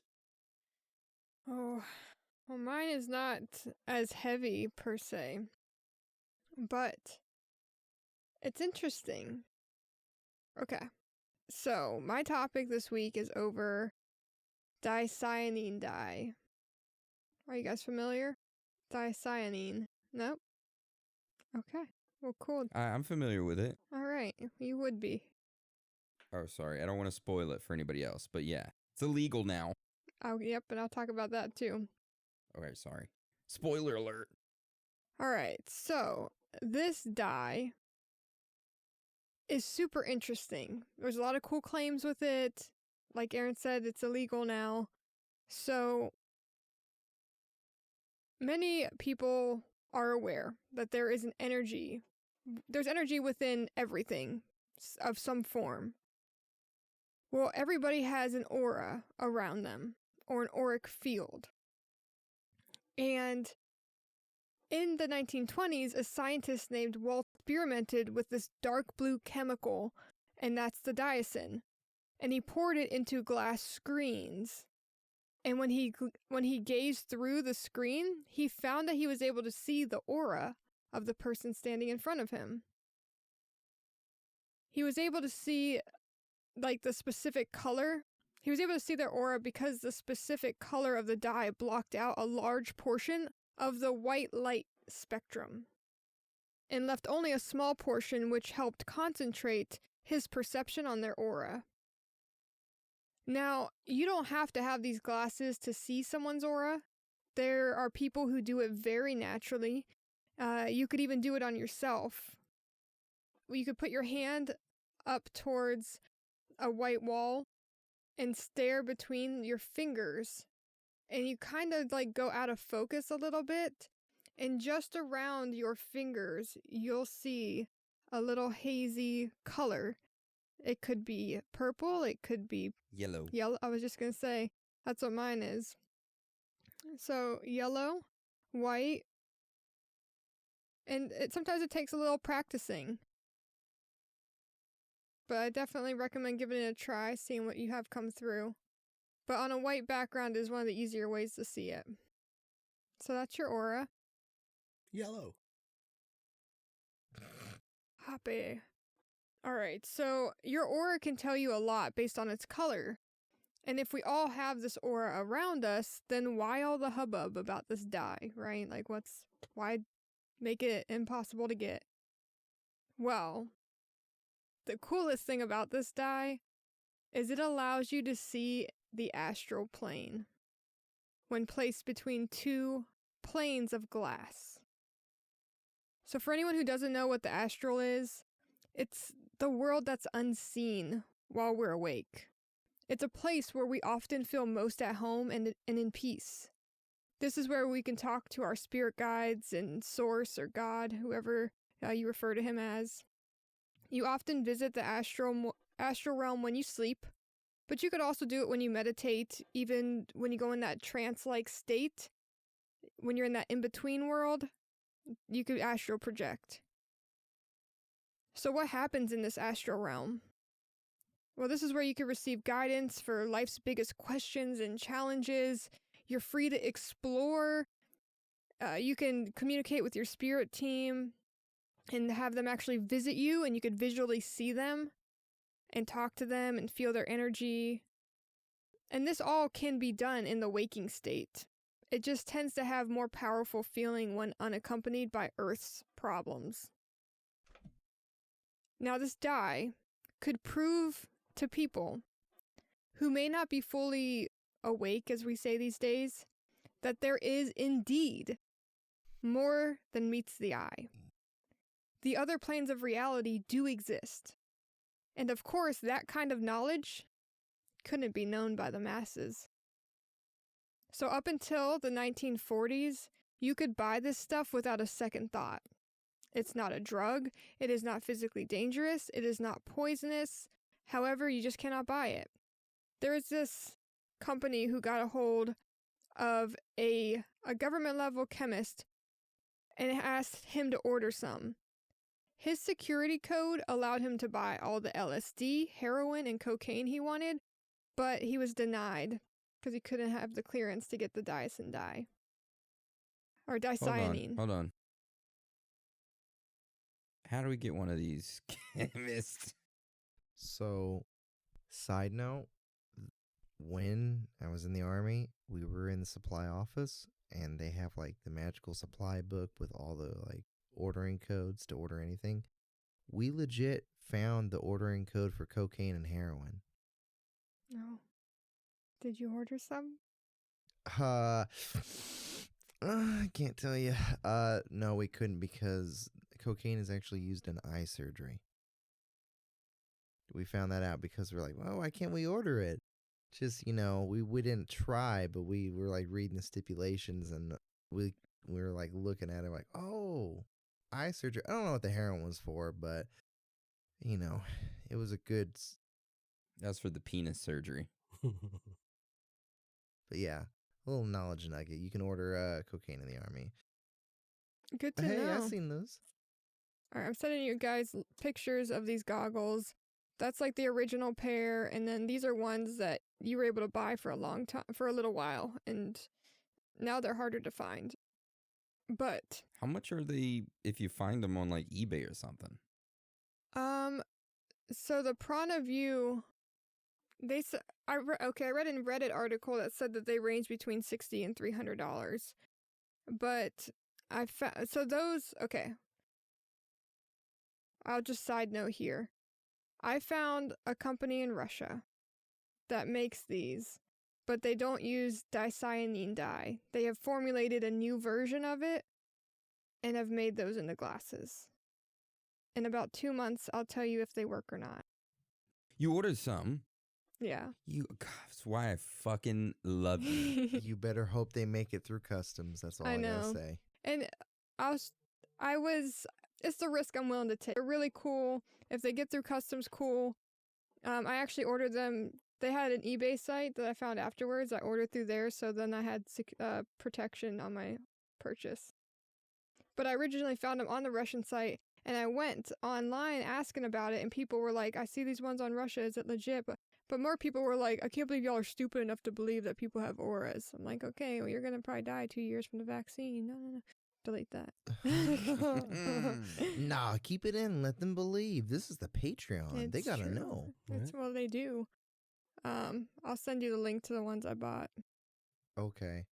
You know how fucked up it would be if like customs just cut the lenses out and sent you the goggles. Like, yeah, you can have everything.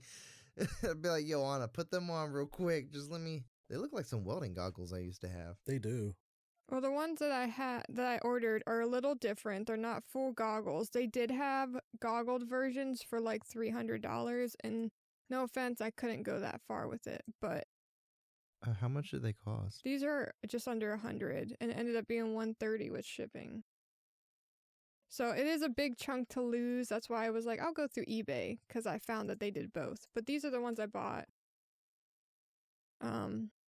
And now, actually, while we're just kind of not off topic, but off the story, I'm going to send you also a video of someone using those Prana View and what it looks like. He's not in front of a person, but he is looking at the world. Dude, these are some badass. I would wear these every fucking. They look so good. I'd be like looking at everybody like, oh, yo, you got some black aura around your bud. You about ready to die, my homie. Dude, so have you ever seen the movie They Live? Who's in it? Oh, dude, I don't know. It's like seriously an old movie. Roddy Piper. I don't know. Roddy Piper's in it. Who the fuck is Roddy Piper? Oh my God! You don't know who Roddy Piper is? He lays his smackdown on your candy ass. He does look like he'd be a wrestler. He does. Okay, so basically this guy in this movie puts on glasses and he starts to realize that he is seeing other people as different things.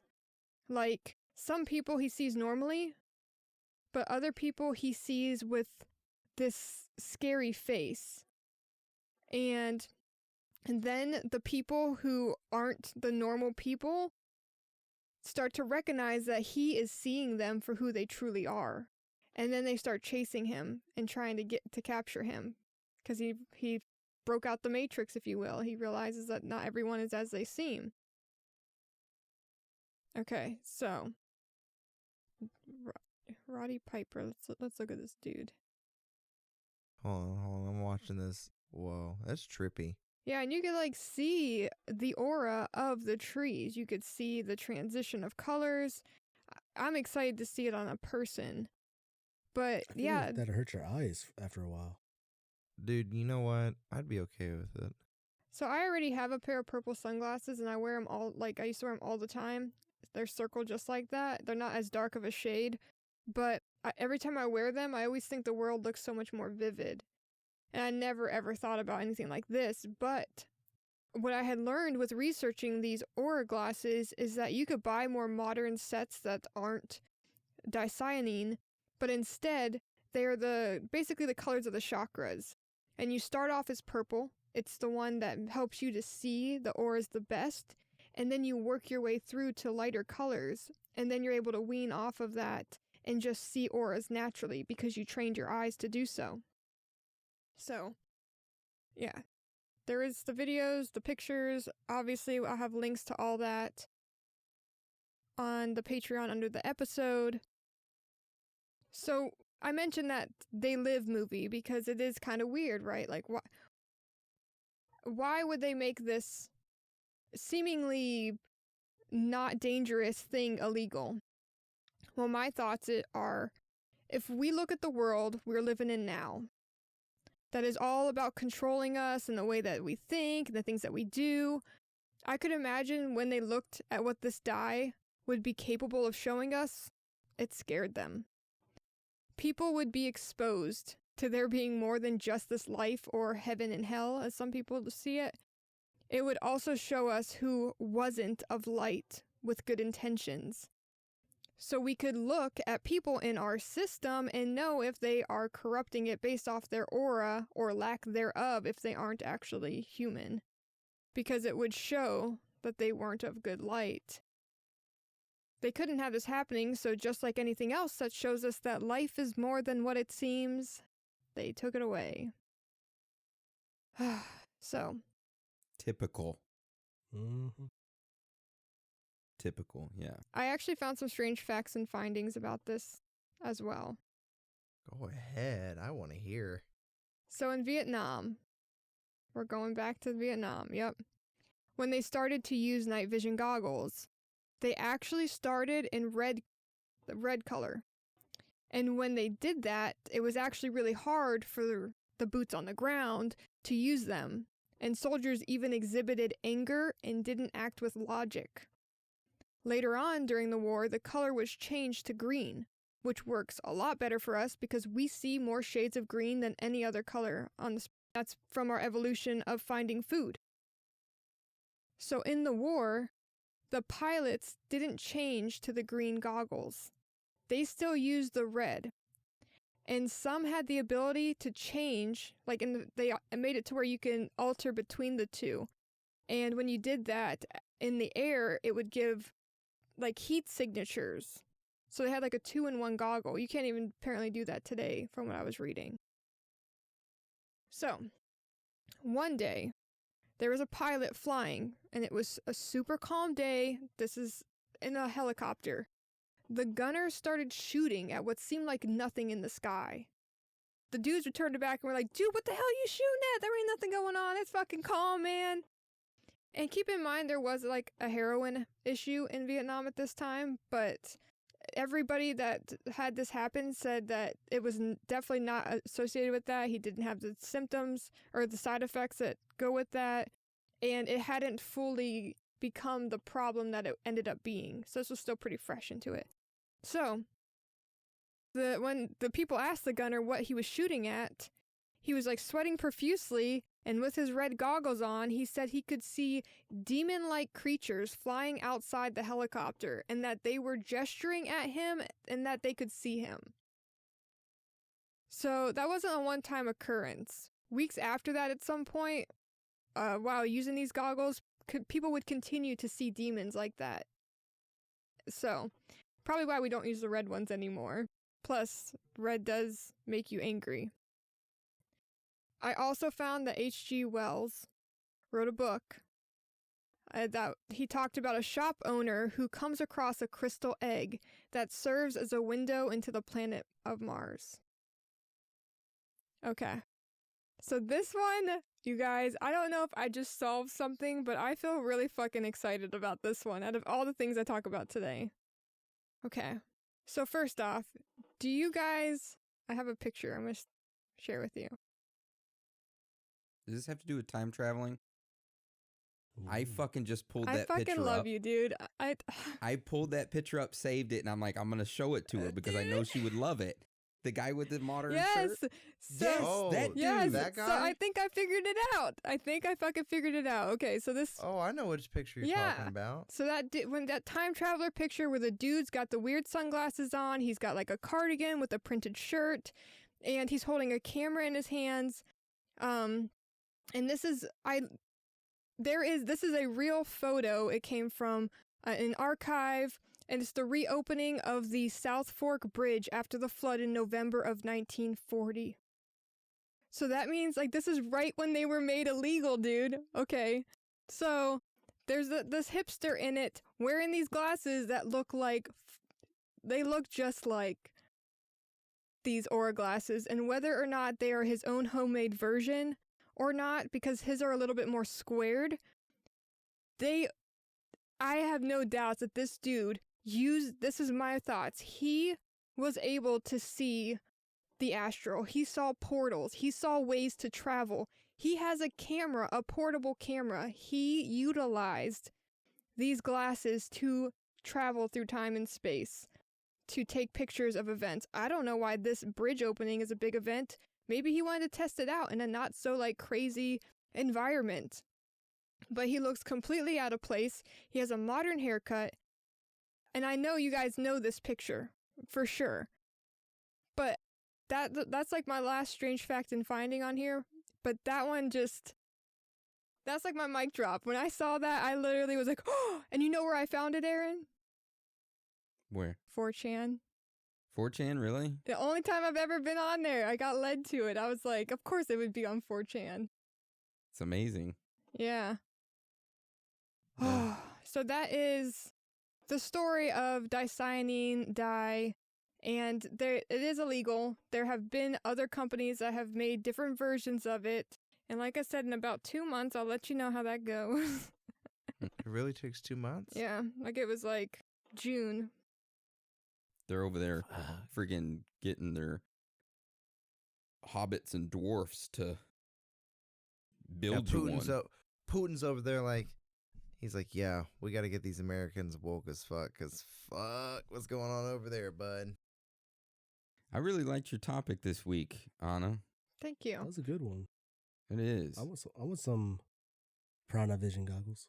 You know what? I'm going to buy these after we get done recording. Because if I can time travel, I'm going to go back and I'm going to stop a lot of shit. I don't give a shit how bad it affects. I'm going to stop a lot of lynchings. Hey, you can't. Oh my God. You can't do no more time traveling. We've already banned you from time traveling, okay? No more Montauk journeys. Dude. I'm not interviewing people. I'm just going to be like, whoa, dude. Okay, so this is off the record. Off the record time traveling. Is that what I'm hearing? Yeah, here we go. Nice. Dude. That was a good one. I like that. Thank you. I'm pretty excited about it. This was a listener suggestion one as well. But just doing that made me go on and buy these glasses. I'm like, I'm going to try. And really, all I could find were ones in Russia. There were some on Amazon, but I ain't about to trust Amazon with nothing. What do you think their hipster was thinking? Like, what the fuck are they celebrating this stupid ass bridge? Oh my god, don't they know it's gonna get wiped out in like 10 years? Yeet! And then jumps away. Yeah, they're all like, excuse me? And it's like, oh god, I gotta go. Well, maybe that's the thing. He didn't know where it was going to take him. He just saw a portal and walked through it. And he just knew, okay, well, it's going to take me somewhere. I'll take pictures of where it takes me, and then I'll turn around and go back through it. Because, like, some people look a little bit confused as to, like, what he's even doing there. Yeah. Like, it looks like maybe and it could be just people looking down at the bridge. It's all, frozen in time, but... I mean, there's that one lady staring, like, look like she's staring right at him. Yeah. Everyone else is looking that way. Fucking bottom right looks like he's hitting Granny from behind. Yeah.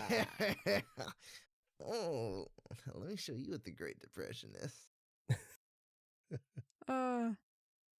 So yeah, this picture in 1940, it got banned in 1940. I wonder if they like caught this guy and was like, yeah, we can't have this happen. No more time traveling. This is proof. We're banning this. Mm-hmm. Okay. That's actually me in the future. I'm sorry, guys. I've recognized it. Well, he's really tall too, like for the people around him. This is definitely me. I was wearing platform boots. I just came from a Kiss concert in the 70s. You can kind of see the star makeup right there on the eye. Oh gosh. Nice. All right. Thank you guys for listening to my topic. Of course. Thank you for bringing it to the table this week. It was excellent. Oh, thank you. I loved it.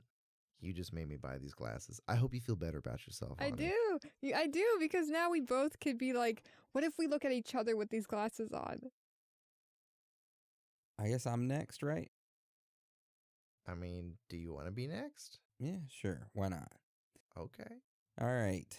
So my topic for this week's Theories Thursday, it's probably one of the most, it is the most bizarre thing I've ever read or ever come across in my life while reading.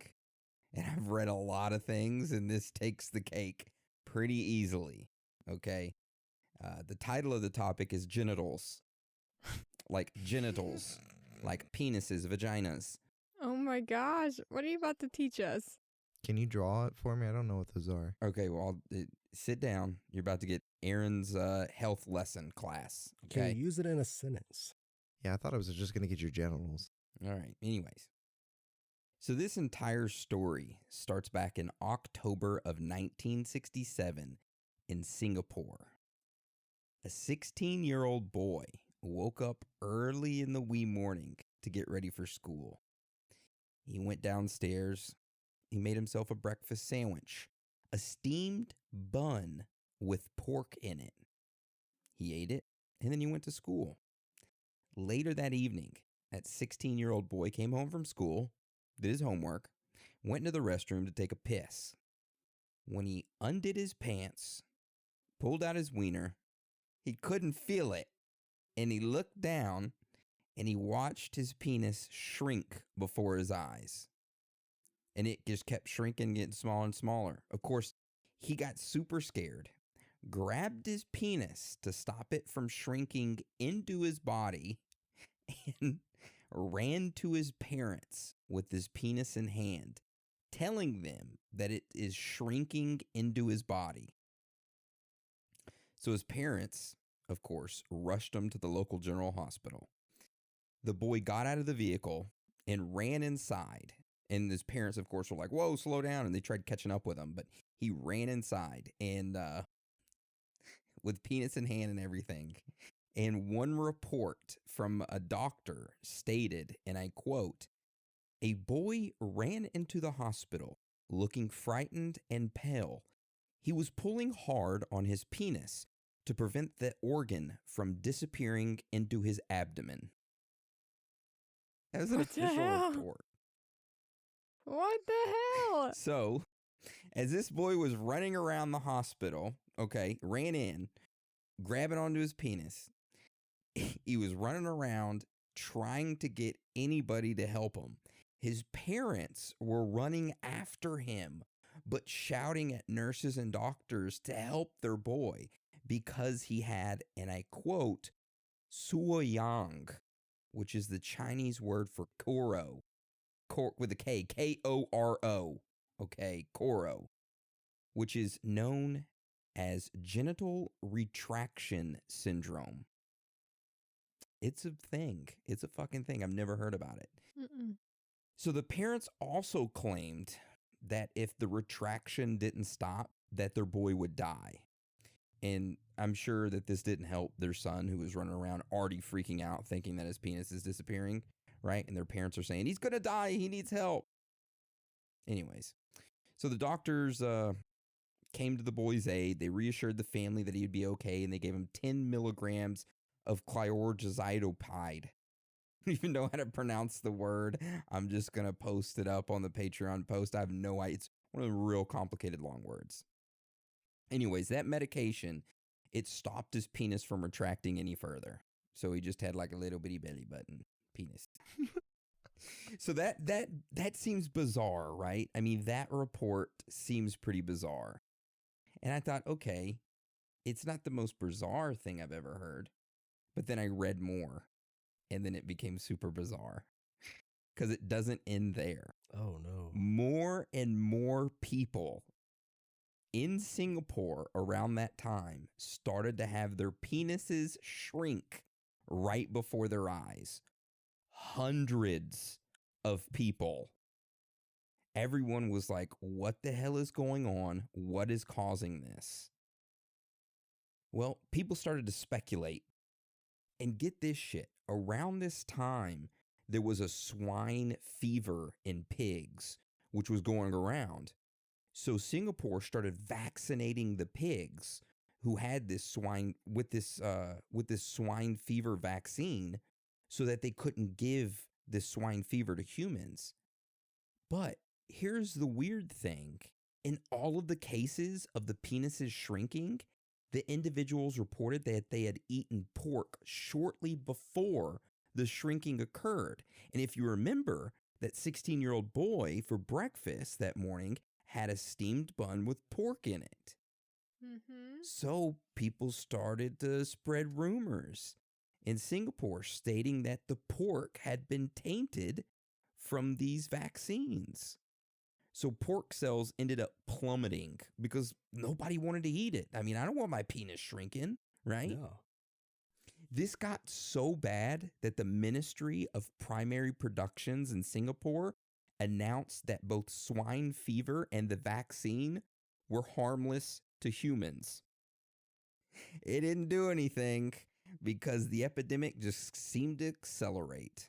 So for 7 straight days, it continued. Penises continued to shrink until finally the Singapore Medical Association and the Ministry of Health started appearing on television and radio announcing that this genital shrinking was purely a psychological condition. That's it. They said it's all psychological. It has no connections to anything else. And what a coincidence is after that announcement, there was a slight decline in cases, and by the following month of November, there was no reports at all. It had completely disappeared. So in the end, there was a total of 469 cases of the genital shrinking syndrome. So that is where we begin to wonder, is this syndrome a real thing? Like, is Koro, what they call it, Koro, a real thing? Well, it is. Cases of this have been reported around the world in Asia, Africa, Europe, and the United States. And not only males suffer from this, but females as well. Their nipples and vaginas end up retracting back into their body. And there's been cases of women taking clothespins and clothespinning their nipples to stop them from retracting any further. So that's where that kink stuff comes from. Apparently. How does your vagina go back in you? If it's already in you, like, does it just go up deeper and like, oh? I'm no medical professional, okay? I'm no medical professional. Then why do we call you Dr. Aaron when we have problems? Oh, I don't know. It's unofficial. It's off the record. Anyways, so something odd worth noting is that this Koro only appears as an epidemic in which multiple cases are reported around the same time within a specific geographic area. And which kind of makes you want to hypothesize if is this some type of experiment, right? That some government or some entities doing with something, adding something to the water, or for example, like giving those pigs the vaccines and letting the humans consume it to see if, I don't know, or could it be just a psychological condition, kind of like mass hysteria that we've talked about before? Everybody just starts thinking their penis is shrinking into them.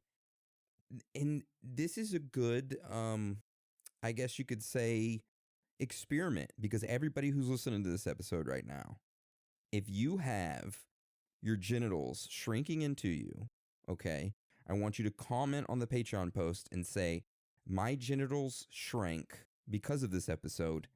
Thank you, Aaron. What if someone's already happened before the episode?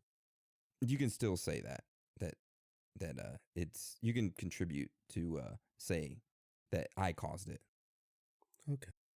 Yeah. So there's one more little strange note that I want to throw in to this topic this week, is that in medieval Europe, this Koro actually was around then.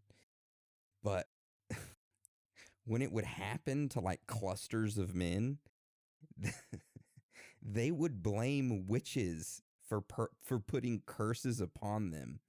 And they would go around town looking for these witches. Where is the witch that caused my penis to shrink? What do you think they did? They didn't. Instead of burning them, the witches said you would have to appease them so your shrinking genitals would subside. So they would have to appease them in whichever way they wanted. Huh. Yeah. Okay. So that's What was the number one way to appease them? I don't know. Yeah. I didn't ask. Let me show you my rock collection. Oh. Could you imagine? Like, she's just like doing her crystal thing, gets a knock on the door. Are you the witch that made my penis small? Let me see. Dude. Well, what happens if I was? Oh, I have to please you. Looks her up, looks him up and down. You'll do. Yep, it was me. Well, she would probably look him up and down. You won't be able to do anything with that now. Sorry. I'm telling you. Fingers are enough. You don't need a big D. So, I've got two theories here. What if Koro, it was the reason that Greeks used to put small penises on statues? Oh. Like let's say the sculptors had Koro, and they're like they're looking at the model like, that's wrong. They look down at themselves like, oh, it's disappearing. Yeah, fuck you, dude. You're getting this tiny ass dick. Fuck you, man. Revenge. That's why Nostradamus was wanted by the church. He was like, must have Koro. Yeah. And the church was like, oh, he knows. Heresy. Take that. He knows our secret. Or what if you said the story happened in Taiwan? Singapore in 1967. That's in Taiwan, right?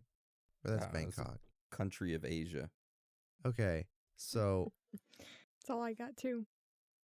what if they were trying to make their own Viagra that they didn't have to import from the US, but let's say they made it wrong. And they were like doing like, you know, how people put fluoride in the water. They just put it in the water, and the kid like drank. He's like, my penis is shrinking, and his dad's there like, I told you what would happen if you kept playing with that damn thing. It would shrivel up and just fall off. Go to the doctor. Let's go to the emergency room. And like that mass breakout of like 400 or whatever happened. Like that was like the water that was tested, and like the government like, shit, damn it. Just when we thought we would make our own penis pill, this is what we get. This is really, guys. His dick shriveled up. When It's was inside of him. Viagra created? It was accidentally found, right? Yeah. I was just reading. Oh, whoops. I was reading this, the Wikipedia definition of Koro, and at the end it says the word was borrowed from Malay and means the head of turtle, referring to how it looks when they retract their heads and their shells. So I'm reading this just like, oh God bless. That, Aaron, that's hilarious. I mean, not hilarious for the person that has Koro. I'm not laughing at you. I'm laughing with you. You can laugh. I can just hear the mom in the hospital. Don't boo my son. Don't look at him like that. It's okay, sweetheart. It's big still. It's big still. This happened to your father once. Shut up, woman. Did it go back after they stopped it? I don't know. That's a good question. God. But it's a horrifying topic, but bizarre and strange, with a lot of good hypotheses around them, you know? That's a really interesting topic that you brought to the table this week. I wasn't expecting that turn of events from the title, but yeah, I I'm remember intrigued. when you texted it. You just text genitals, don't steal the topic. I was like, all right. Okay. All right, Hans, it's your time to shine. Step up and unzip. All right. So, do you all know the song Angel of Death by Slayer? No. Do we need to listen to a quick snippet of it right now? No, obviously you don't, because Slayer sucks. So, Damn, I love it. yeah, I'm just going to say their music is that of a little kid writing metal music. Anyways, lyrics are good. Has nothing to do with this topic. So I had to change topic because I had somebody on the Discord send me a message and said, hey, can you do a weird thing in Australia? And I said, you know what, cuzzy, Tudunga YY got you. Don't worry. So this is from Tasha MJ on the Discord. And have you all heard of Black Mountain? No. No. Okay, so I'm going to send you a couple pictures. So here's a picture from Google Earth. Of course, it's not going to work. Piece of shit. I'll fucking figure it out later. So, Black Mountain.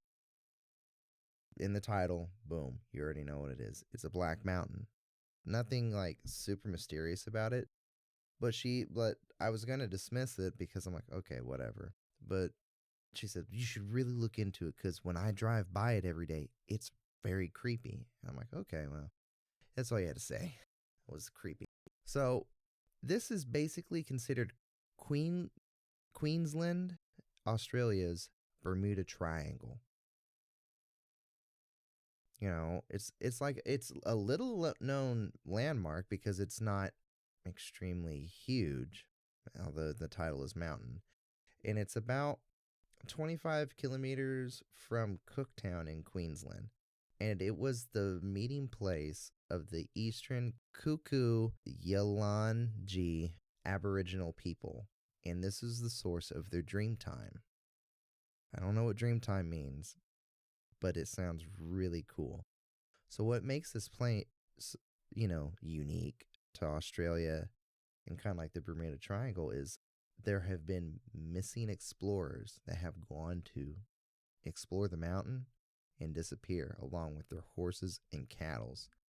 And not a trace of bones or anything can be found.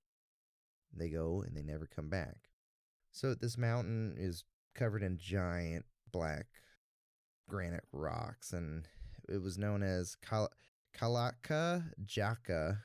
I'm sure I'm pronouncing this all wrong, so please forgive me, Australian listeners and the Aboriginal people that listen.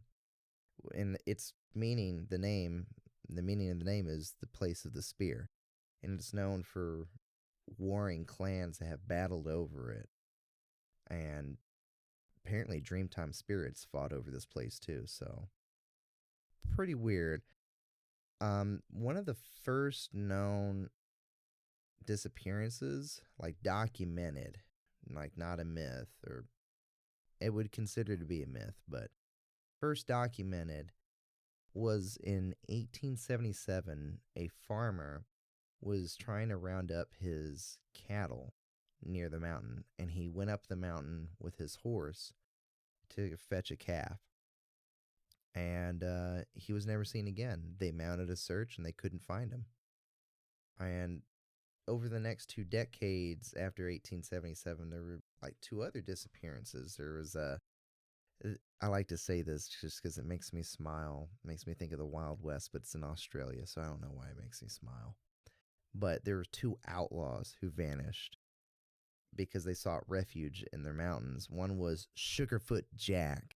Oh, nice. Yeah, dude. I read that. I was like, that's my homie right there, Sugarfoot. Yeah, Sugarfoot Jack. He fled to the mountain with his 2 henchmen, and their police force, or I don't know what to call them at the time, their law enforcement searched all the mountains and couldn't find a trace of them. They surrounded the mountains and kind of hit it, from what I was reading, from both sides, and they just couldn't find him. Good old Sugarfoot. Yeah. Gets away again. Yep. And another notable one is Constable Ryan, and he was from Cooktown. He chased 2 wanted men to the foot of the mountain. They both disappeared, and their tracks were followed to this mouth of a cave. But when they entered the cave, there was no further trace of them inside. Shit. Damn. So, reading the Queensland Department of Parks about this mountain, this is quoted from them. Stories abound of people, horses, whole mobs of cattle disappearing into labyrinths of rock, never to be seen again. This is what their website states. It also says, beneath the outer boulders lies a maze of passages and chambers, enticing to explorers of unusual places, or those wishing to hide away from pursuers. In the ink-dark interior, sheer drops, pockets of bad air, or unexpected encounters with snakes or bats could easily cause panic and injury to intruders entering that eerie underworld. And apparently, their website it advises against entering this boulder field. Why don't they block it off?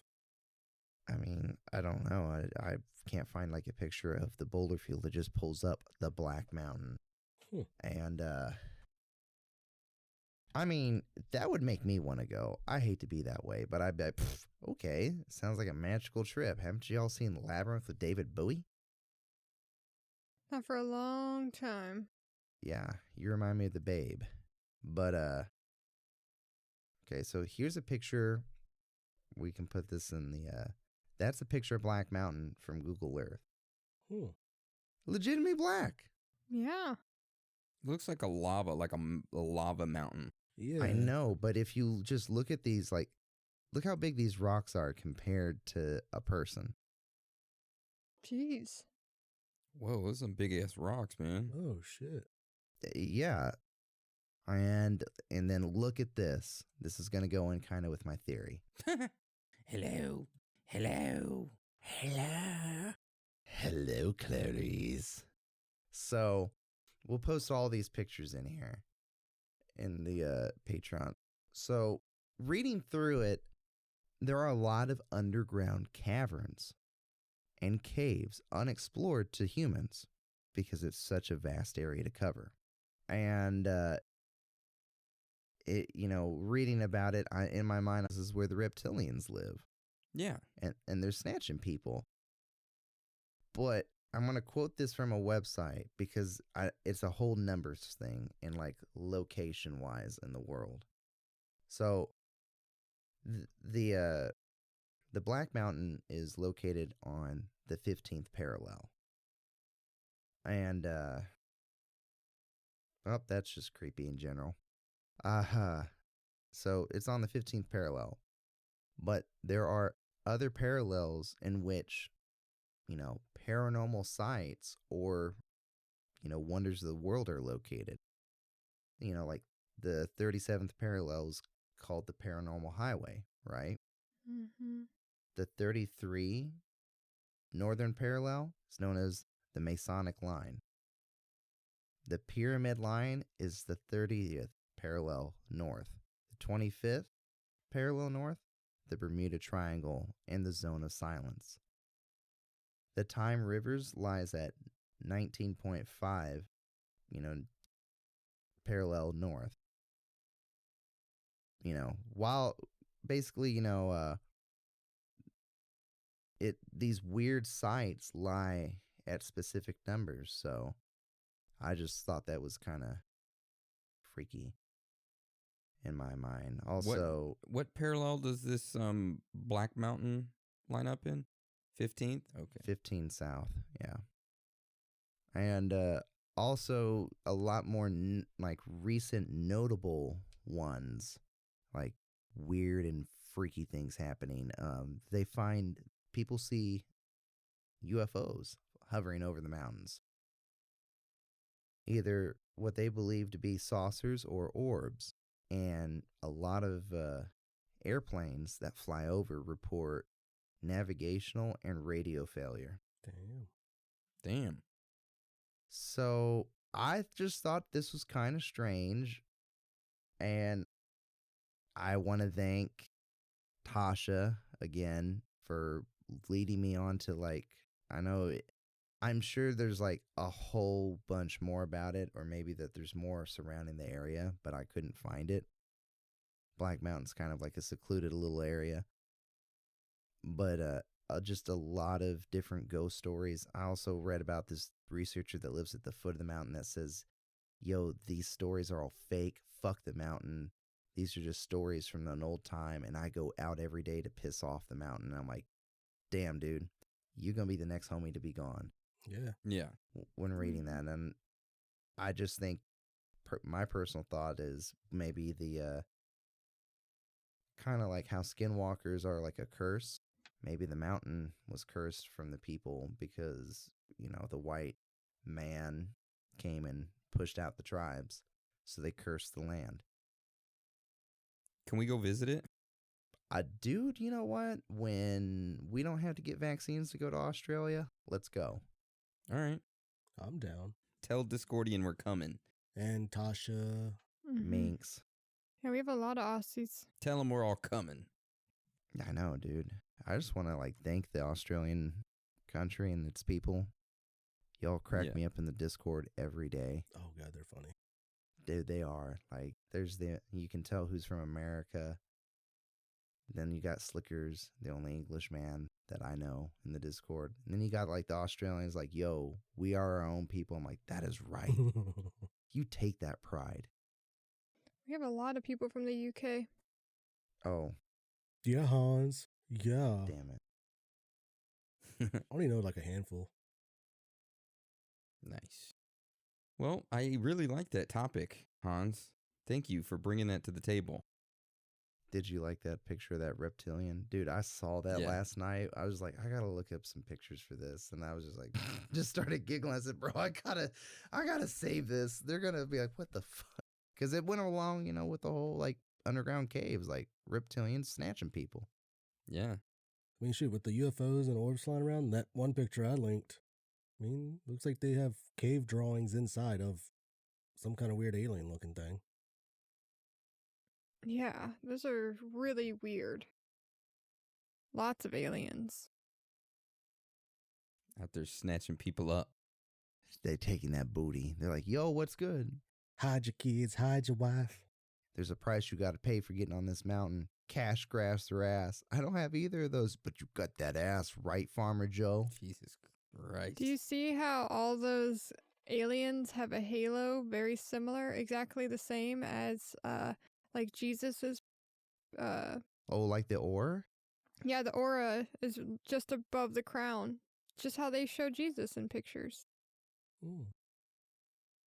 Oh, that kind of looks like a cross. Yeah, it looks like a cross. It does.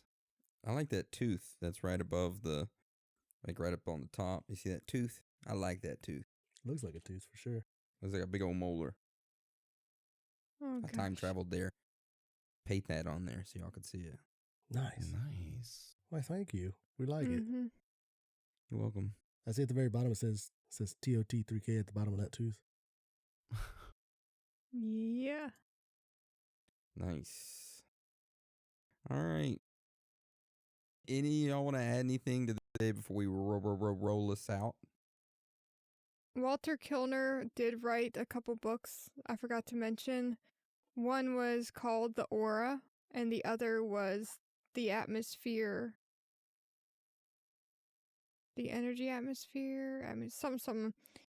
But he does a very good job of scientifically explaining auras, and he does not really make it an occult thing.